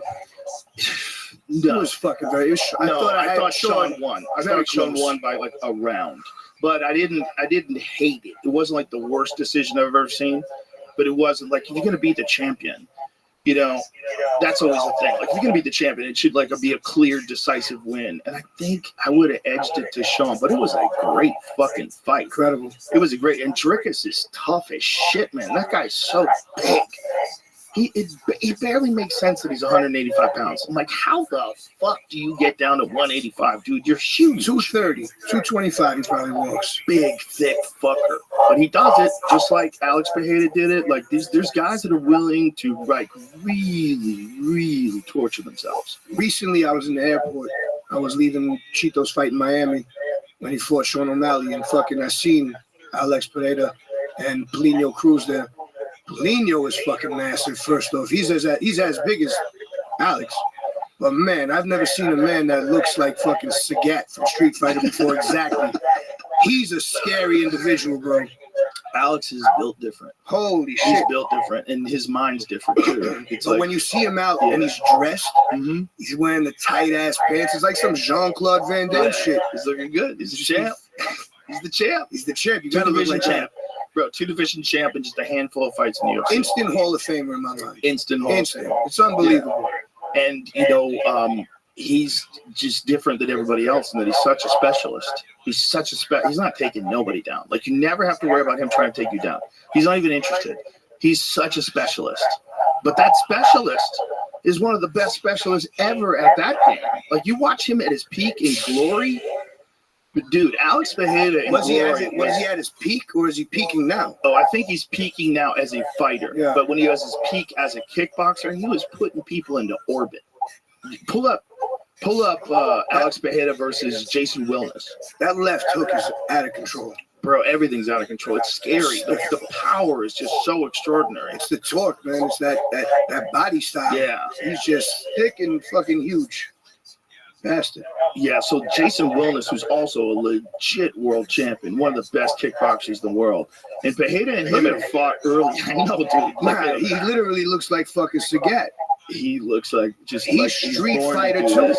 Like he's born to do this. But he's such a menace because his style is different than anybody you're going to get to imitate in the gym. It's very awkward. You wouldn't teach that style. But the way he's holding his hands like out like this, everything's strange, but it's so effective. And it's just the power is just extraordinary. Even when you block things, like Jason Willis, he's gonna block a high kick, and even though he blocks the high kick, he still gets dropped on his ass. But you got to see the KO after he blocks a high kick. I think it's coming right here. Yeah. So he set it up. Boom. So the velocity you get on that fucking length of leg. Yeah. And so the density, dude. That's what I'm saying. Coming from playing football, my coach would always say, "Look at them legs. Look at that ass. Yes. You need to look at how high his fucking this. ass Watch is." this. Oh my god. Yo, that scissor knee is fucking insanity. He has like a runner's body. Like his ass is up fucking halfway up his back. Yeah. So he got his leg like that. It's like a deer. Well, he's a legit Amazon tribesman. Yes. You know, like his people are like legit Amazon warriors. Like that guy. That's probably how the great warriors of 500 years ago all looked. You know, they're probably all looking like that guy. Look at that scissor knee. That is insane. He's just so clever too. And you know, he beats Sean Strickland. He knocks him out in one round, and then goes and trains with him. He's a gentleman. He's a really fucking nice guy. He seemed like a really nice guy. He was sweet.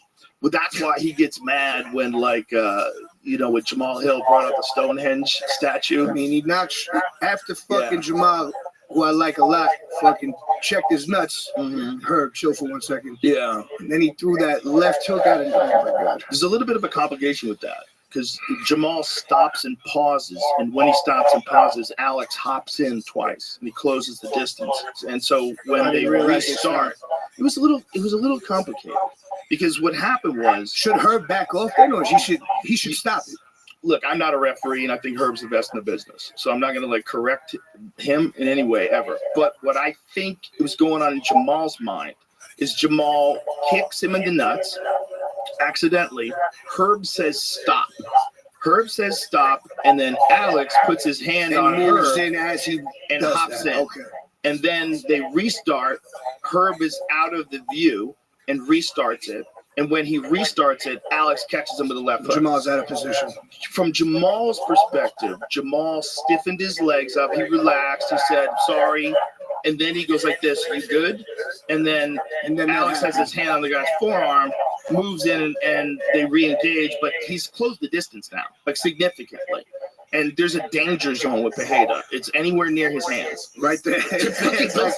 You can't take but 1 feet. You can't take but one. They're just too powerful. It's just crazy power. And you know, there's guys that have been gone, like Bruno Silva went 3 rounds with him. He survived. He got a beating. Yeah, he surely got a beating. Yeah, but he's a good striker. But it was a good fight. So here's what happens. There's the nut shot, and it's, you know, I think it was so shockingly spectacular. Right there. Look how his legs. Look, his legs stiffen up. But he closes the distance. But he's already closed the distance. Already because Herb has said stop. So let's watch it again. That first initial bunny hop within. So watch this.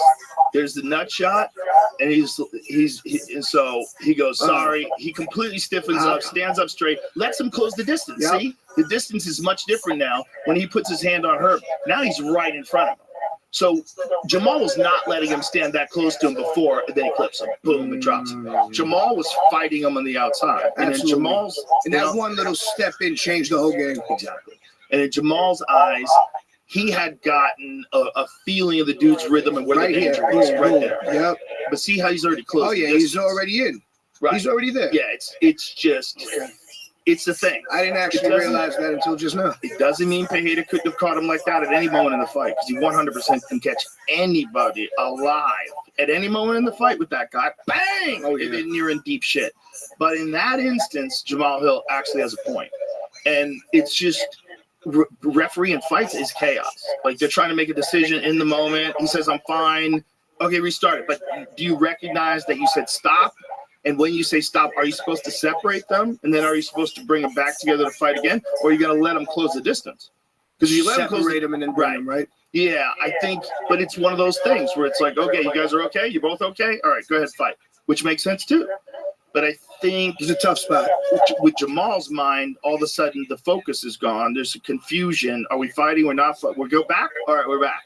You know, for sure. You can see that. Says, I'm sorry. I kicked you in the nuts. You good? Gives you a thumbs up. Gentlemen, stand straight up, relaxed posture, not looking like he's fighting at all. Alex is like, fuck you. Alex is like, fuck you. So it's like, it's Alex's job to say fuck you and close it. If he can get away with doing that, that's his job is to get a hold of you, right? And you're trying to not allow him to come at you and take angles and kick his legs and pick him apart on the outside and never let him get that close to you where he can clip you with one of them left hooks. And so that's how it happened. That shit's dangerous right there. That's a dangerous profession. Let me ask you this. Do these refs make any money? Is Herb Dean rich? I do not know. I have never asked. Are these dudes making any type of money? They got a lot of fucking pressure on them. They have a lot of pressure on them. They have a lot of pressure. They also don't have to really, like, answer for themselves also. But sometimes they do answer for themselves. Like if there's a question or it's like something really, like, egregious. Yeah, there was one this weekend. Jared Cannonier and Nasruddin Imamov. Mm-hmm. Yeah, and the fight was stopped. And Jason Herzog, who's the referee, is a really good referee. Really good referee. Fucking excellent referee. Mm-hmm. I just think he made a mistake. I think sometimes guys make mistakes. And maybe he thought Jared was out. And maybe he thought he was out on his feet. And he was seeing that he's going to get hit again. And then when he makes the call, all of a sudden Jared recovers. It happens. Don't you get flash knocked out and then you recover as he's breaking it up, you understand what's happening. You're like, no. And in his mind, he might have thought that Jared had gotten to the point of helplessness and he was going to separate and Jared was going to crumble, which could happen. He could have just crumbled. Could have just fell apart. But he definitely didn't. So when he stopped it, Jared was like, what the fuck are you doing? Like, I'm okay. I can still move. I can get this guy back. He's going to run out of gas. Like, this is part of fighting. It's like tough ones out there. It's part of fighting because guys have moments in a fight where they turn on the gas and then sometimes the guys come back from that. For sure. Like, I'm sure you've seen Mickey Ward and Arturo Gatti. Right? Many times. Perfect example. Those fights are crazy, man. Mickey Ward is putting it on Arturo Gatti. Just put it on. Drops him with a liver shot. Who always took fucking damage. Yes. He got battered a lot. They both did. Yeah. And in those fights, oh my God. Legendary fights. God. But those fights, like, you could have come close to stopping that a couple of times if you were like an overzealous referee. But then there wouldn't be these legendary fucking fights. Right. But then there's the other. But yeah, obviously now, I'm sure Mickey doesn't speak well. I don't know. I talked to him once. Said hi to him once. But does he not drool, but like does he have? He has like a draw. But some guys definitely do. Of course. Some guys get it real, like some guys get it. Like Joe Frazier in the end had it so bad. Evander got it. Does he have it now? He doesn't sound like he's over there.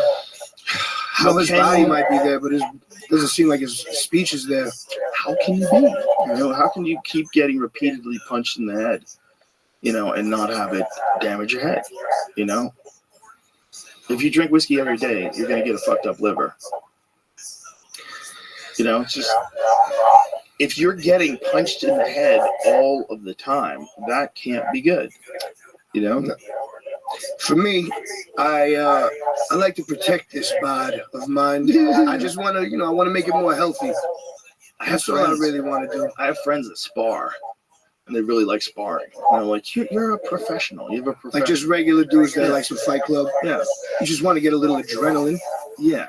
But they're sparring and they're 46. Getting punched in the face. Like, what are you doing? Don't do that. Bro, sometimes it takes a while to get those chops.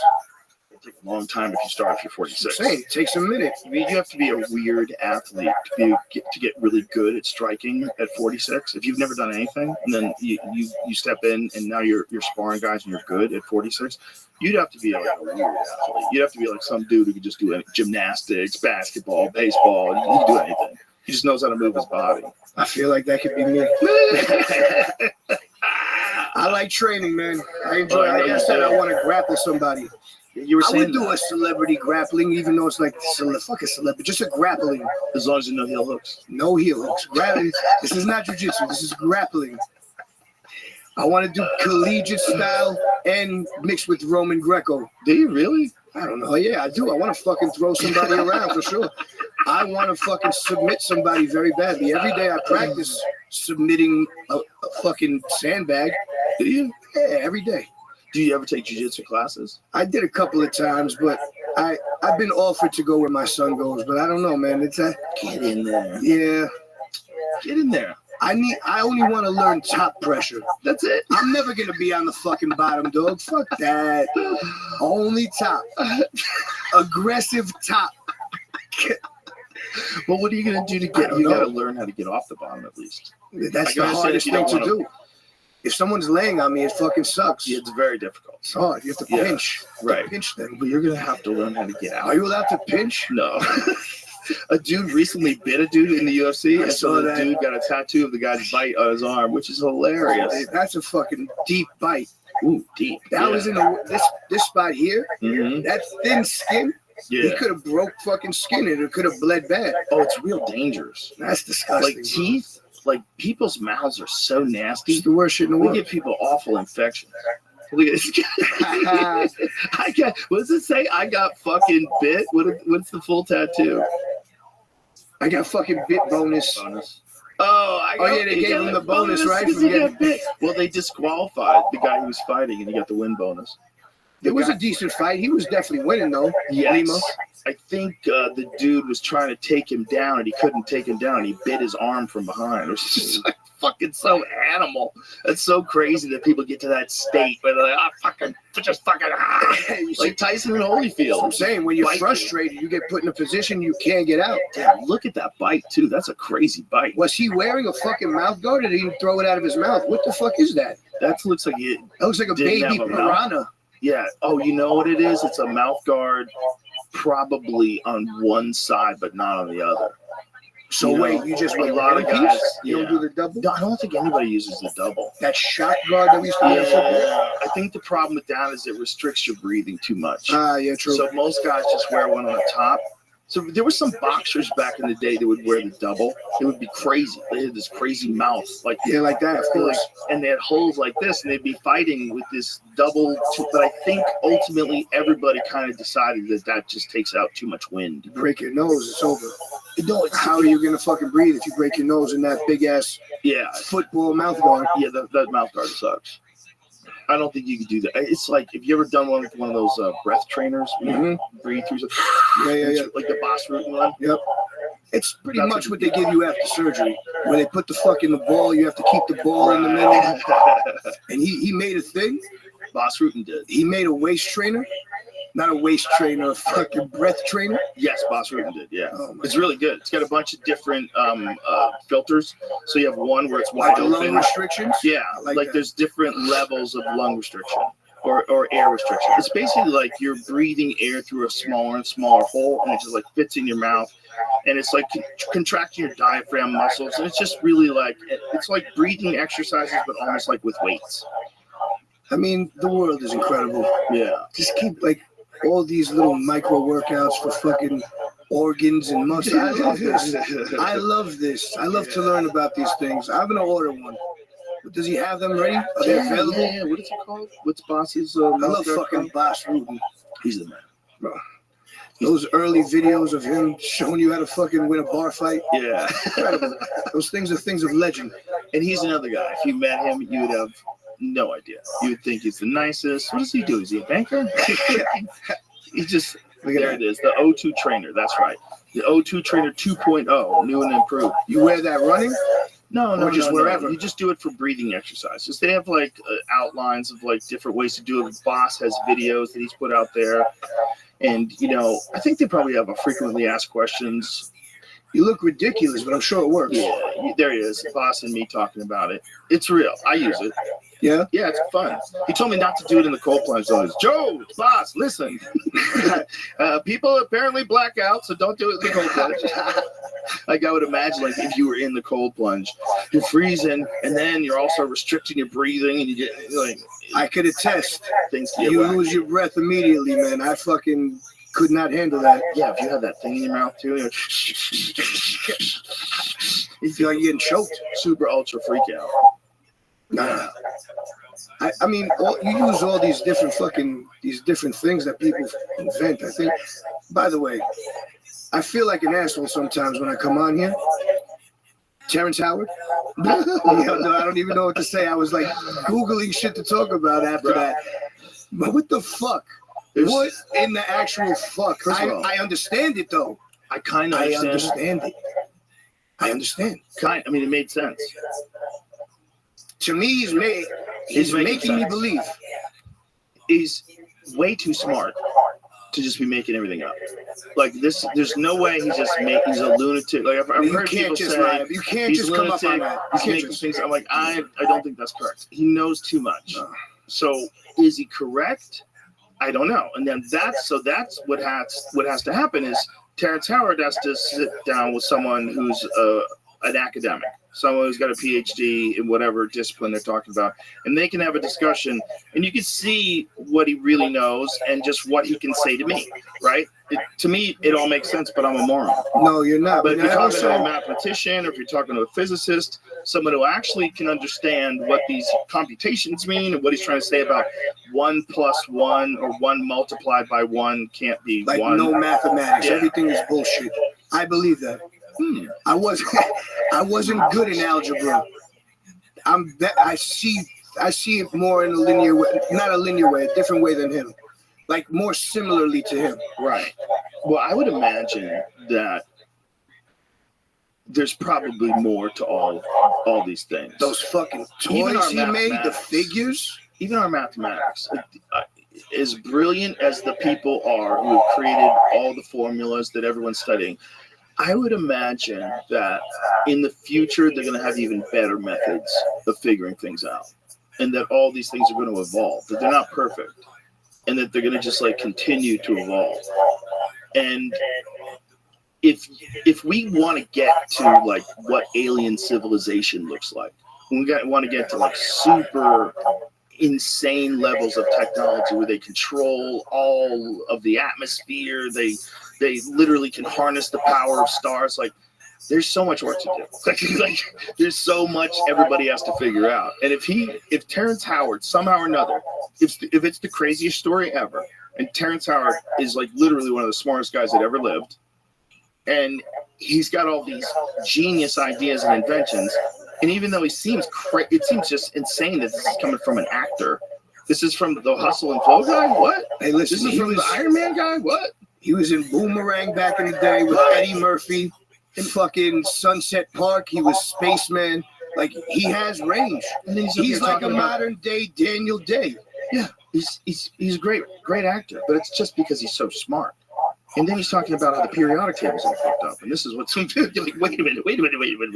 What are you doing? How can you do this? I understand because of music, I understand the way that I feel what he's saying. Yeah. Like, stop trying to uncover shit. Just all these little micro fucking bullshits. What do you mean? Like I said, I'm a fucking idiot. I'm trying to regurgitate what I heard.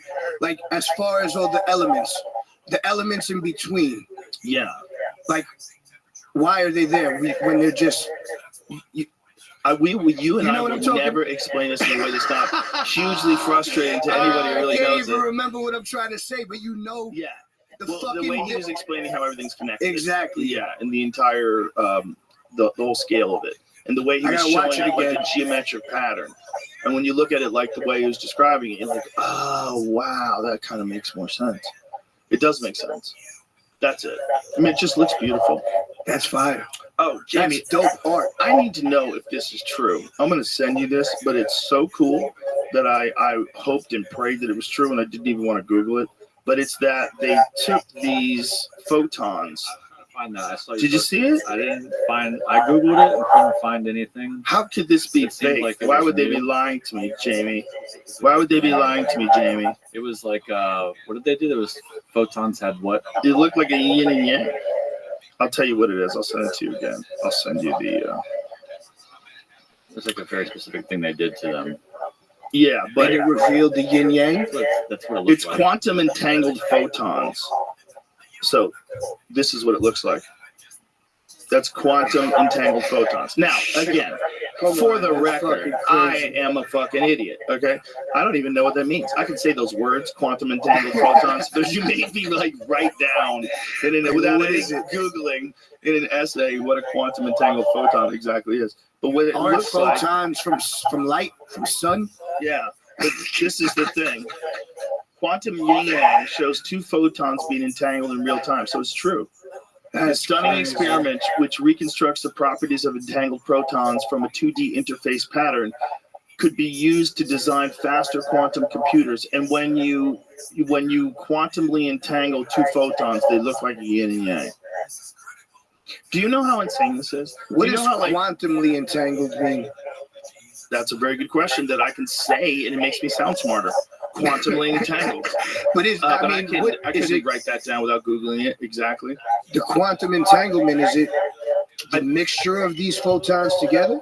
Well, I think what it is these particles are entangled in some way where they don't have to be in the same place and time, but they react to each other.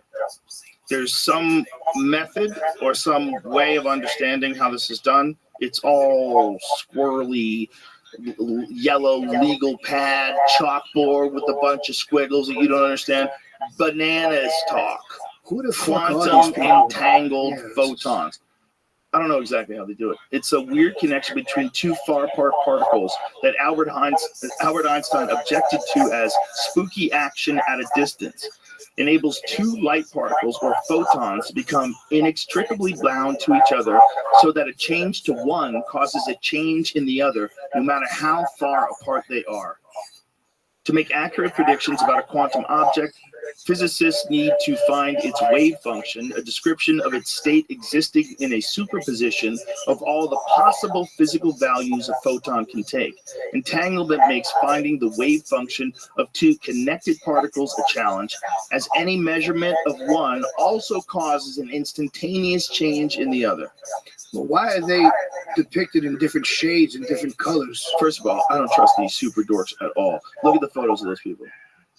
Yeah, I don't know, man. They're pretty young. Yeah, they're all too smart. I don't trust them. They're speaking gibberish. I need to see some old guys. Scientists, look at this. Scientists have used a first-of-its-kind technique to visualize two entangled light particles in real time, making them appear as a stunning quantum yin-yang symbol.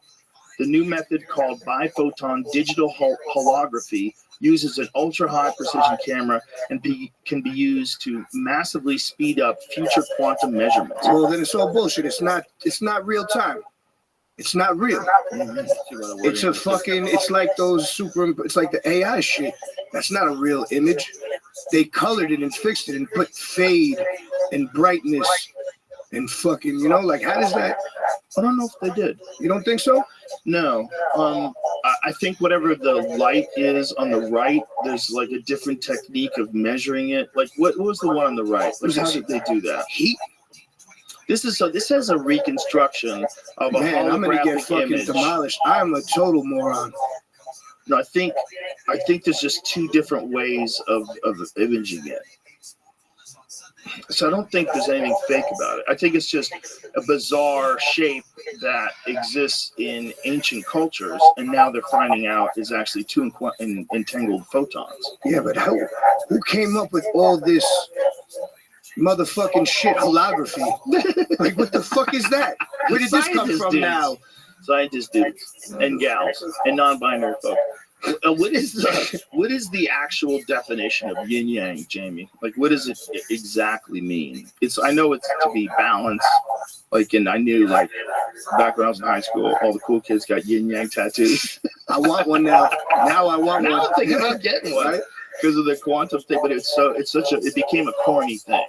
Like a yin yang became corny. Yeah, when I was young, it was like tribal. Mm-hmm. Now I want tribal or barbed wire around the bicep. Yeah, like old days. Like Pam Anderson. A lot of wrestlers had it. Okay, so what does it Buff mean? Bagwell. There's no meanings are popping up. There's not. I don't know about specific definition because you got to define the. Well, yin just and Google yang. that right there. People also ask. Go back and then what is the meaning of yin yang? Click on that. What does that say? I know it popped up. Oh, it's a video. Yeah, I can't just tell you. You just tell me, bitch. Write it down. What does it mean? It's a. You have to describe both, and then you have to describe them both together. It's like describing what is light and what is dark. It's a philosophy. It's an open-ended philosophy. This is one of the things that freaks me out about the current state of the world, is that we are at odds with China. And China has been around forever. They are so much more established. They've been around for 4,000 years, man. So many dynasties. They've been thriving economically for 4,000 years. They invented everything. China invented paper. They invented alcohol. They invented the mechanical clock. They invented gunpowder. They invented rockets. I mean, bro, when I fucking order my clothes to sell, I get it from there. They do it much fucking better and cheaper than here. You can buy good American stuff. Nah, but it's not the same. Well, when you outsource, hey, listen, I like America, but if you want to get it done right, you go to China. That's so ridiculous. That's so ridiculous. That is a crazy thing to say. But it is fucked up that somewhere we lost our way and we decided that it would be better for some people over here to get things paid for in a cheap manner, get cheap labor from a country where they let people work for like almost nothing and buy your shit from them and then sell it over here. But it's just short math, because like everybody's like, hey, do you know what the fuck the trickle down of that is? How about we just make less money, or we don't look at it in terms of like you're never going to end, it's never going to stop growing. How about just like maintain what we've got and make high quality stuff and keep all these jobs here? Like what's the economic downside of getting rid of thousands of jobs every time they close a plant? Thousands of jobs just to make a little bit more money, or even if it's a lot more money. Like, aren't you making money? Isn't it so successful that you can buy a new plant in Mexico? Like, what the fuck are we doing? People are fucking so short-sighted. Yeah, it's all money. You ever see Roger and Me? Mm-mm. It's Michael Moore's best documentary, I think. And it's the first one, too. I like Michael Moore a lot. And he was young. He's a good dude. I met him a couple times. I met him one time coming out of the fucking 23rd anniversary Jordan party. Fuck That's Delicious had just come on Vice. Yeah. And I walked out. He was in his limo. He came out. He goes, "Action, what's up? I've been in the hotel room all weekend watching Fuck That's Delicious. I love it." And this is outside the Jordan party. I just met Moses Malone and shit like that. It was fucking crazy. Yeah, that's cool. And this was early on. He gave me that props. That's nice. It meant a lot to me. The documentary is really good. It's really good. And it's really heartbreaking. It's about Flint, Michigan, when the auto factory pulled out. Bro, why he does these tear jerkers, man. This one's a really good one. He's showing you the real. This is the realest of the real, because this is where he's from. And he got to see all these people, just thousands of people, man, that were employed by the auto industry, just get those jobs removed and sent to Mexico. And they're fucked, man. No one has anything. No one has anything. There's just like nothing to do. It's not like you need to work harder. It's like, no, the industry's gone. There's no jobs. There's nothing to do there. The main thing in the town is now gone. The town just died. It's a ghost town now. Now everyone's fucked. And it happened like that. And it happened because people wanted to make more money. That's what's crazy. So they don't make Cadillac over there anymore? I don't know what they're doing now, because I know a lot of things have come back to Detroit. Like Detroit's kind of making a bit of a boom. Sam Talent just moved to Detroit. Shout out to Sam Talent. Hilarious comedian, if you don't know who he is. But they've got there's a lot of like businesses that are coming out of Detroit that are like proud about it, like Shinola, made in Detroit, American-made watches and leather bags. I stay in that hotel a lot. Oh, it's a good hotel, man. It is. They're legit. Shinola's legit. So like, there's a bunch of stuff happening there, but it used to be one of the richest cities in the world. Detroit in the you ever seen like videos of Detroit? It was fucking, that's where the players came from. It was Detroit players. Bro. That's where dressing like a player came from. Bro. Gators, all kinds of fucking outfits and gators. That's where it came from. Booming economy. Buffs, the Cartier lenses. Mm-hmm. It's like a whole thing. Motor City Hitman, Thomas Hearns. Come on, man. You don't think he wore Cartier lenses? 100%. And he wore gators. 100%. So that place was this thriving city. And then all of a sudden, the auto manufacturers pulled out. It just was, you just watched one of the great cities melt. Why? Because someone wanted to make more money. That is so crazy that people are willing to do that. It's so fucking crazy. Well, now I have to fucking rethink all my business models. Yeah. I work with Origin. Origin is a company in Maine. It's all American made. Everything. Threads. Everything. Cloth. Everything. All our hunting gear is made by Origin. All of it's made. They develop the pattern. They make it all. It's all. Everybody gets paid well. Great jobs. It's just like, it just feels better. I always say that about like iPhones. Like, make me an iPhone that you make in America. Just charge me more money. Can you do just to put a little US flag in the corner so I know I'm getting that one? And just charge me more money. Just charge me more money. It's like when you buy a pair of New Balance sneakers, the made in America ones are always the better quality stuff. You know you're getting quality when it says made in the US of A. Oh, but also, you're getting it from people that you have to adhere to laws, like labor laws. You don't have to adhere to those if you're buying them from third world countries. Of course. And so it's kind of weird that that's okay. And I understand the economics of it. I don't really, but I understand that I don't understand it. I understand it's not my place. But I get why everybody did it. But you got to look at what the cost of that is. It's so insane. Someone was explaining to me that there's some African countries that get free clothes from the United States. So like they'll donate like free clothes, like a bunch of companies, and they get together and donate free clothes, which seems great, right? But a lot of these developing countries have people making clothes. And then all of a sudden, a bunch of free clothes get dropped off. And they're like, hey, what the fuck? Like, we're now, I'm not going to sell any fucking clothes. Now you literally can't get by making clothes because they're giving away free clothes. And giving away free clothes is like a part of their whole charitable organization, like to make everybody feel great. Yeah, but they don't need to be doing that. But you could, in fact, cripple a growing economy by giving people free clothes. I was Give them food. I would have never thought that. I would have never thought that giving someone free clothes could ever be bad. But it could be bad if they're actually starting to develop an economy, or they have a thriving economy and somebody makes clothes there, and all of a sudden, we think we should give them free clothes. That's going to fix everything and make us feel better. I'll tell you this, in every fucking third world country I've been to, they got fucking Lionel Messi jerseys. They got Vinny Jr. jerseys. They got all kinds of sports jerseys. They're not wearing any. They're wearing fucking jerseys. And all kinds of sports clothing. Interesting. That's the cool shit. Always. Young kids always got the fucking soccer jerseys on, or just like a team shirt. See Yankee shirts. That's always been the case, though, always. Right? Come on. Yeah. I mean, to this day, my wardrobe is jerseys. That's all I like wearing. That's all I like wearing. Is that a Patrick Ewing? Yeah, Patrick Ewing. I wore this jersey in like 30 countries around. I never take it off. It's like I'm fucking Pat. I should put the knee braces on. It makes you feel casual. It really does. It makes me feel casual. It also makes me feel like, you know where the fuck I'm from. Yeah. I'm wearing it on my chest, bro. Exactly, right? Nobody's going to mistake you for a Georgia boy. Oh, no. Hey, Miami will come alligator. Yeah, you're not going to fucking think that. No. That's for sure. No, not at all. I was listening to...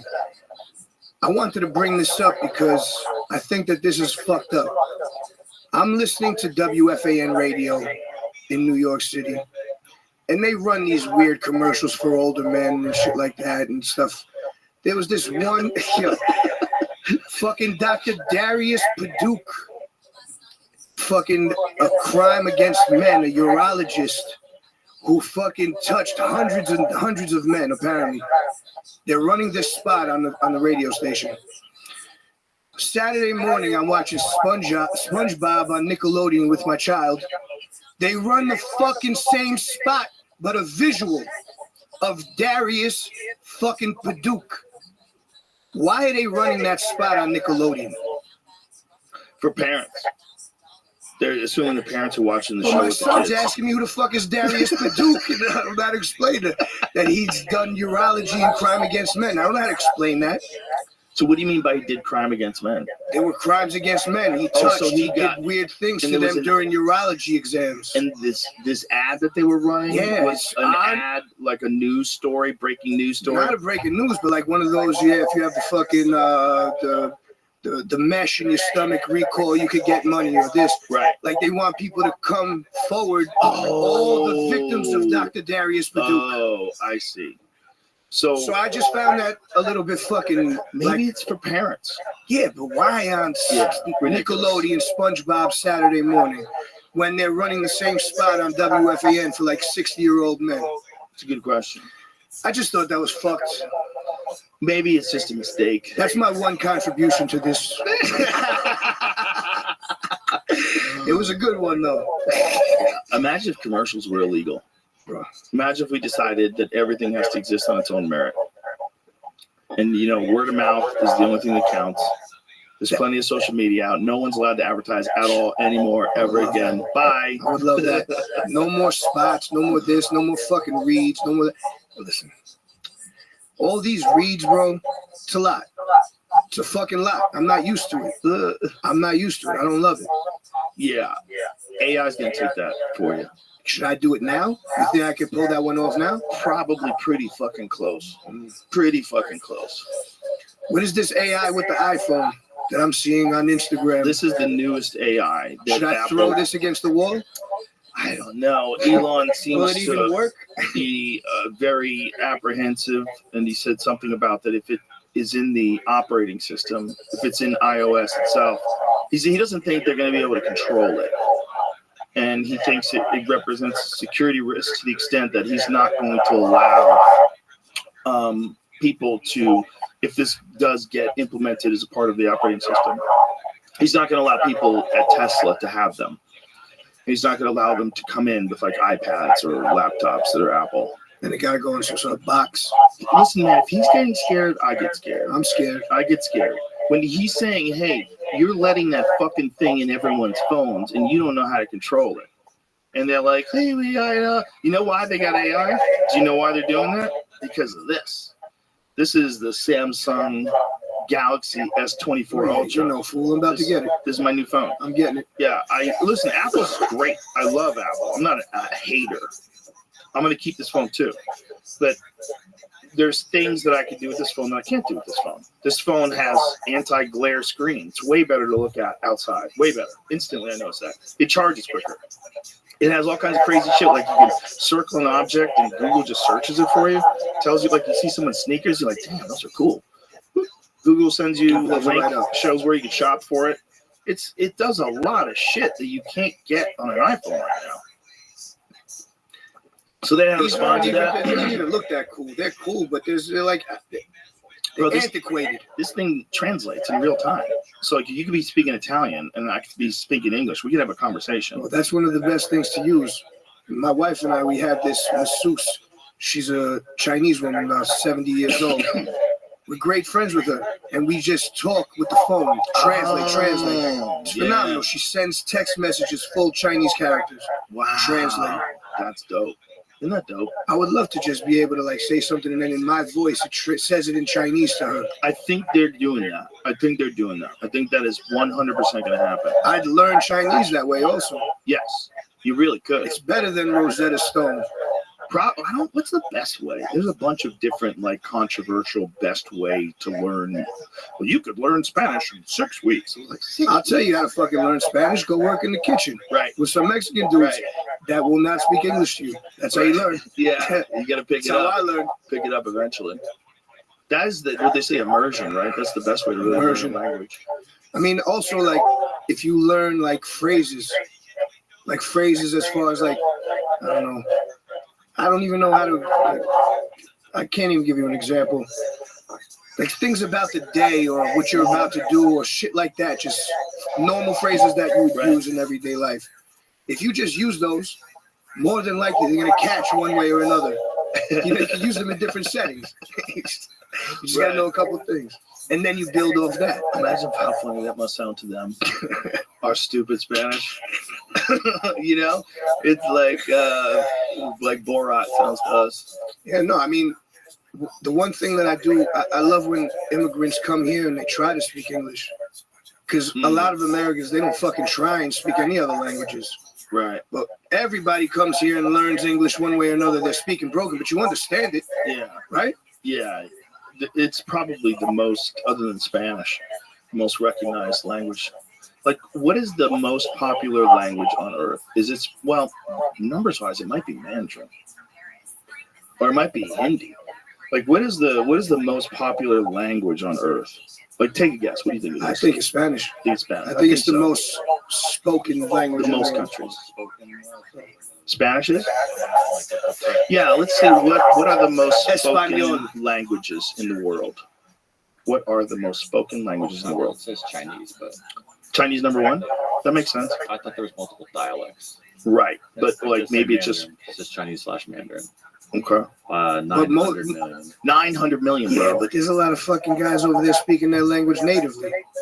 I don't know if it, I've never met a white guy that can speak it perfectly or a black guy that can speak it perfectly. I've met a few people that know Mandarin. A couple. Yeah. A couple. Very strange. But who knows Cantonese? John Cena. Fuck out of here. Fucking John Cena doesn't know Cantonese. Are you kidding me? He knows Mandarin. What? It says English is number one. What? One of them says English is number one? It depends on what you're talking about. But that only says 1.552 million. Oh, wow. Oh, 1,452,000,000. That was the best answer I've ever heard in my life. A lot of Chinese people might know English because of the internet. Oh. Like, we don't. I don't know. Main language versus a couple words in your own conversation. Interesting.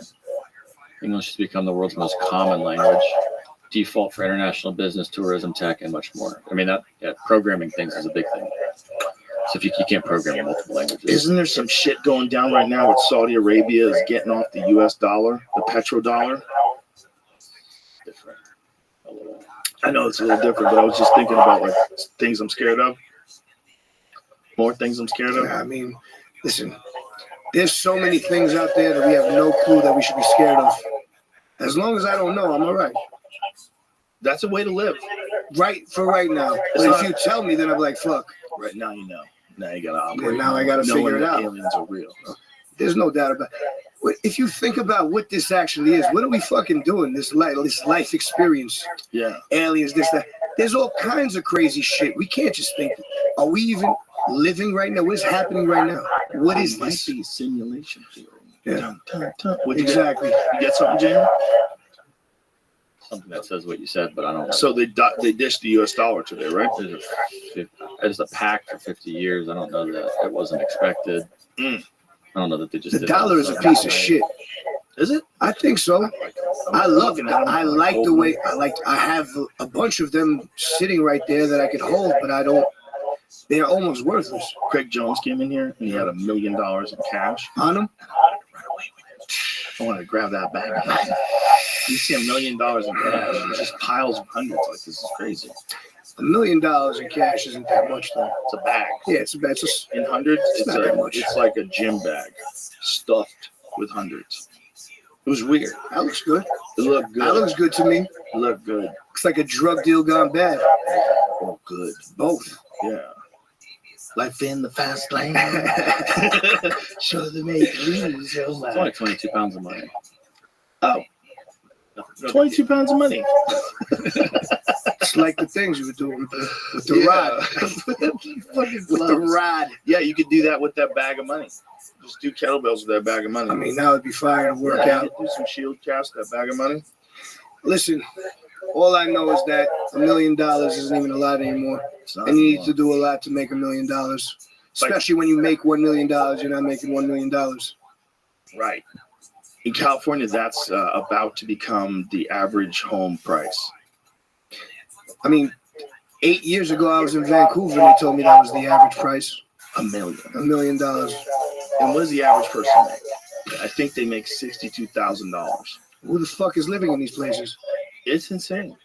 The average home being $1 million, like everyone's in debt. And then you've got companies that are buying up houses just so they can lease them out to people and make money leasing them. I mean, bro, look at New York City. I'm over here looking for a house. I'm competing with brokers and like big people who want to put buildings where these old homes used to be. Right.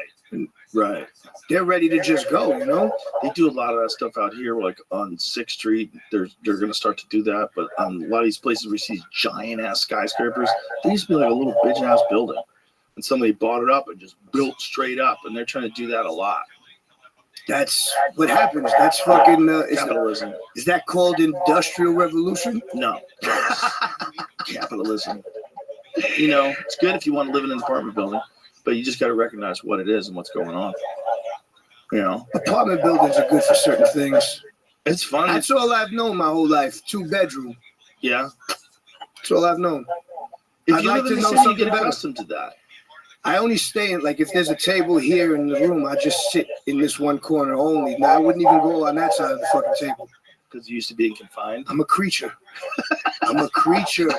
Just leave me in the corner as a creature. That's it. I don't need space. I'm like a little baby veal. Just like to huddle up in the den. I do, with my fucking pipe, huffing, watching MMA talk. Constant like Chael Sonnen talking crazy. How do you think you would live if you lived like in a place with like a lot of land, quiet nights? Do you think you'd be missing it? I would have to have some sort of live entertainment. I love live entertainment. Something near you can go see? Either that or just like something exciting at the house. Mm-hmm. Like a band. I would bring sick musicians to the home. Mm. You know, all these different jazz and funk fusion bands and these old school bands that I love, I would bring them all.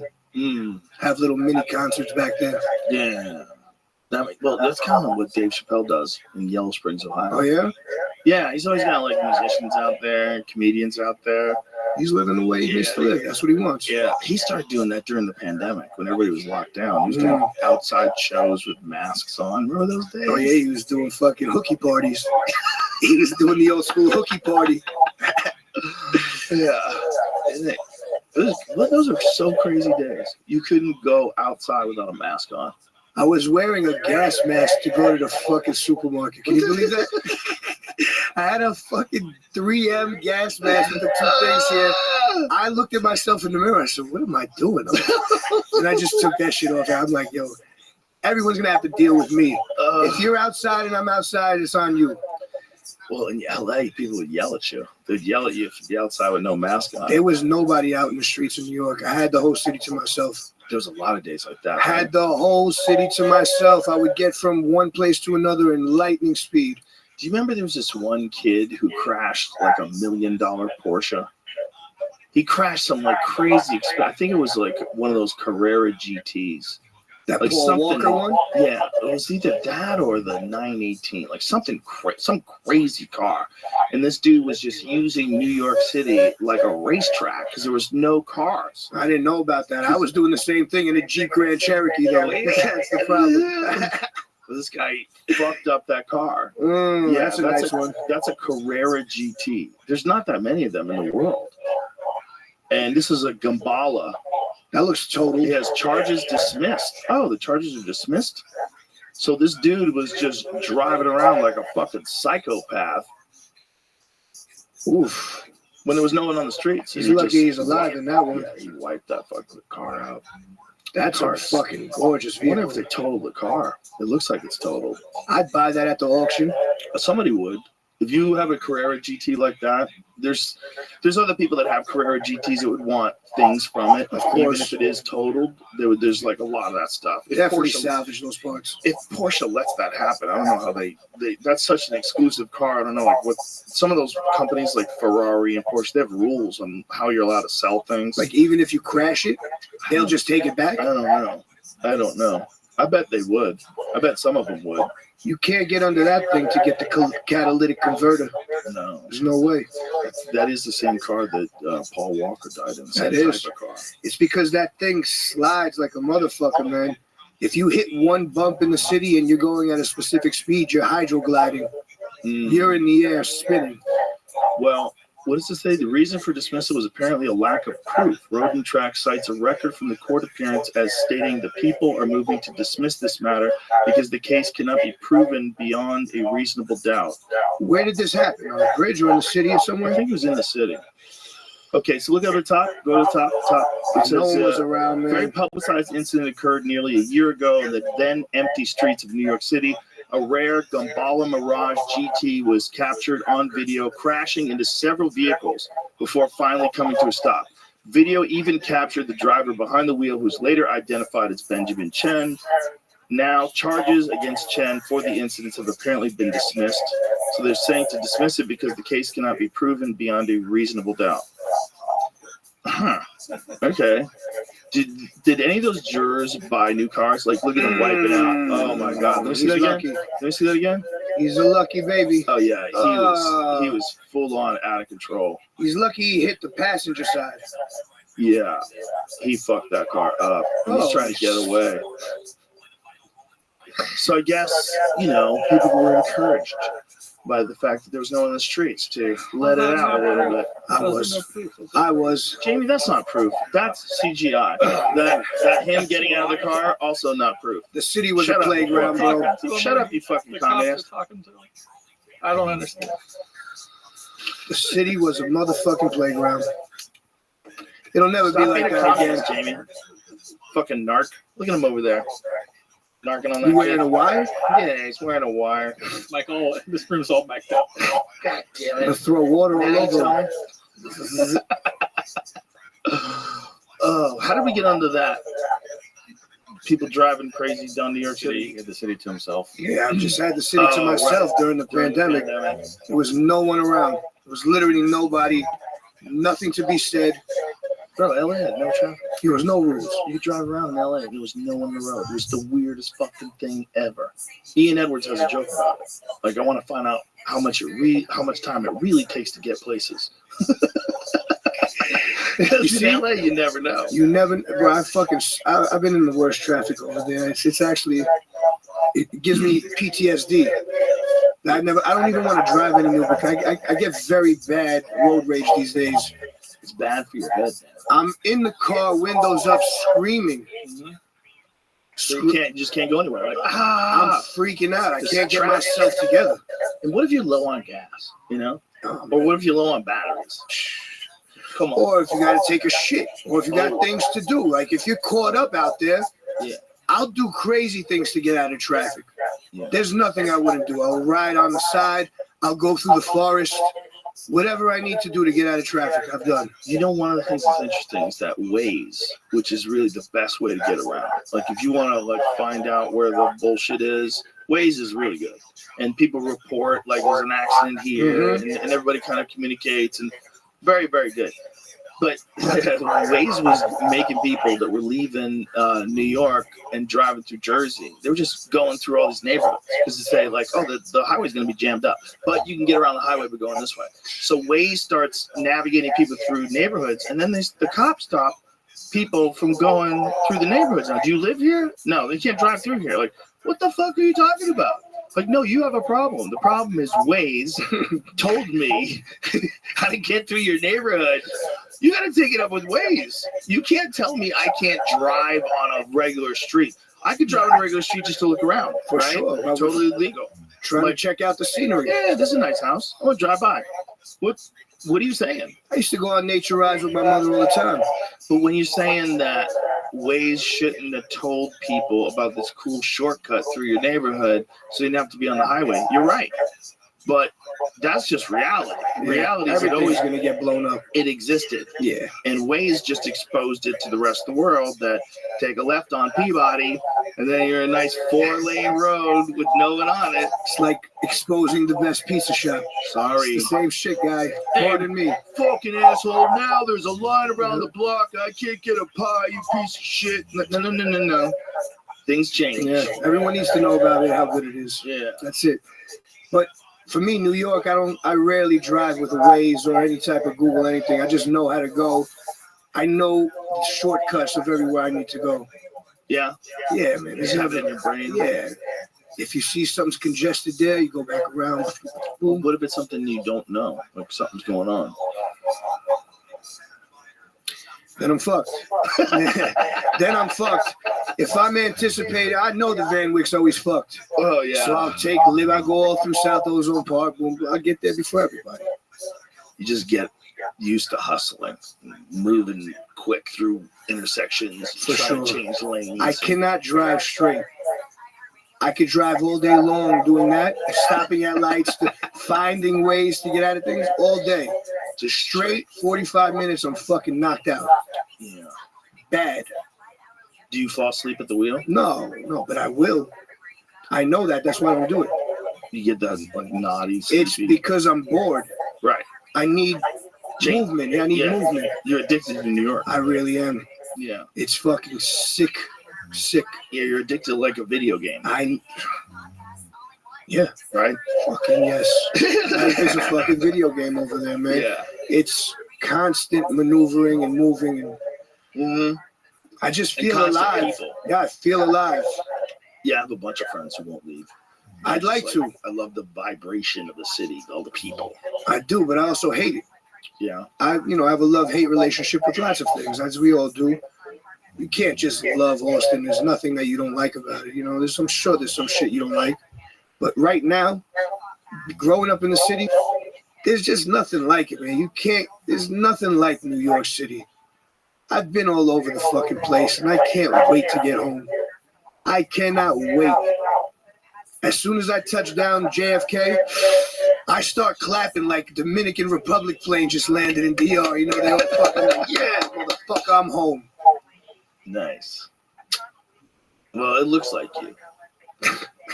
You know what I'm saying? Like you belong there. Like that makes sense. Yeah, I'm a city boy.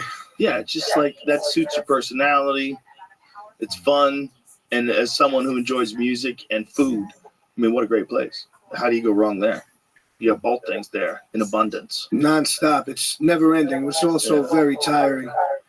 You saw today how we got demolished with that Egyptian barbecue, right? And imagine that was just me there sitting and being expected to eat all that, as usual. While he was stacking on the tray, I'm like, surely there's other people eating with us.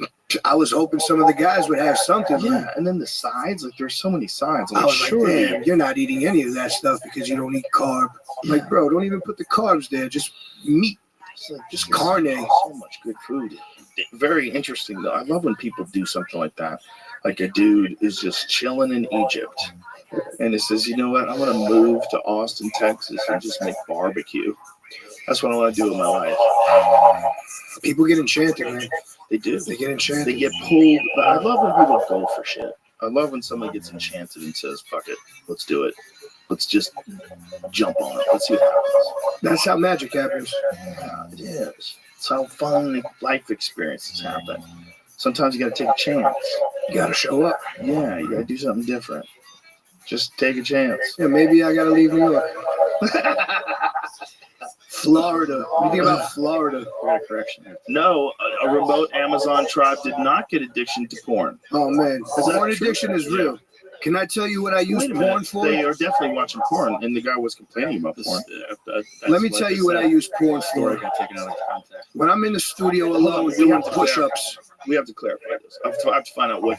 We'll get to your studio doing push-ups, but this is something that we actually talked about, so I want to find out what we were wrong about. A guy wrote a story about his trip there, and someone took a quote he got from one of the people there that said that some of the boys were sharing pornography in WhatsApp, and then that took off to say like they're all addicted to porn.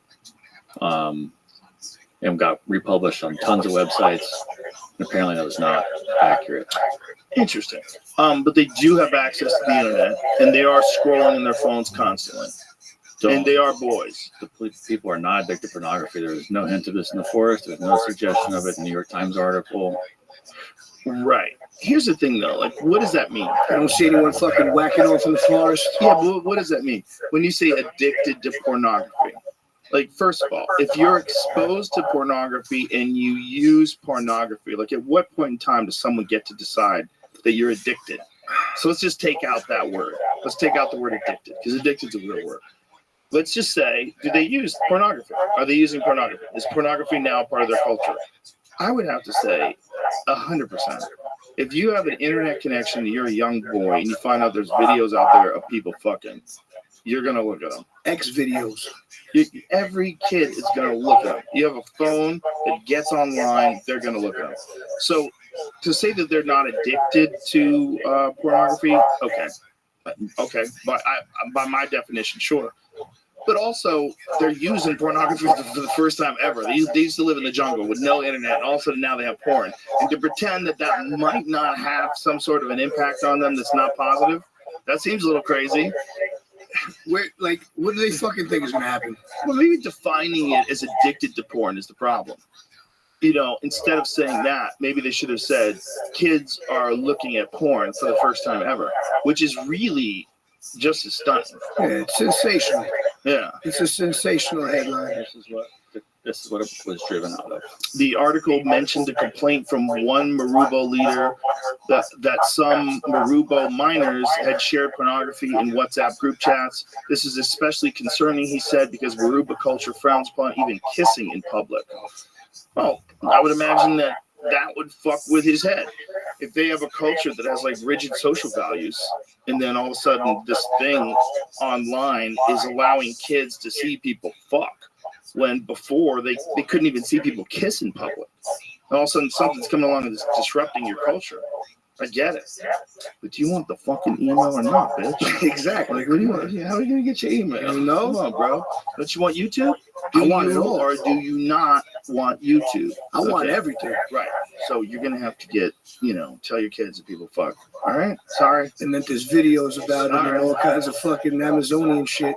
Imagine how hard ass is their culture. You can't even kiss in public. Do that shit so You can't even hug or touch or fucking look at each other.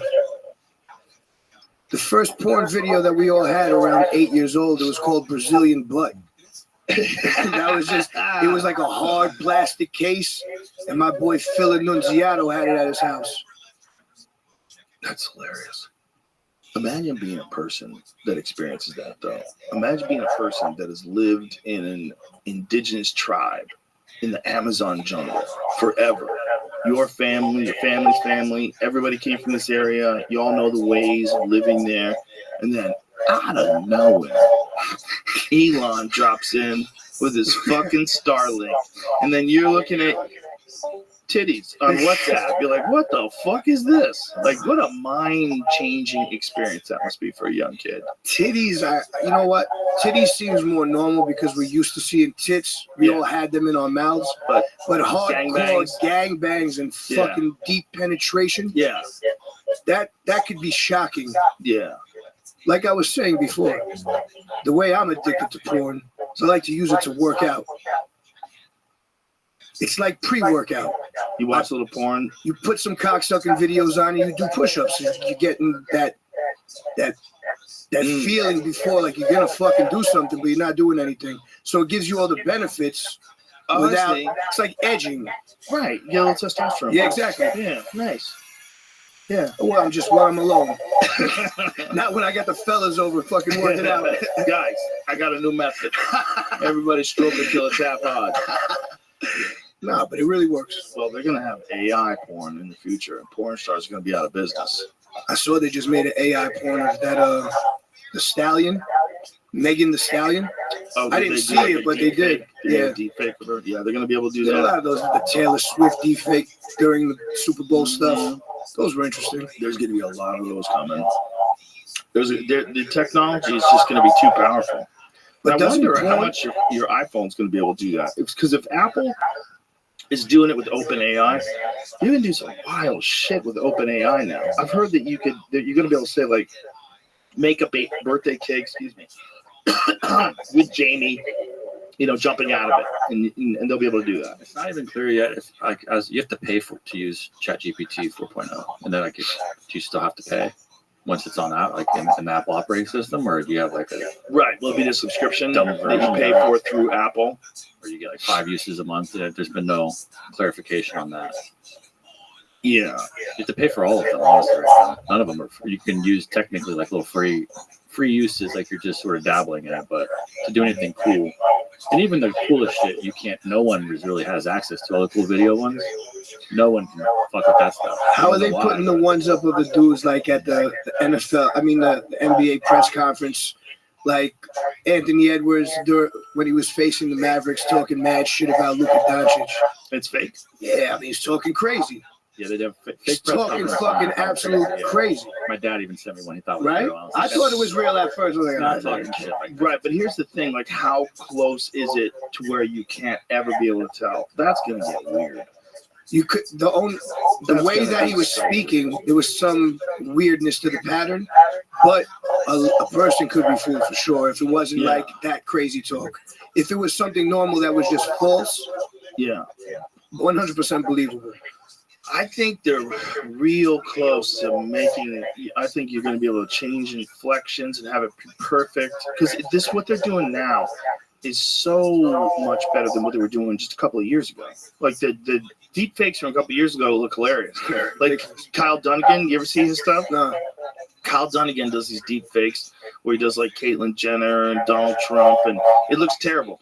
But that's part of the funny is that he's got these fucking squiggly things over his face. It looks like shit, but it's like cartoonish. It's almost like watching South Park. I love that. Like South Park's funnier because it doesn't even look remotely realistic. Like the face doesn't move, but the body moves. Yeah, well, his face swaps are hilarious because they look. Pull up one of them just so you can see it, because it looks so fake that it like comforts you. It doesn't creep you out. Like, it doesn't look exactly like Caitlyn Jenner. I did a weird deep fake video for a song called Latin Grammys where I superimposed my face on Vera Magnussen's face. And it was like the 94 strongman. I was just, what the fuck? Oh, yeah, that's crazy. Hey, guess what? Caitlin's preggers too. Yeah, baby. I remember this was a couple years ago, right? Yeah. I remember when this came out. Babies can breathe in the womb. Yeah. Babies can breathe in the womb. Do you have a womb? Oh, shit. Man, I guess it's dead. I better go plop this thing out before I get septic shock. Oh my God. Yeah. Your lip gloss is on fleek. It's Kylie's. Shut. Yeah, isn't it nice?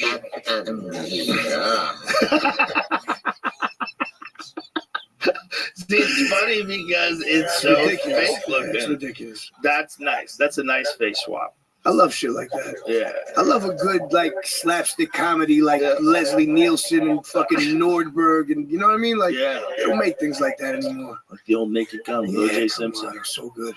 Yeah, O.J. Simpson was in a comedy. Oh my God, he was fucking phenomenal in that movie. He got killed in every kind of way that you can. Nordberg, bro, he gets like he gets shot by the sheik, then his foot goes on fire, then he hits his head on something. It's like non-stop comedy. Leslie Nielsen was one of those dudes that just could do no wrong. What a man. One of my favorites. Fun fucking movies. What was he in? One of those Stephen King? You know, what are those Stephen King's? Well, he had that one compilation, like a comic book. Was it Tales from the Crypt? Tales from the Hood. No, that was a copy of that. That was like a scary. Tales from the Hood was crazy. I think it's Tales from the Crypt, right? Was Leslie Nielsen in that? I remember seeing Tales from the Crypt in the movie theater. Dude. HBO shit. I think he was in it. Wasn't he in Tales from the Crypt? He was in Dracula. Like a weird version of Dracula. No way. He was Dracula? He was. Creep Show. That's what it is. Not Tales from the Crypt. Creep Show. Creepshow was a Stephen King adaptation, and he was in it. It was like a bunch of cool stories. One of them was a guy had like a monster under his stairs. And this dude like opened the stair and the monster ate him. It's like what? Like what am I watching there? They were fun. I love those little old school fucking old school scary movies. Oh yeah, he buried Ted Danson up to his. I think he drugged him and then buried him up to his head and left him there in the sand. And the tide was going to come and wash him away. And This was a serious movie? No, it was a horror movie, but not funny. No, not funny. I mean, kind of funny, but he wasn't being a funny guy in that movie. He was being an asshole. He was killing some dude. And then the dude, spoiler alert, comes gets him. He digs himself out. Ted Danson. They're not specific. Ted Danson's an underrated actor also. Pretty good movie. I love a good, stupid, scary movie. Just kind of dumb, but scary, fun. Like the comedies that he did. Oh, Naked Gun, I mean, Airplane's a classic. Of course, Spy Hard, Jack. Dracula. Here it is. Dead and Loving It. That's a fun. But all those like Mel Brooks movies, History of the World, all that shit.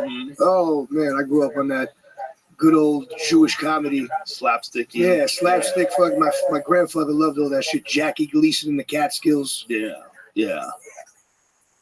It's interesting when you watch like comedy movies now are scarce.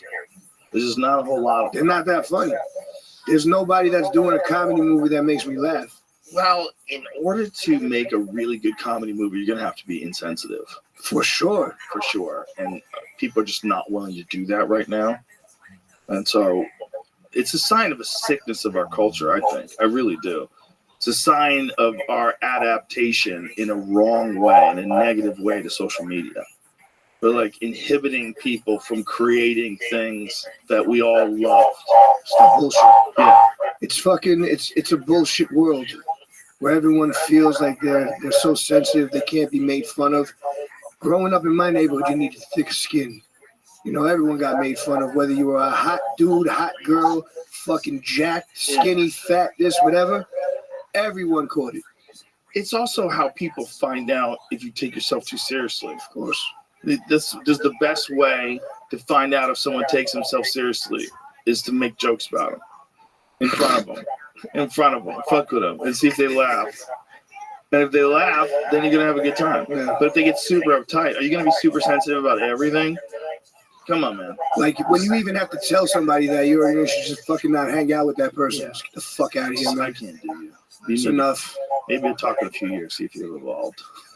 Tell them to fucking take some drugs. Yeah, open it up. What would you recommend? Something like that. The thing that people seem the most open to is hitting the DMT pen. You know? It seems like they're vaping. Yeah, exactly. The pen makes everything better. You can fucking put anything in the pen and they'll hit it. It's official. It's in the pen. Exactly. It's It's like a cartridge. Freebase. Oh, It's no. a glass dick. It's freebasing as a motherfucker. It's electric freebase, which is pretty next level. But I think that's an entry level DMT pen. Hit it once or twice, feel a little buzz, you know. Dip your toes in. Dip your toe. But if you're gonna go, you gotta go. Yeah. You gotta go. Gotta go. Bye-bye. Bye-bye. Yeah. And that should be legal. They should be able to do that in clinically approved places where people who know how to take care of people are there, pay money to do it, helps the economy, everybody gets tax money. Yay. Stop turning people into babies. Stop allowing grown adults to tell you, and stop being a grown adult that wants to tell another grown adult how to do something that's definitely not going to kill them. It's probably safer than 99% of the things they're going to do. Yeah. In terms of like alcohol, cigarettes, opiates.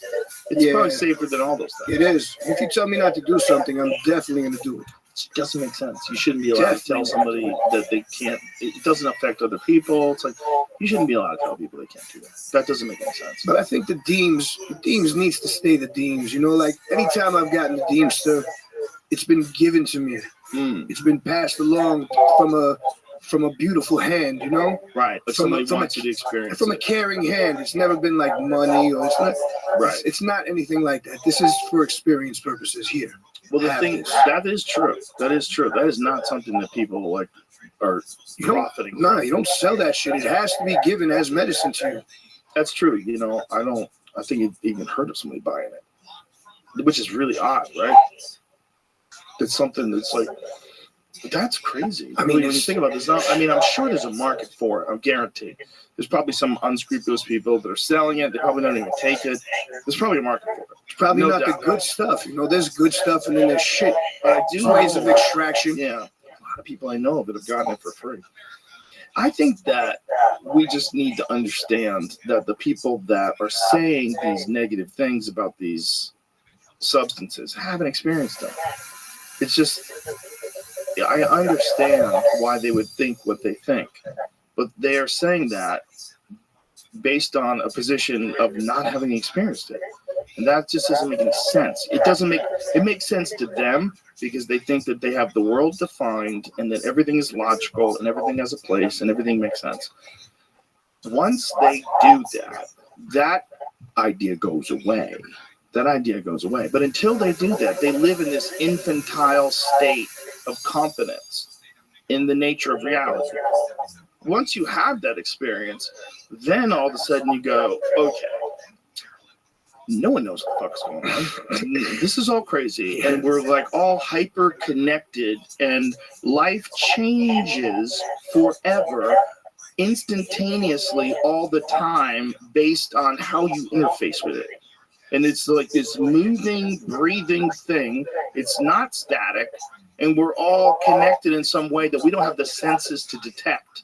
And you don't get it until you flood your brain with a naturally occurring neurochemical, this neurotransmitter, this whatever, what's the technical term for what DMT is, whatever it is, the psychedelic compound that you have, that your own brain makes. And when you get it, then, and you get it while you're sleeping, you get it in your dreams, which is even nuttier. That's the root of our dreams, probably. That's the number one theory.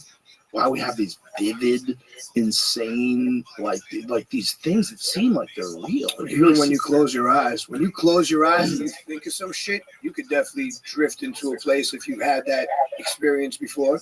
Yeah. Imagine if every time you sleep, your consciousness actually does go somewhere else. What if you have a whole nother life that operates in a different sort of time realm? Like whatever 8 hours is to you while you're sleeping, it's different. But it's your consciousness. Your consciousness leaves your body, leaves the dimension, and in 8 hours of our time returns.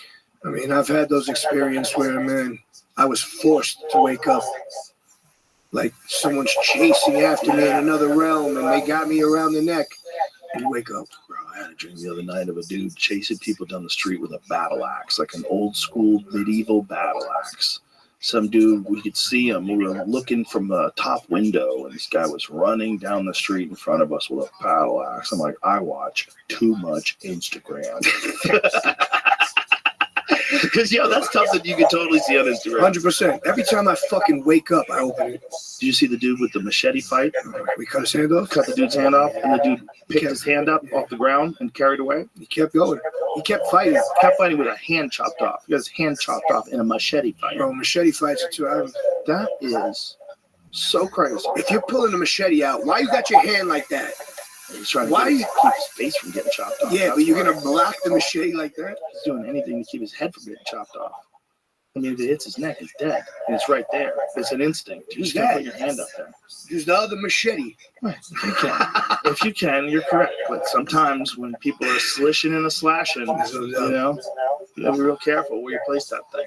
I've done some of that, those weird knife fighting, like you get stabbed in fucking 500 different ways coming down. Yeah. I'm like, man, I'll never fucking be able to block any of this shit. You're cutting, you're fucking death by a little fucking million paper cuts. But if somebody knows how to do it, you're in real trouble. Yeah. It's such a beautiful thing, too. To know, I want to know that. Well, not slicing well, not just, slice and dice. Yeah, exactly. Yeah, get in there. The knife. It looks cool. like fucking Steven Seagal. The only weapons I learned were the useless ones, like nunchucks. I got good at that. I love nunchucks, man. I'll bring them backstage before the show and just fucking get them going. They're still fun. Yeah. I mean, I used to carry nunchucks on me back in the day in my shorts. Oh, yeah. I was 10 years old. I had the nunchucks outside. Yeah, we all did. Yeah, a lot of kids had nunchucks back then. Ninja stars. Oh, yeah. Bro, 42nd Street in Times Square, there was a karate store. Straight up karate store.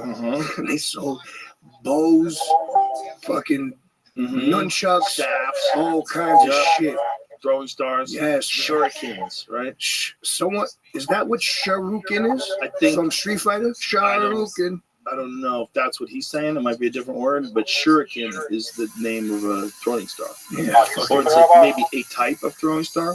Maybe there's more than one. So the dudes that made me those hammers, those medieval hammers I swing, yeah, they sent me 2 Batman stars. Like the new symbol of Batman. It's like crazy insignia. And you just throw them? I'm fucking throwing them at every cardboard box I have in the studio. Oh my God. It's sick. I fucking broke things already. When I was a kid, we always had throwing stars. We'd throw them at trees. You thought you were cool. You would stick to the tree. Ooh, so much fucking fun, man. Doing shit like that is fun. But it's crazy. You could just buy those. You could basically buy a throwing knife. And one that's easy to throw. You know, you can buy them anywhere. The throwing stars are easy to throw. If you're good at frisbee, you'd be very good at that fucking throwing knife. Or you could go to fucking Home Depot and get a saw blade replacement. Yeah. Oh, yeah. You could fuck somebody up with a saw blade. Ugh. With the replacement, though. I saw a movie a video where a saw blade broke off and slammed into this house right next to where this dude was standing. Well, like the concrete saw blades? Like those ones that like do the something street? broke off and it went skittering across the street and slammed into the house right next to where this dude was standing just a second ago. Yeah. You've seen it? You seen it? I can't look at Twitter. I can't watch this shit. So the guy goes inside the building and then look at this blade. Oh, no. Watch this. Look how crazy this is. As he walks in? Yeah, look. Oh, my God. I mean, that is fucking bonkers, man. That thing is stuck into the wall. That would have fucking took his legs off. 100%. Look how deep it went into the wall. That had some serious force behind it, man. Where the fuck did that come from? Good question. Demons. That's the only question. That's the only answer is demons. If demons are just causing little car accidents every now and then, just tripping your car. Angels in the outfield. Remember when fucking Danny Glover, they were helping him fucking catch the ball? California Angels? Imagine Angels. They don't have any time for the homeless. They're fixing baseball games. How dumb is it to think that the Angels are going to help you with a baseball game? They don't make movies like that anymore. It's a good fucking movie. I've been talking to a lot of people over the last few months, which is maybe not a good time for the direction my life's going. But I've been talking to a lot of people over the last few months that think that aliens are angels and devils. And that's like when you're hearing about like all those stories in the Bible about fallen angels and devils, like these people think that they were referring to aliens. That fell from the sky? No, it's just the term, the way they're phrasing it is like fallen angel, meaning like Satan, and that there's good angels and bad angels, there's demons and angels. What these people believe, and I don't necessarily agree with it, nor do I even understand enough that I can argue against it, but they believe that all these stories are really referencing a spiritual force that's always here all the time and sometimes exists in the physical form. And it might be existing as these things that we keep looking for, like aliens and UFOs. And they might be doing that maybe even to comfort us, or maybe to be more plausible, or maybe to hide the true nature of what they are. So it will present as if it's from another planet. But really what it is some sort of interdimensional spiritual being that may or may not be evil. It might be good, it might be evil, and there might be a bunch of different kinds out there in the world. But that these stories from like the ancient Hindu texts, and Billy Carson talks a lot about that, and a bunch of other people talk about these different stories from these ancient texts that have people either interacting with sky people or someone coming from the sky and interacting with them. And they think that a lot of these things might be talking about the same thing. And that these aliens that people are encountering, there's some sort of an interdimensional being that has essentially always been here. I'll tell you who it is. Who's fucking John Travolta from that movie? You ever seen that movie where he's the angel? Whatever. He's a fucking angel. Now he has crazy hair. Dreadlocks. No, this is a different John Travolta movie. Michael. Yeah. When he's named Michael. Bro, the hair is nuts. Look at this. Aliens might be living among us disguised as humans or in a base inside the moon, according to a new Harvard study. Yo, when there's Harvard studies is saying there might be a base inside the moon. How wild are things right now? God. This is so crazy. But none of this is, it's not really that like shocking. Right. It's not that shocking. Once you have knowledge of the other realm, nothing's impossible. No. Nothing in this life is impossible or fucking shocking anymore. Well, it's still shocking. It's shocking, exciting, slightly, but like space is insane. This is way less insane than what we know about space. Space and water. The deep sea is something that's fucking as crazy as this to me. As crazy and undiscovered. It's fucking nuts. There is an end. It stops. But does it really? I think it does. But the thing is, like, they don't know what the fuck is down there. They're always finding a bunch of new cool fish. That Mariana Trench. Let me see what it says. The researchers have investigated so-called cryptoterrestrials. These could be disguising themselves as humans to fit in, may come from Earth's future, or might have descended from intelligent dinosaurs. This guy's from Harvard. This guy got all the mushrooms. They're probably doing a Harvard mushroom study, and this dude just stole the stock. Honestly, look, the study was just to come up with an answer. Like, give us some fucking answer. The study was to create an offer. The study was created to offer an alternative, unconventional explanation for UAP sightings, and to hypothesize what they might mean, and the possibility that UAP may involve forms of non-human intelligence that are already present in Earth's environment in some sense, that exists alongside us in distinct stealth. See, that could be if it's here, but in a base. But I think that our idea about like a base on the moon or a base on Mars, we're basing, no pun intended, this on the idea that you have to go there to get there. Like, if these things can travel from other dimensions, they probably don't need a base. Like, they probably don't have a base. You don't need a fucking base. We need a base for it. If they are some sort of a spiritual being that's coming here from another dimension, and they're not necessarily coming here from another planet, they probably don't need your stupid base. And if they're coming here from another planet and they just instantly arrive, like, why do we think they need a base? Do they need a base to do that? Like, who wants to have a base on the moon? Fuck that. Fuck your moon. If I can go from Orion or whatever star system they're from, and Alpha Centauri or wherever the fuck they're from, I can go there to Earth instantaneously. Why do I want to stay in the moon? It's boring on the moon. Yeah. There's nothing there. Right. If I'm going to go to Vegas, am I going to stop in Barstow and get a hotel room? Or in Reno? Yeah, get the fuck out of here. You're not going to Reno. I'm going straight through.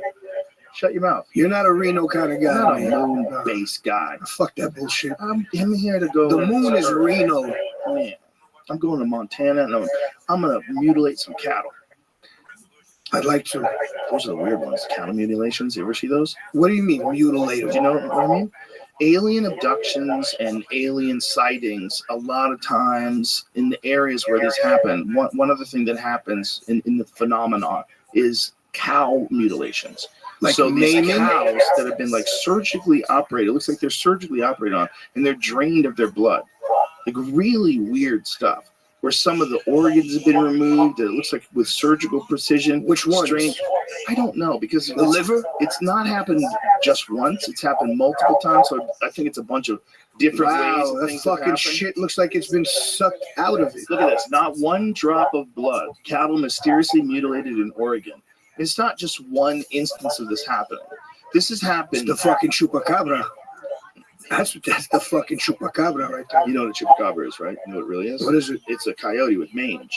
Oh, is it? Yeah, probably. Or a bobcat with mange. What the fuck is mange? Mange is a disease that makes animals lose their fur. And So it's like just like this horrible, alopecia. yeah, with this horrible, like cracked, fucked up skin because their skin is not used to be in the sun. Yeah. It's supposed to be protected by all that fur. Skin's all dried and cracked up. I had a friend who had a chicken coop, and their chicken coop got attacked by a bobcat. They got like a security photo of it, and this thing looked like a demon. It was fucked up. It was a bobcat with mange, and it's like half of its fur was missing. It was like so hungry that it's breaking into the chicken coop. It looks so creepy. So that's what it is.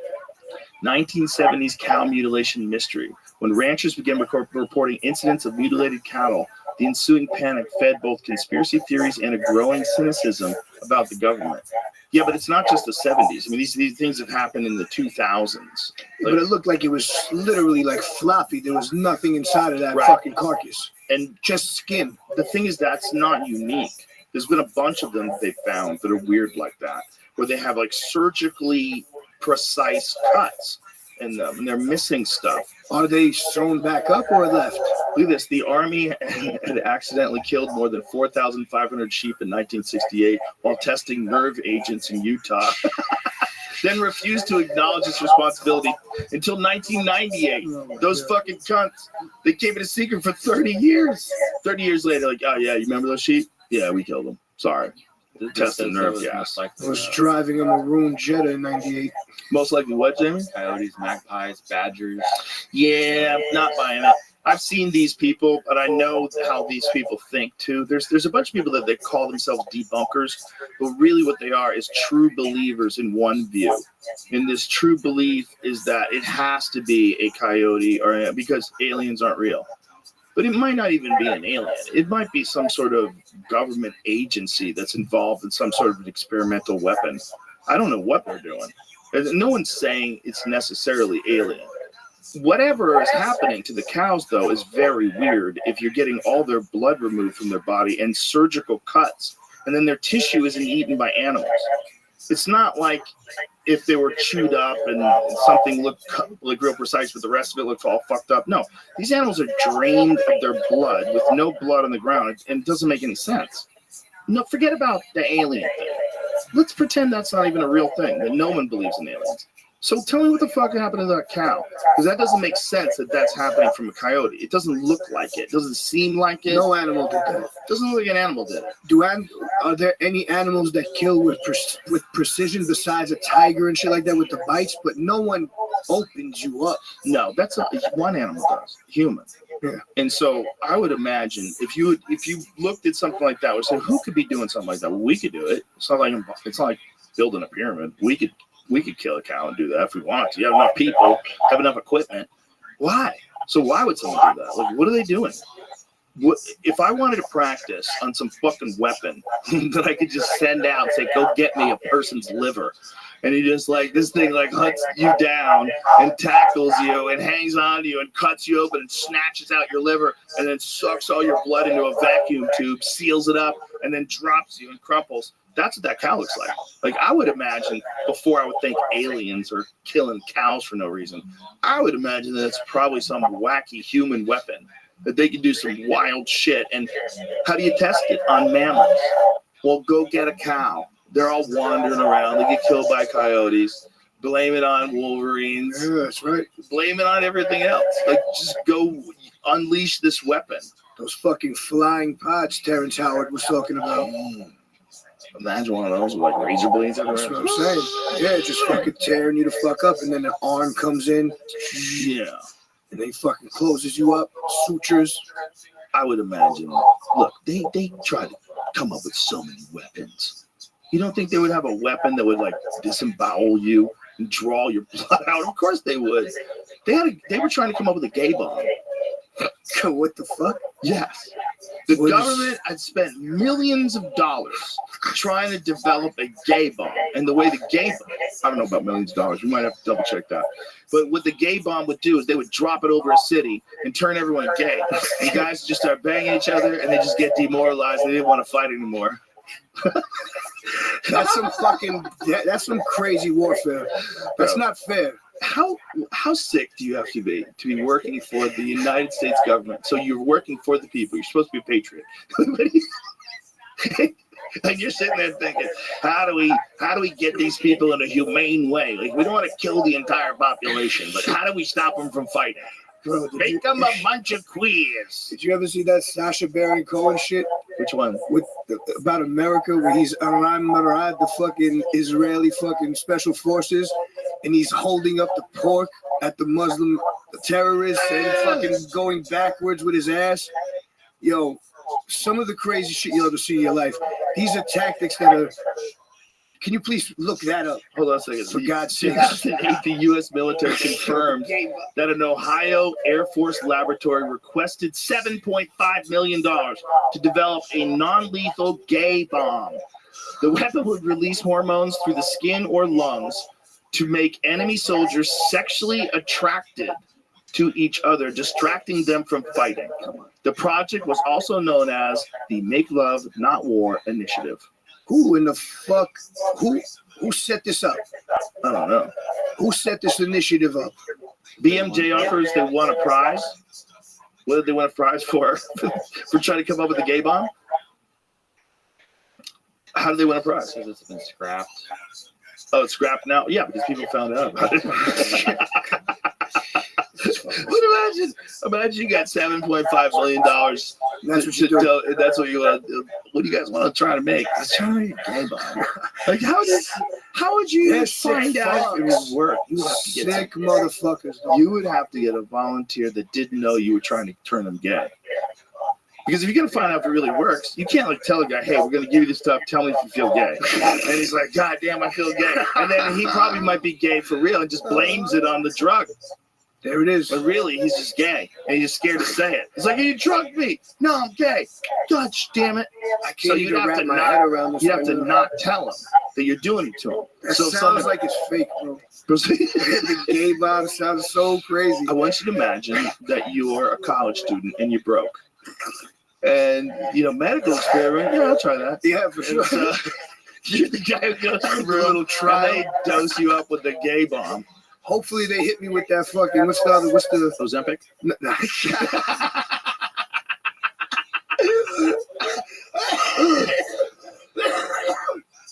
What's the fake one? In vitro or when they give you the fake shit? Oh yeah, the placebo. I want that. Yeah. Yeah, you'd have to take a risk. 50-50. I've seen heads that are on Ozempic. They don't look good, man. It doesn't seem like it looks like that cow. I don't think you should. They've had all their blood drained to them, and they're just a bag of meat. That's what they look like to me. Yeah. And then they have these big faces and skinny body because their face and shoulders get small, but their head grows when you get big. Yeah. Look like fucking Stewie. It came from an article in 07 where it talks about some other wild spending ideas they had. The gay bomb is crazy. Boston University developed brain implants that could steer shark-like dogfish with a phantom odor. Wow. This is all sci-fi. Well, I imagine dogfish. The military. It says the military has a lot of crazy ideas, but it's hard to turn these things into these ideas into action. Right. But if you would, if the military's open-minded, that's a good thing. Look at that next thing. Consider everything. What? Fucking taxpayer, $50,000 per second. What? This is why I gotta get the hell out of New York, because they're using my money for this fucking shit. Look at this. That is the craziest thing I've ever read. In her book, Imaginary Weapons, military expert Sharon Weinberger writes that the federal government is spending taxpayer money on the war technology at a pace of about $50,000 per second. That just made me angry for some reason, like I gave a shit, but it made me angry. The government spends $50,000 a second on war technology. Look at that. $78 billion on weird shit. Wow. Half of all government research and development dollars on a variety of projects, according to the American Association for Advancement of Science. Also in 2007. I definitely have some ideas for some weird weapons. Yeah, that was like 15 years ago. That's crazy. Right, double. Oh my God. Take the bottom of a Timberland boot, wrap duct tape around the footbed, and just fucking hit someone with the heel. It's a good one. That's not good against drones. Throw it. Once they release the drones. Yeah, see, I'm not good. Once again, I told you I'm not good at the computer. Anything with computers. I like driving a stick shift. I like cars with fucking AM, FM radio. Right. I hear you. I haven't listened to AM radio in forever. But 660, man. It's that WFAN shit I was telling you about. When I get in a dude's car and he's got AM radio on, I just get suspicious. He might be a prepper. If it's like AM political talk radio, you might be a prepper. The AM political talk is no good. But if you listen to the Knicks game on yeah. Oh, that's good. Yeah. No, that's good. If you can't be at the game or you can't be watching, you're working, you could hear it. That's the thing that that sport has that other sports have lost, right? Like boxing used to have that. Can I tell you what I'd like in UFC? Yes. I would like to hear your guys' commentary in little headphones and like a little transistor fucking thing. They used to have that. I really think that would make a big difference. I sit there for 7 hours every time I go. And, I wonder if I would love to hear what you guys are saying because it really does help. I wonder if you could do this. Because of the fact that if you let the audio just play on an app, then people there's a bunch of people that might buy the pay-per-view, but they won't buy the pay-per-view. They'll just listen to the audio on the app. Just in arena. Right. But what I was going to say, but if you geolocate, right, yes. You turn on your location services and it proves you're inside T-Mobile Arena, then you can put your earbuds in and you can listen to the commentary. That's what I want. Because that way you could find out what the cornerman said to him, if someone's foot. That's what I'm saying. There's all kinds of things that you hear about later. Oh, he broke his hand or he broke his foot. We have no idea. Right. When you're live, sometimes it's chaos. I mean, sometimes it's chaos for us. We're like, what happened? And it takes a second. And maybe if someone's back is to you and you're watching the fight and all of a sudden their head flies back, you don't even know what hit them. No, but you do bring the information once you gather it. And then we're sitting there, the fight will be over. And you're like, yo, did you hear that he broke his hand or did you hear this? Right. You got to find out live. Trying to think which was recent, online. Someone broke their foot or their hand in the fight and we didn't find out till after I was there. I can't remember who though. Yeah, the UFC should probably do something like that. That would be cool. They just turn it on if you're in the location because they can do shit like that. You'd have to let the government spy from find out. Whatever. If I get to listen to the fucking, they can have that one. Okay. If I get to listen to the commentary, I'm fine. Yeah, I've gone live before and I missed the commentary too. It just seems kind of empty. It seems weird. It's so weird. I'm so used to watching fights while talking. I've seen more fights while talking probably than I have without talking. It's just nuts. That's a nutty thing. I don't think it might not be. It's probably 50-50 at this point because I watch so many fights. Yeah. I watch a bunch of different organizations too. Bro, there's killers all over the world now. Yep. I was watching some dudes fight in this octagon event. They do have it on Sirius now. Oh, let's go. I wonder if you could have Sirius running inside, if you had your AirPods on. Right, if you have the Sirius app. If you have the app, because Sirius is basically like a podcast network too now. I mean, it's also satellite radio, but they have the app, right? Can you watch listen to Howard Stern live on the app? Yeah. I just want. It would be the no main pay-per-view cards. Oh, no main pay-per-view fight cards? Nights and preliminary fights. That's fine, but I would like the main. Now. Yeah, it's good for now. During the pay-per-view. Yeah, but I gotta be during. I would imagine they'd make some sort of situation where you could pay for that as well, where you get the extended version. Yeah, and if they just did that, for people that are at work or something like that, where you can't see it. I love listening to fights also. Yeah. Oh, that's right. That's what they used to look like. I can't tell when the last time. Why did they stop though? Is that a watch? It's like a walkie-talkie type thing. It's a little thing, and you plug in some headphones into it, and then you'd be sitting in the audience and you'd listen to the commentary. There it is. It's already there. Let's do it. I'll ask Dana. Tell him, please. What the fuck happened? Need that. Yeah, I'll ask Dana what the fuck happened. They were dope. Yeah, it was a cool thing to be able to listen to the fights, but then you have all these batteries and radios. And it's all fucked up. You want it to go through an app. That's true. You don't want to be. But I do want to be driving if I, like I do with Yankee games or with any games, and listen to the fights when I want. I have it on ESPN Plus, plugged into the car. I'm not watching, but I'm listening. That's one way to do it. But it's shaky sometimes. Right. The stream sucks. Right. You can't, I don't want to miss anything. Depends on what your service is, right? If you get some good 5G, I got you can garbage. watch it. I got fucking. What do you got? I still have Sprint. I'm loyal, bro. 25 years. That's hilarious. Oh man, That's hilarious. Oof. Mm. This fucking guy had me going crazy today, man. Yeah, dude, we put in some work, Bro. today. We did a lot. My Lord. The workout was dope, but the sauna really took it out of me. Yeah, I've never been baked before. yeah. I was slow roasted today. You should get one of those. I will. Yeah, it's good for you. It In really that is. cold, I feel like I could do again tomorrow, maybe get more than 55 seconds. Yeah, right? That's what I did. The first time I did like a minute and 20-something seconds. And then I did like 4 minutes, and then I did 20 minutes. Just because I wanted to see what I could do. The sauna is special, though. The sauna is hard, man. Especially at that temperature. You don't have to do that temperature, though. You could do the sauna. That was an extreme temp? Yeah. 190 is pretty extreme. Most people don't like 190. She was burning my nostrils. Yeah, most people like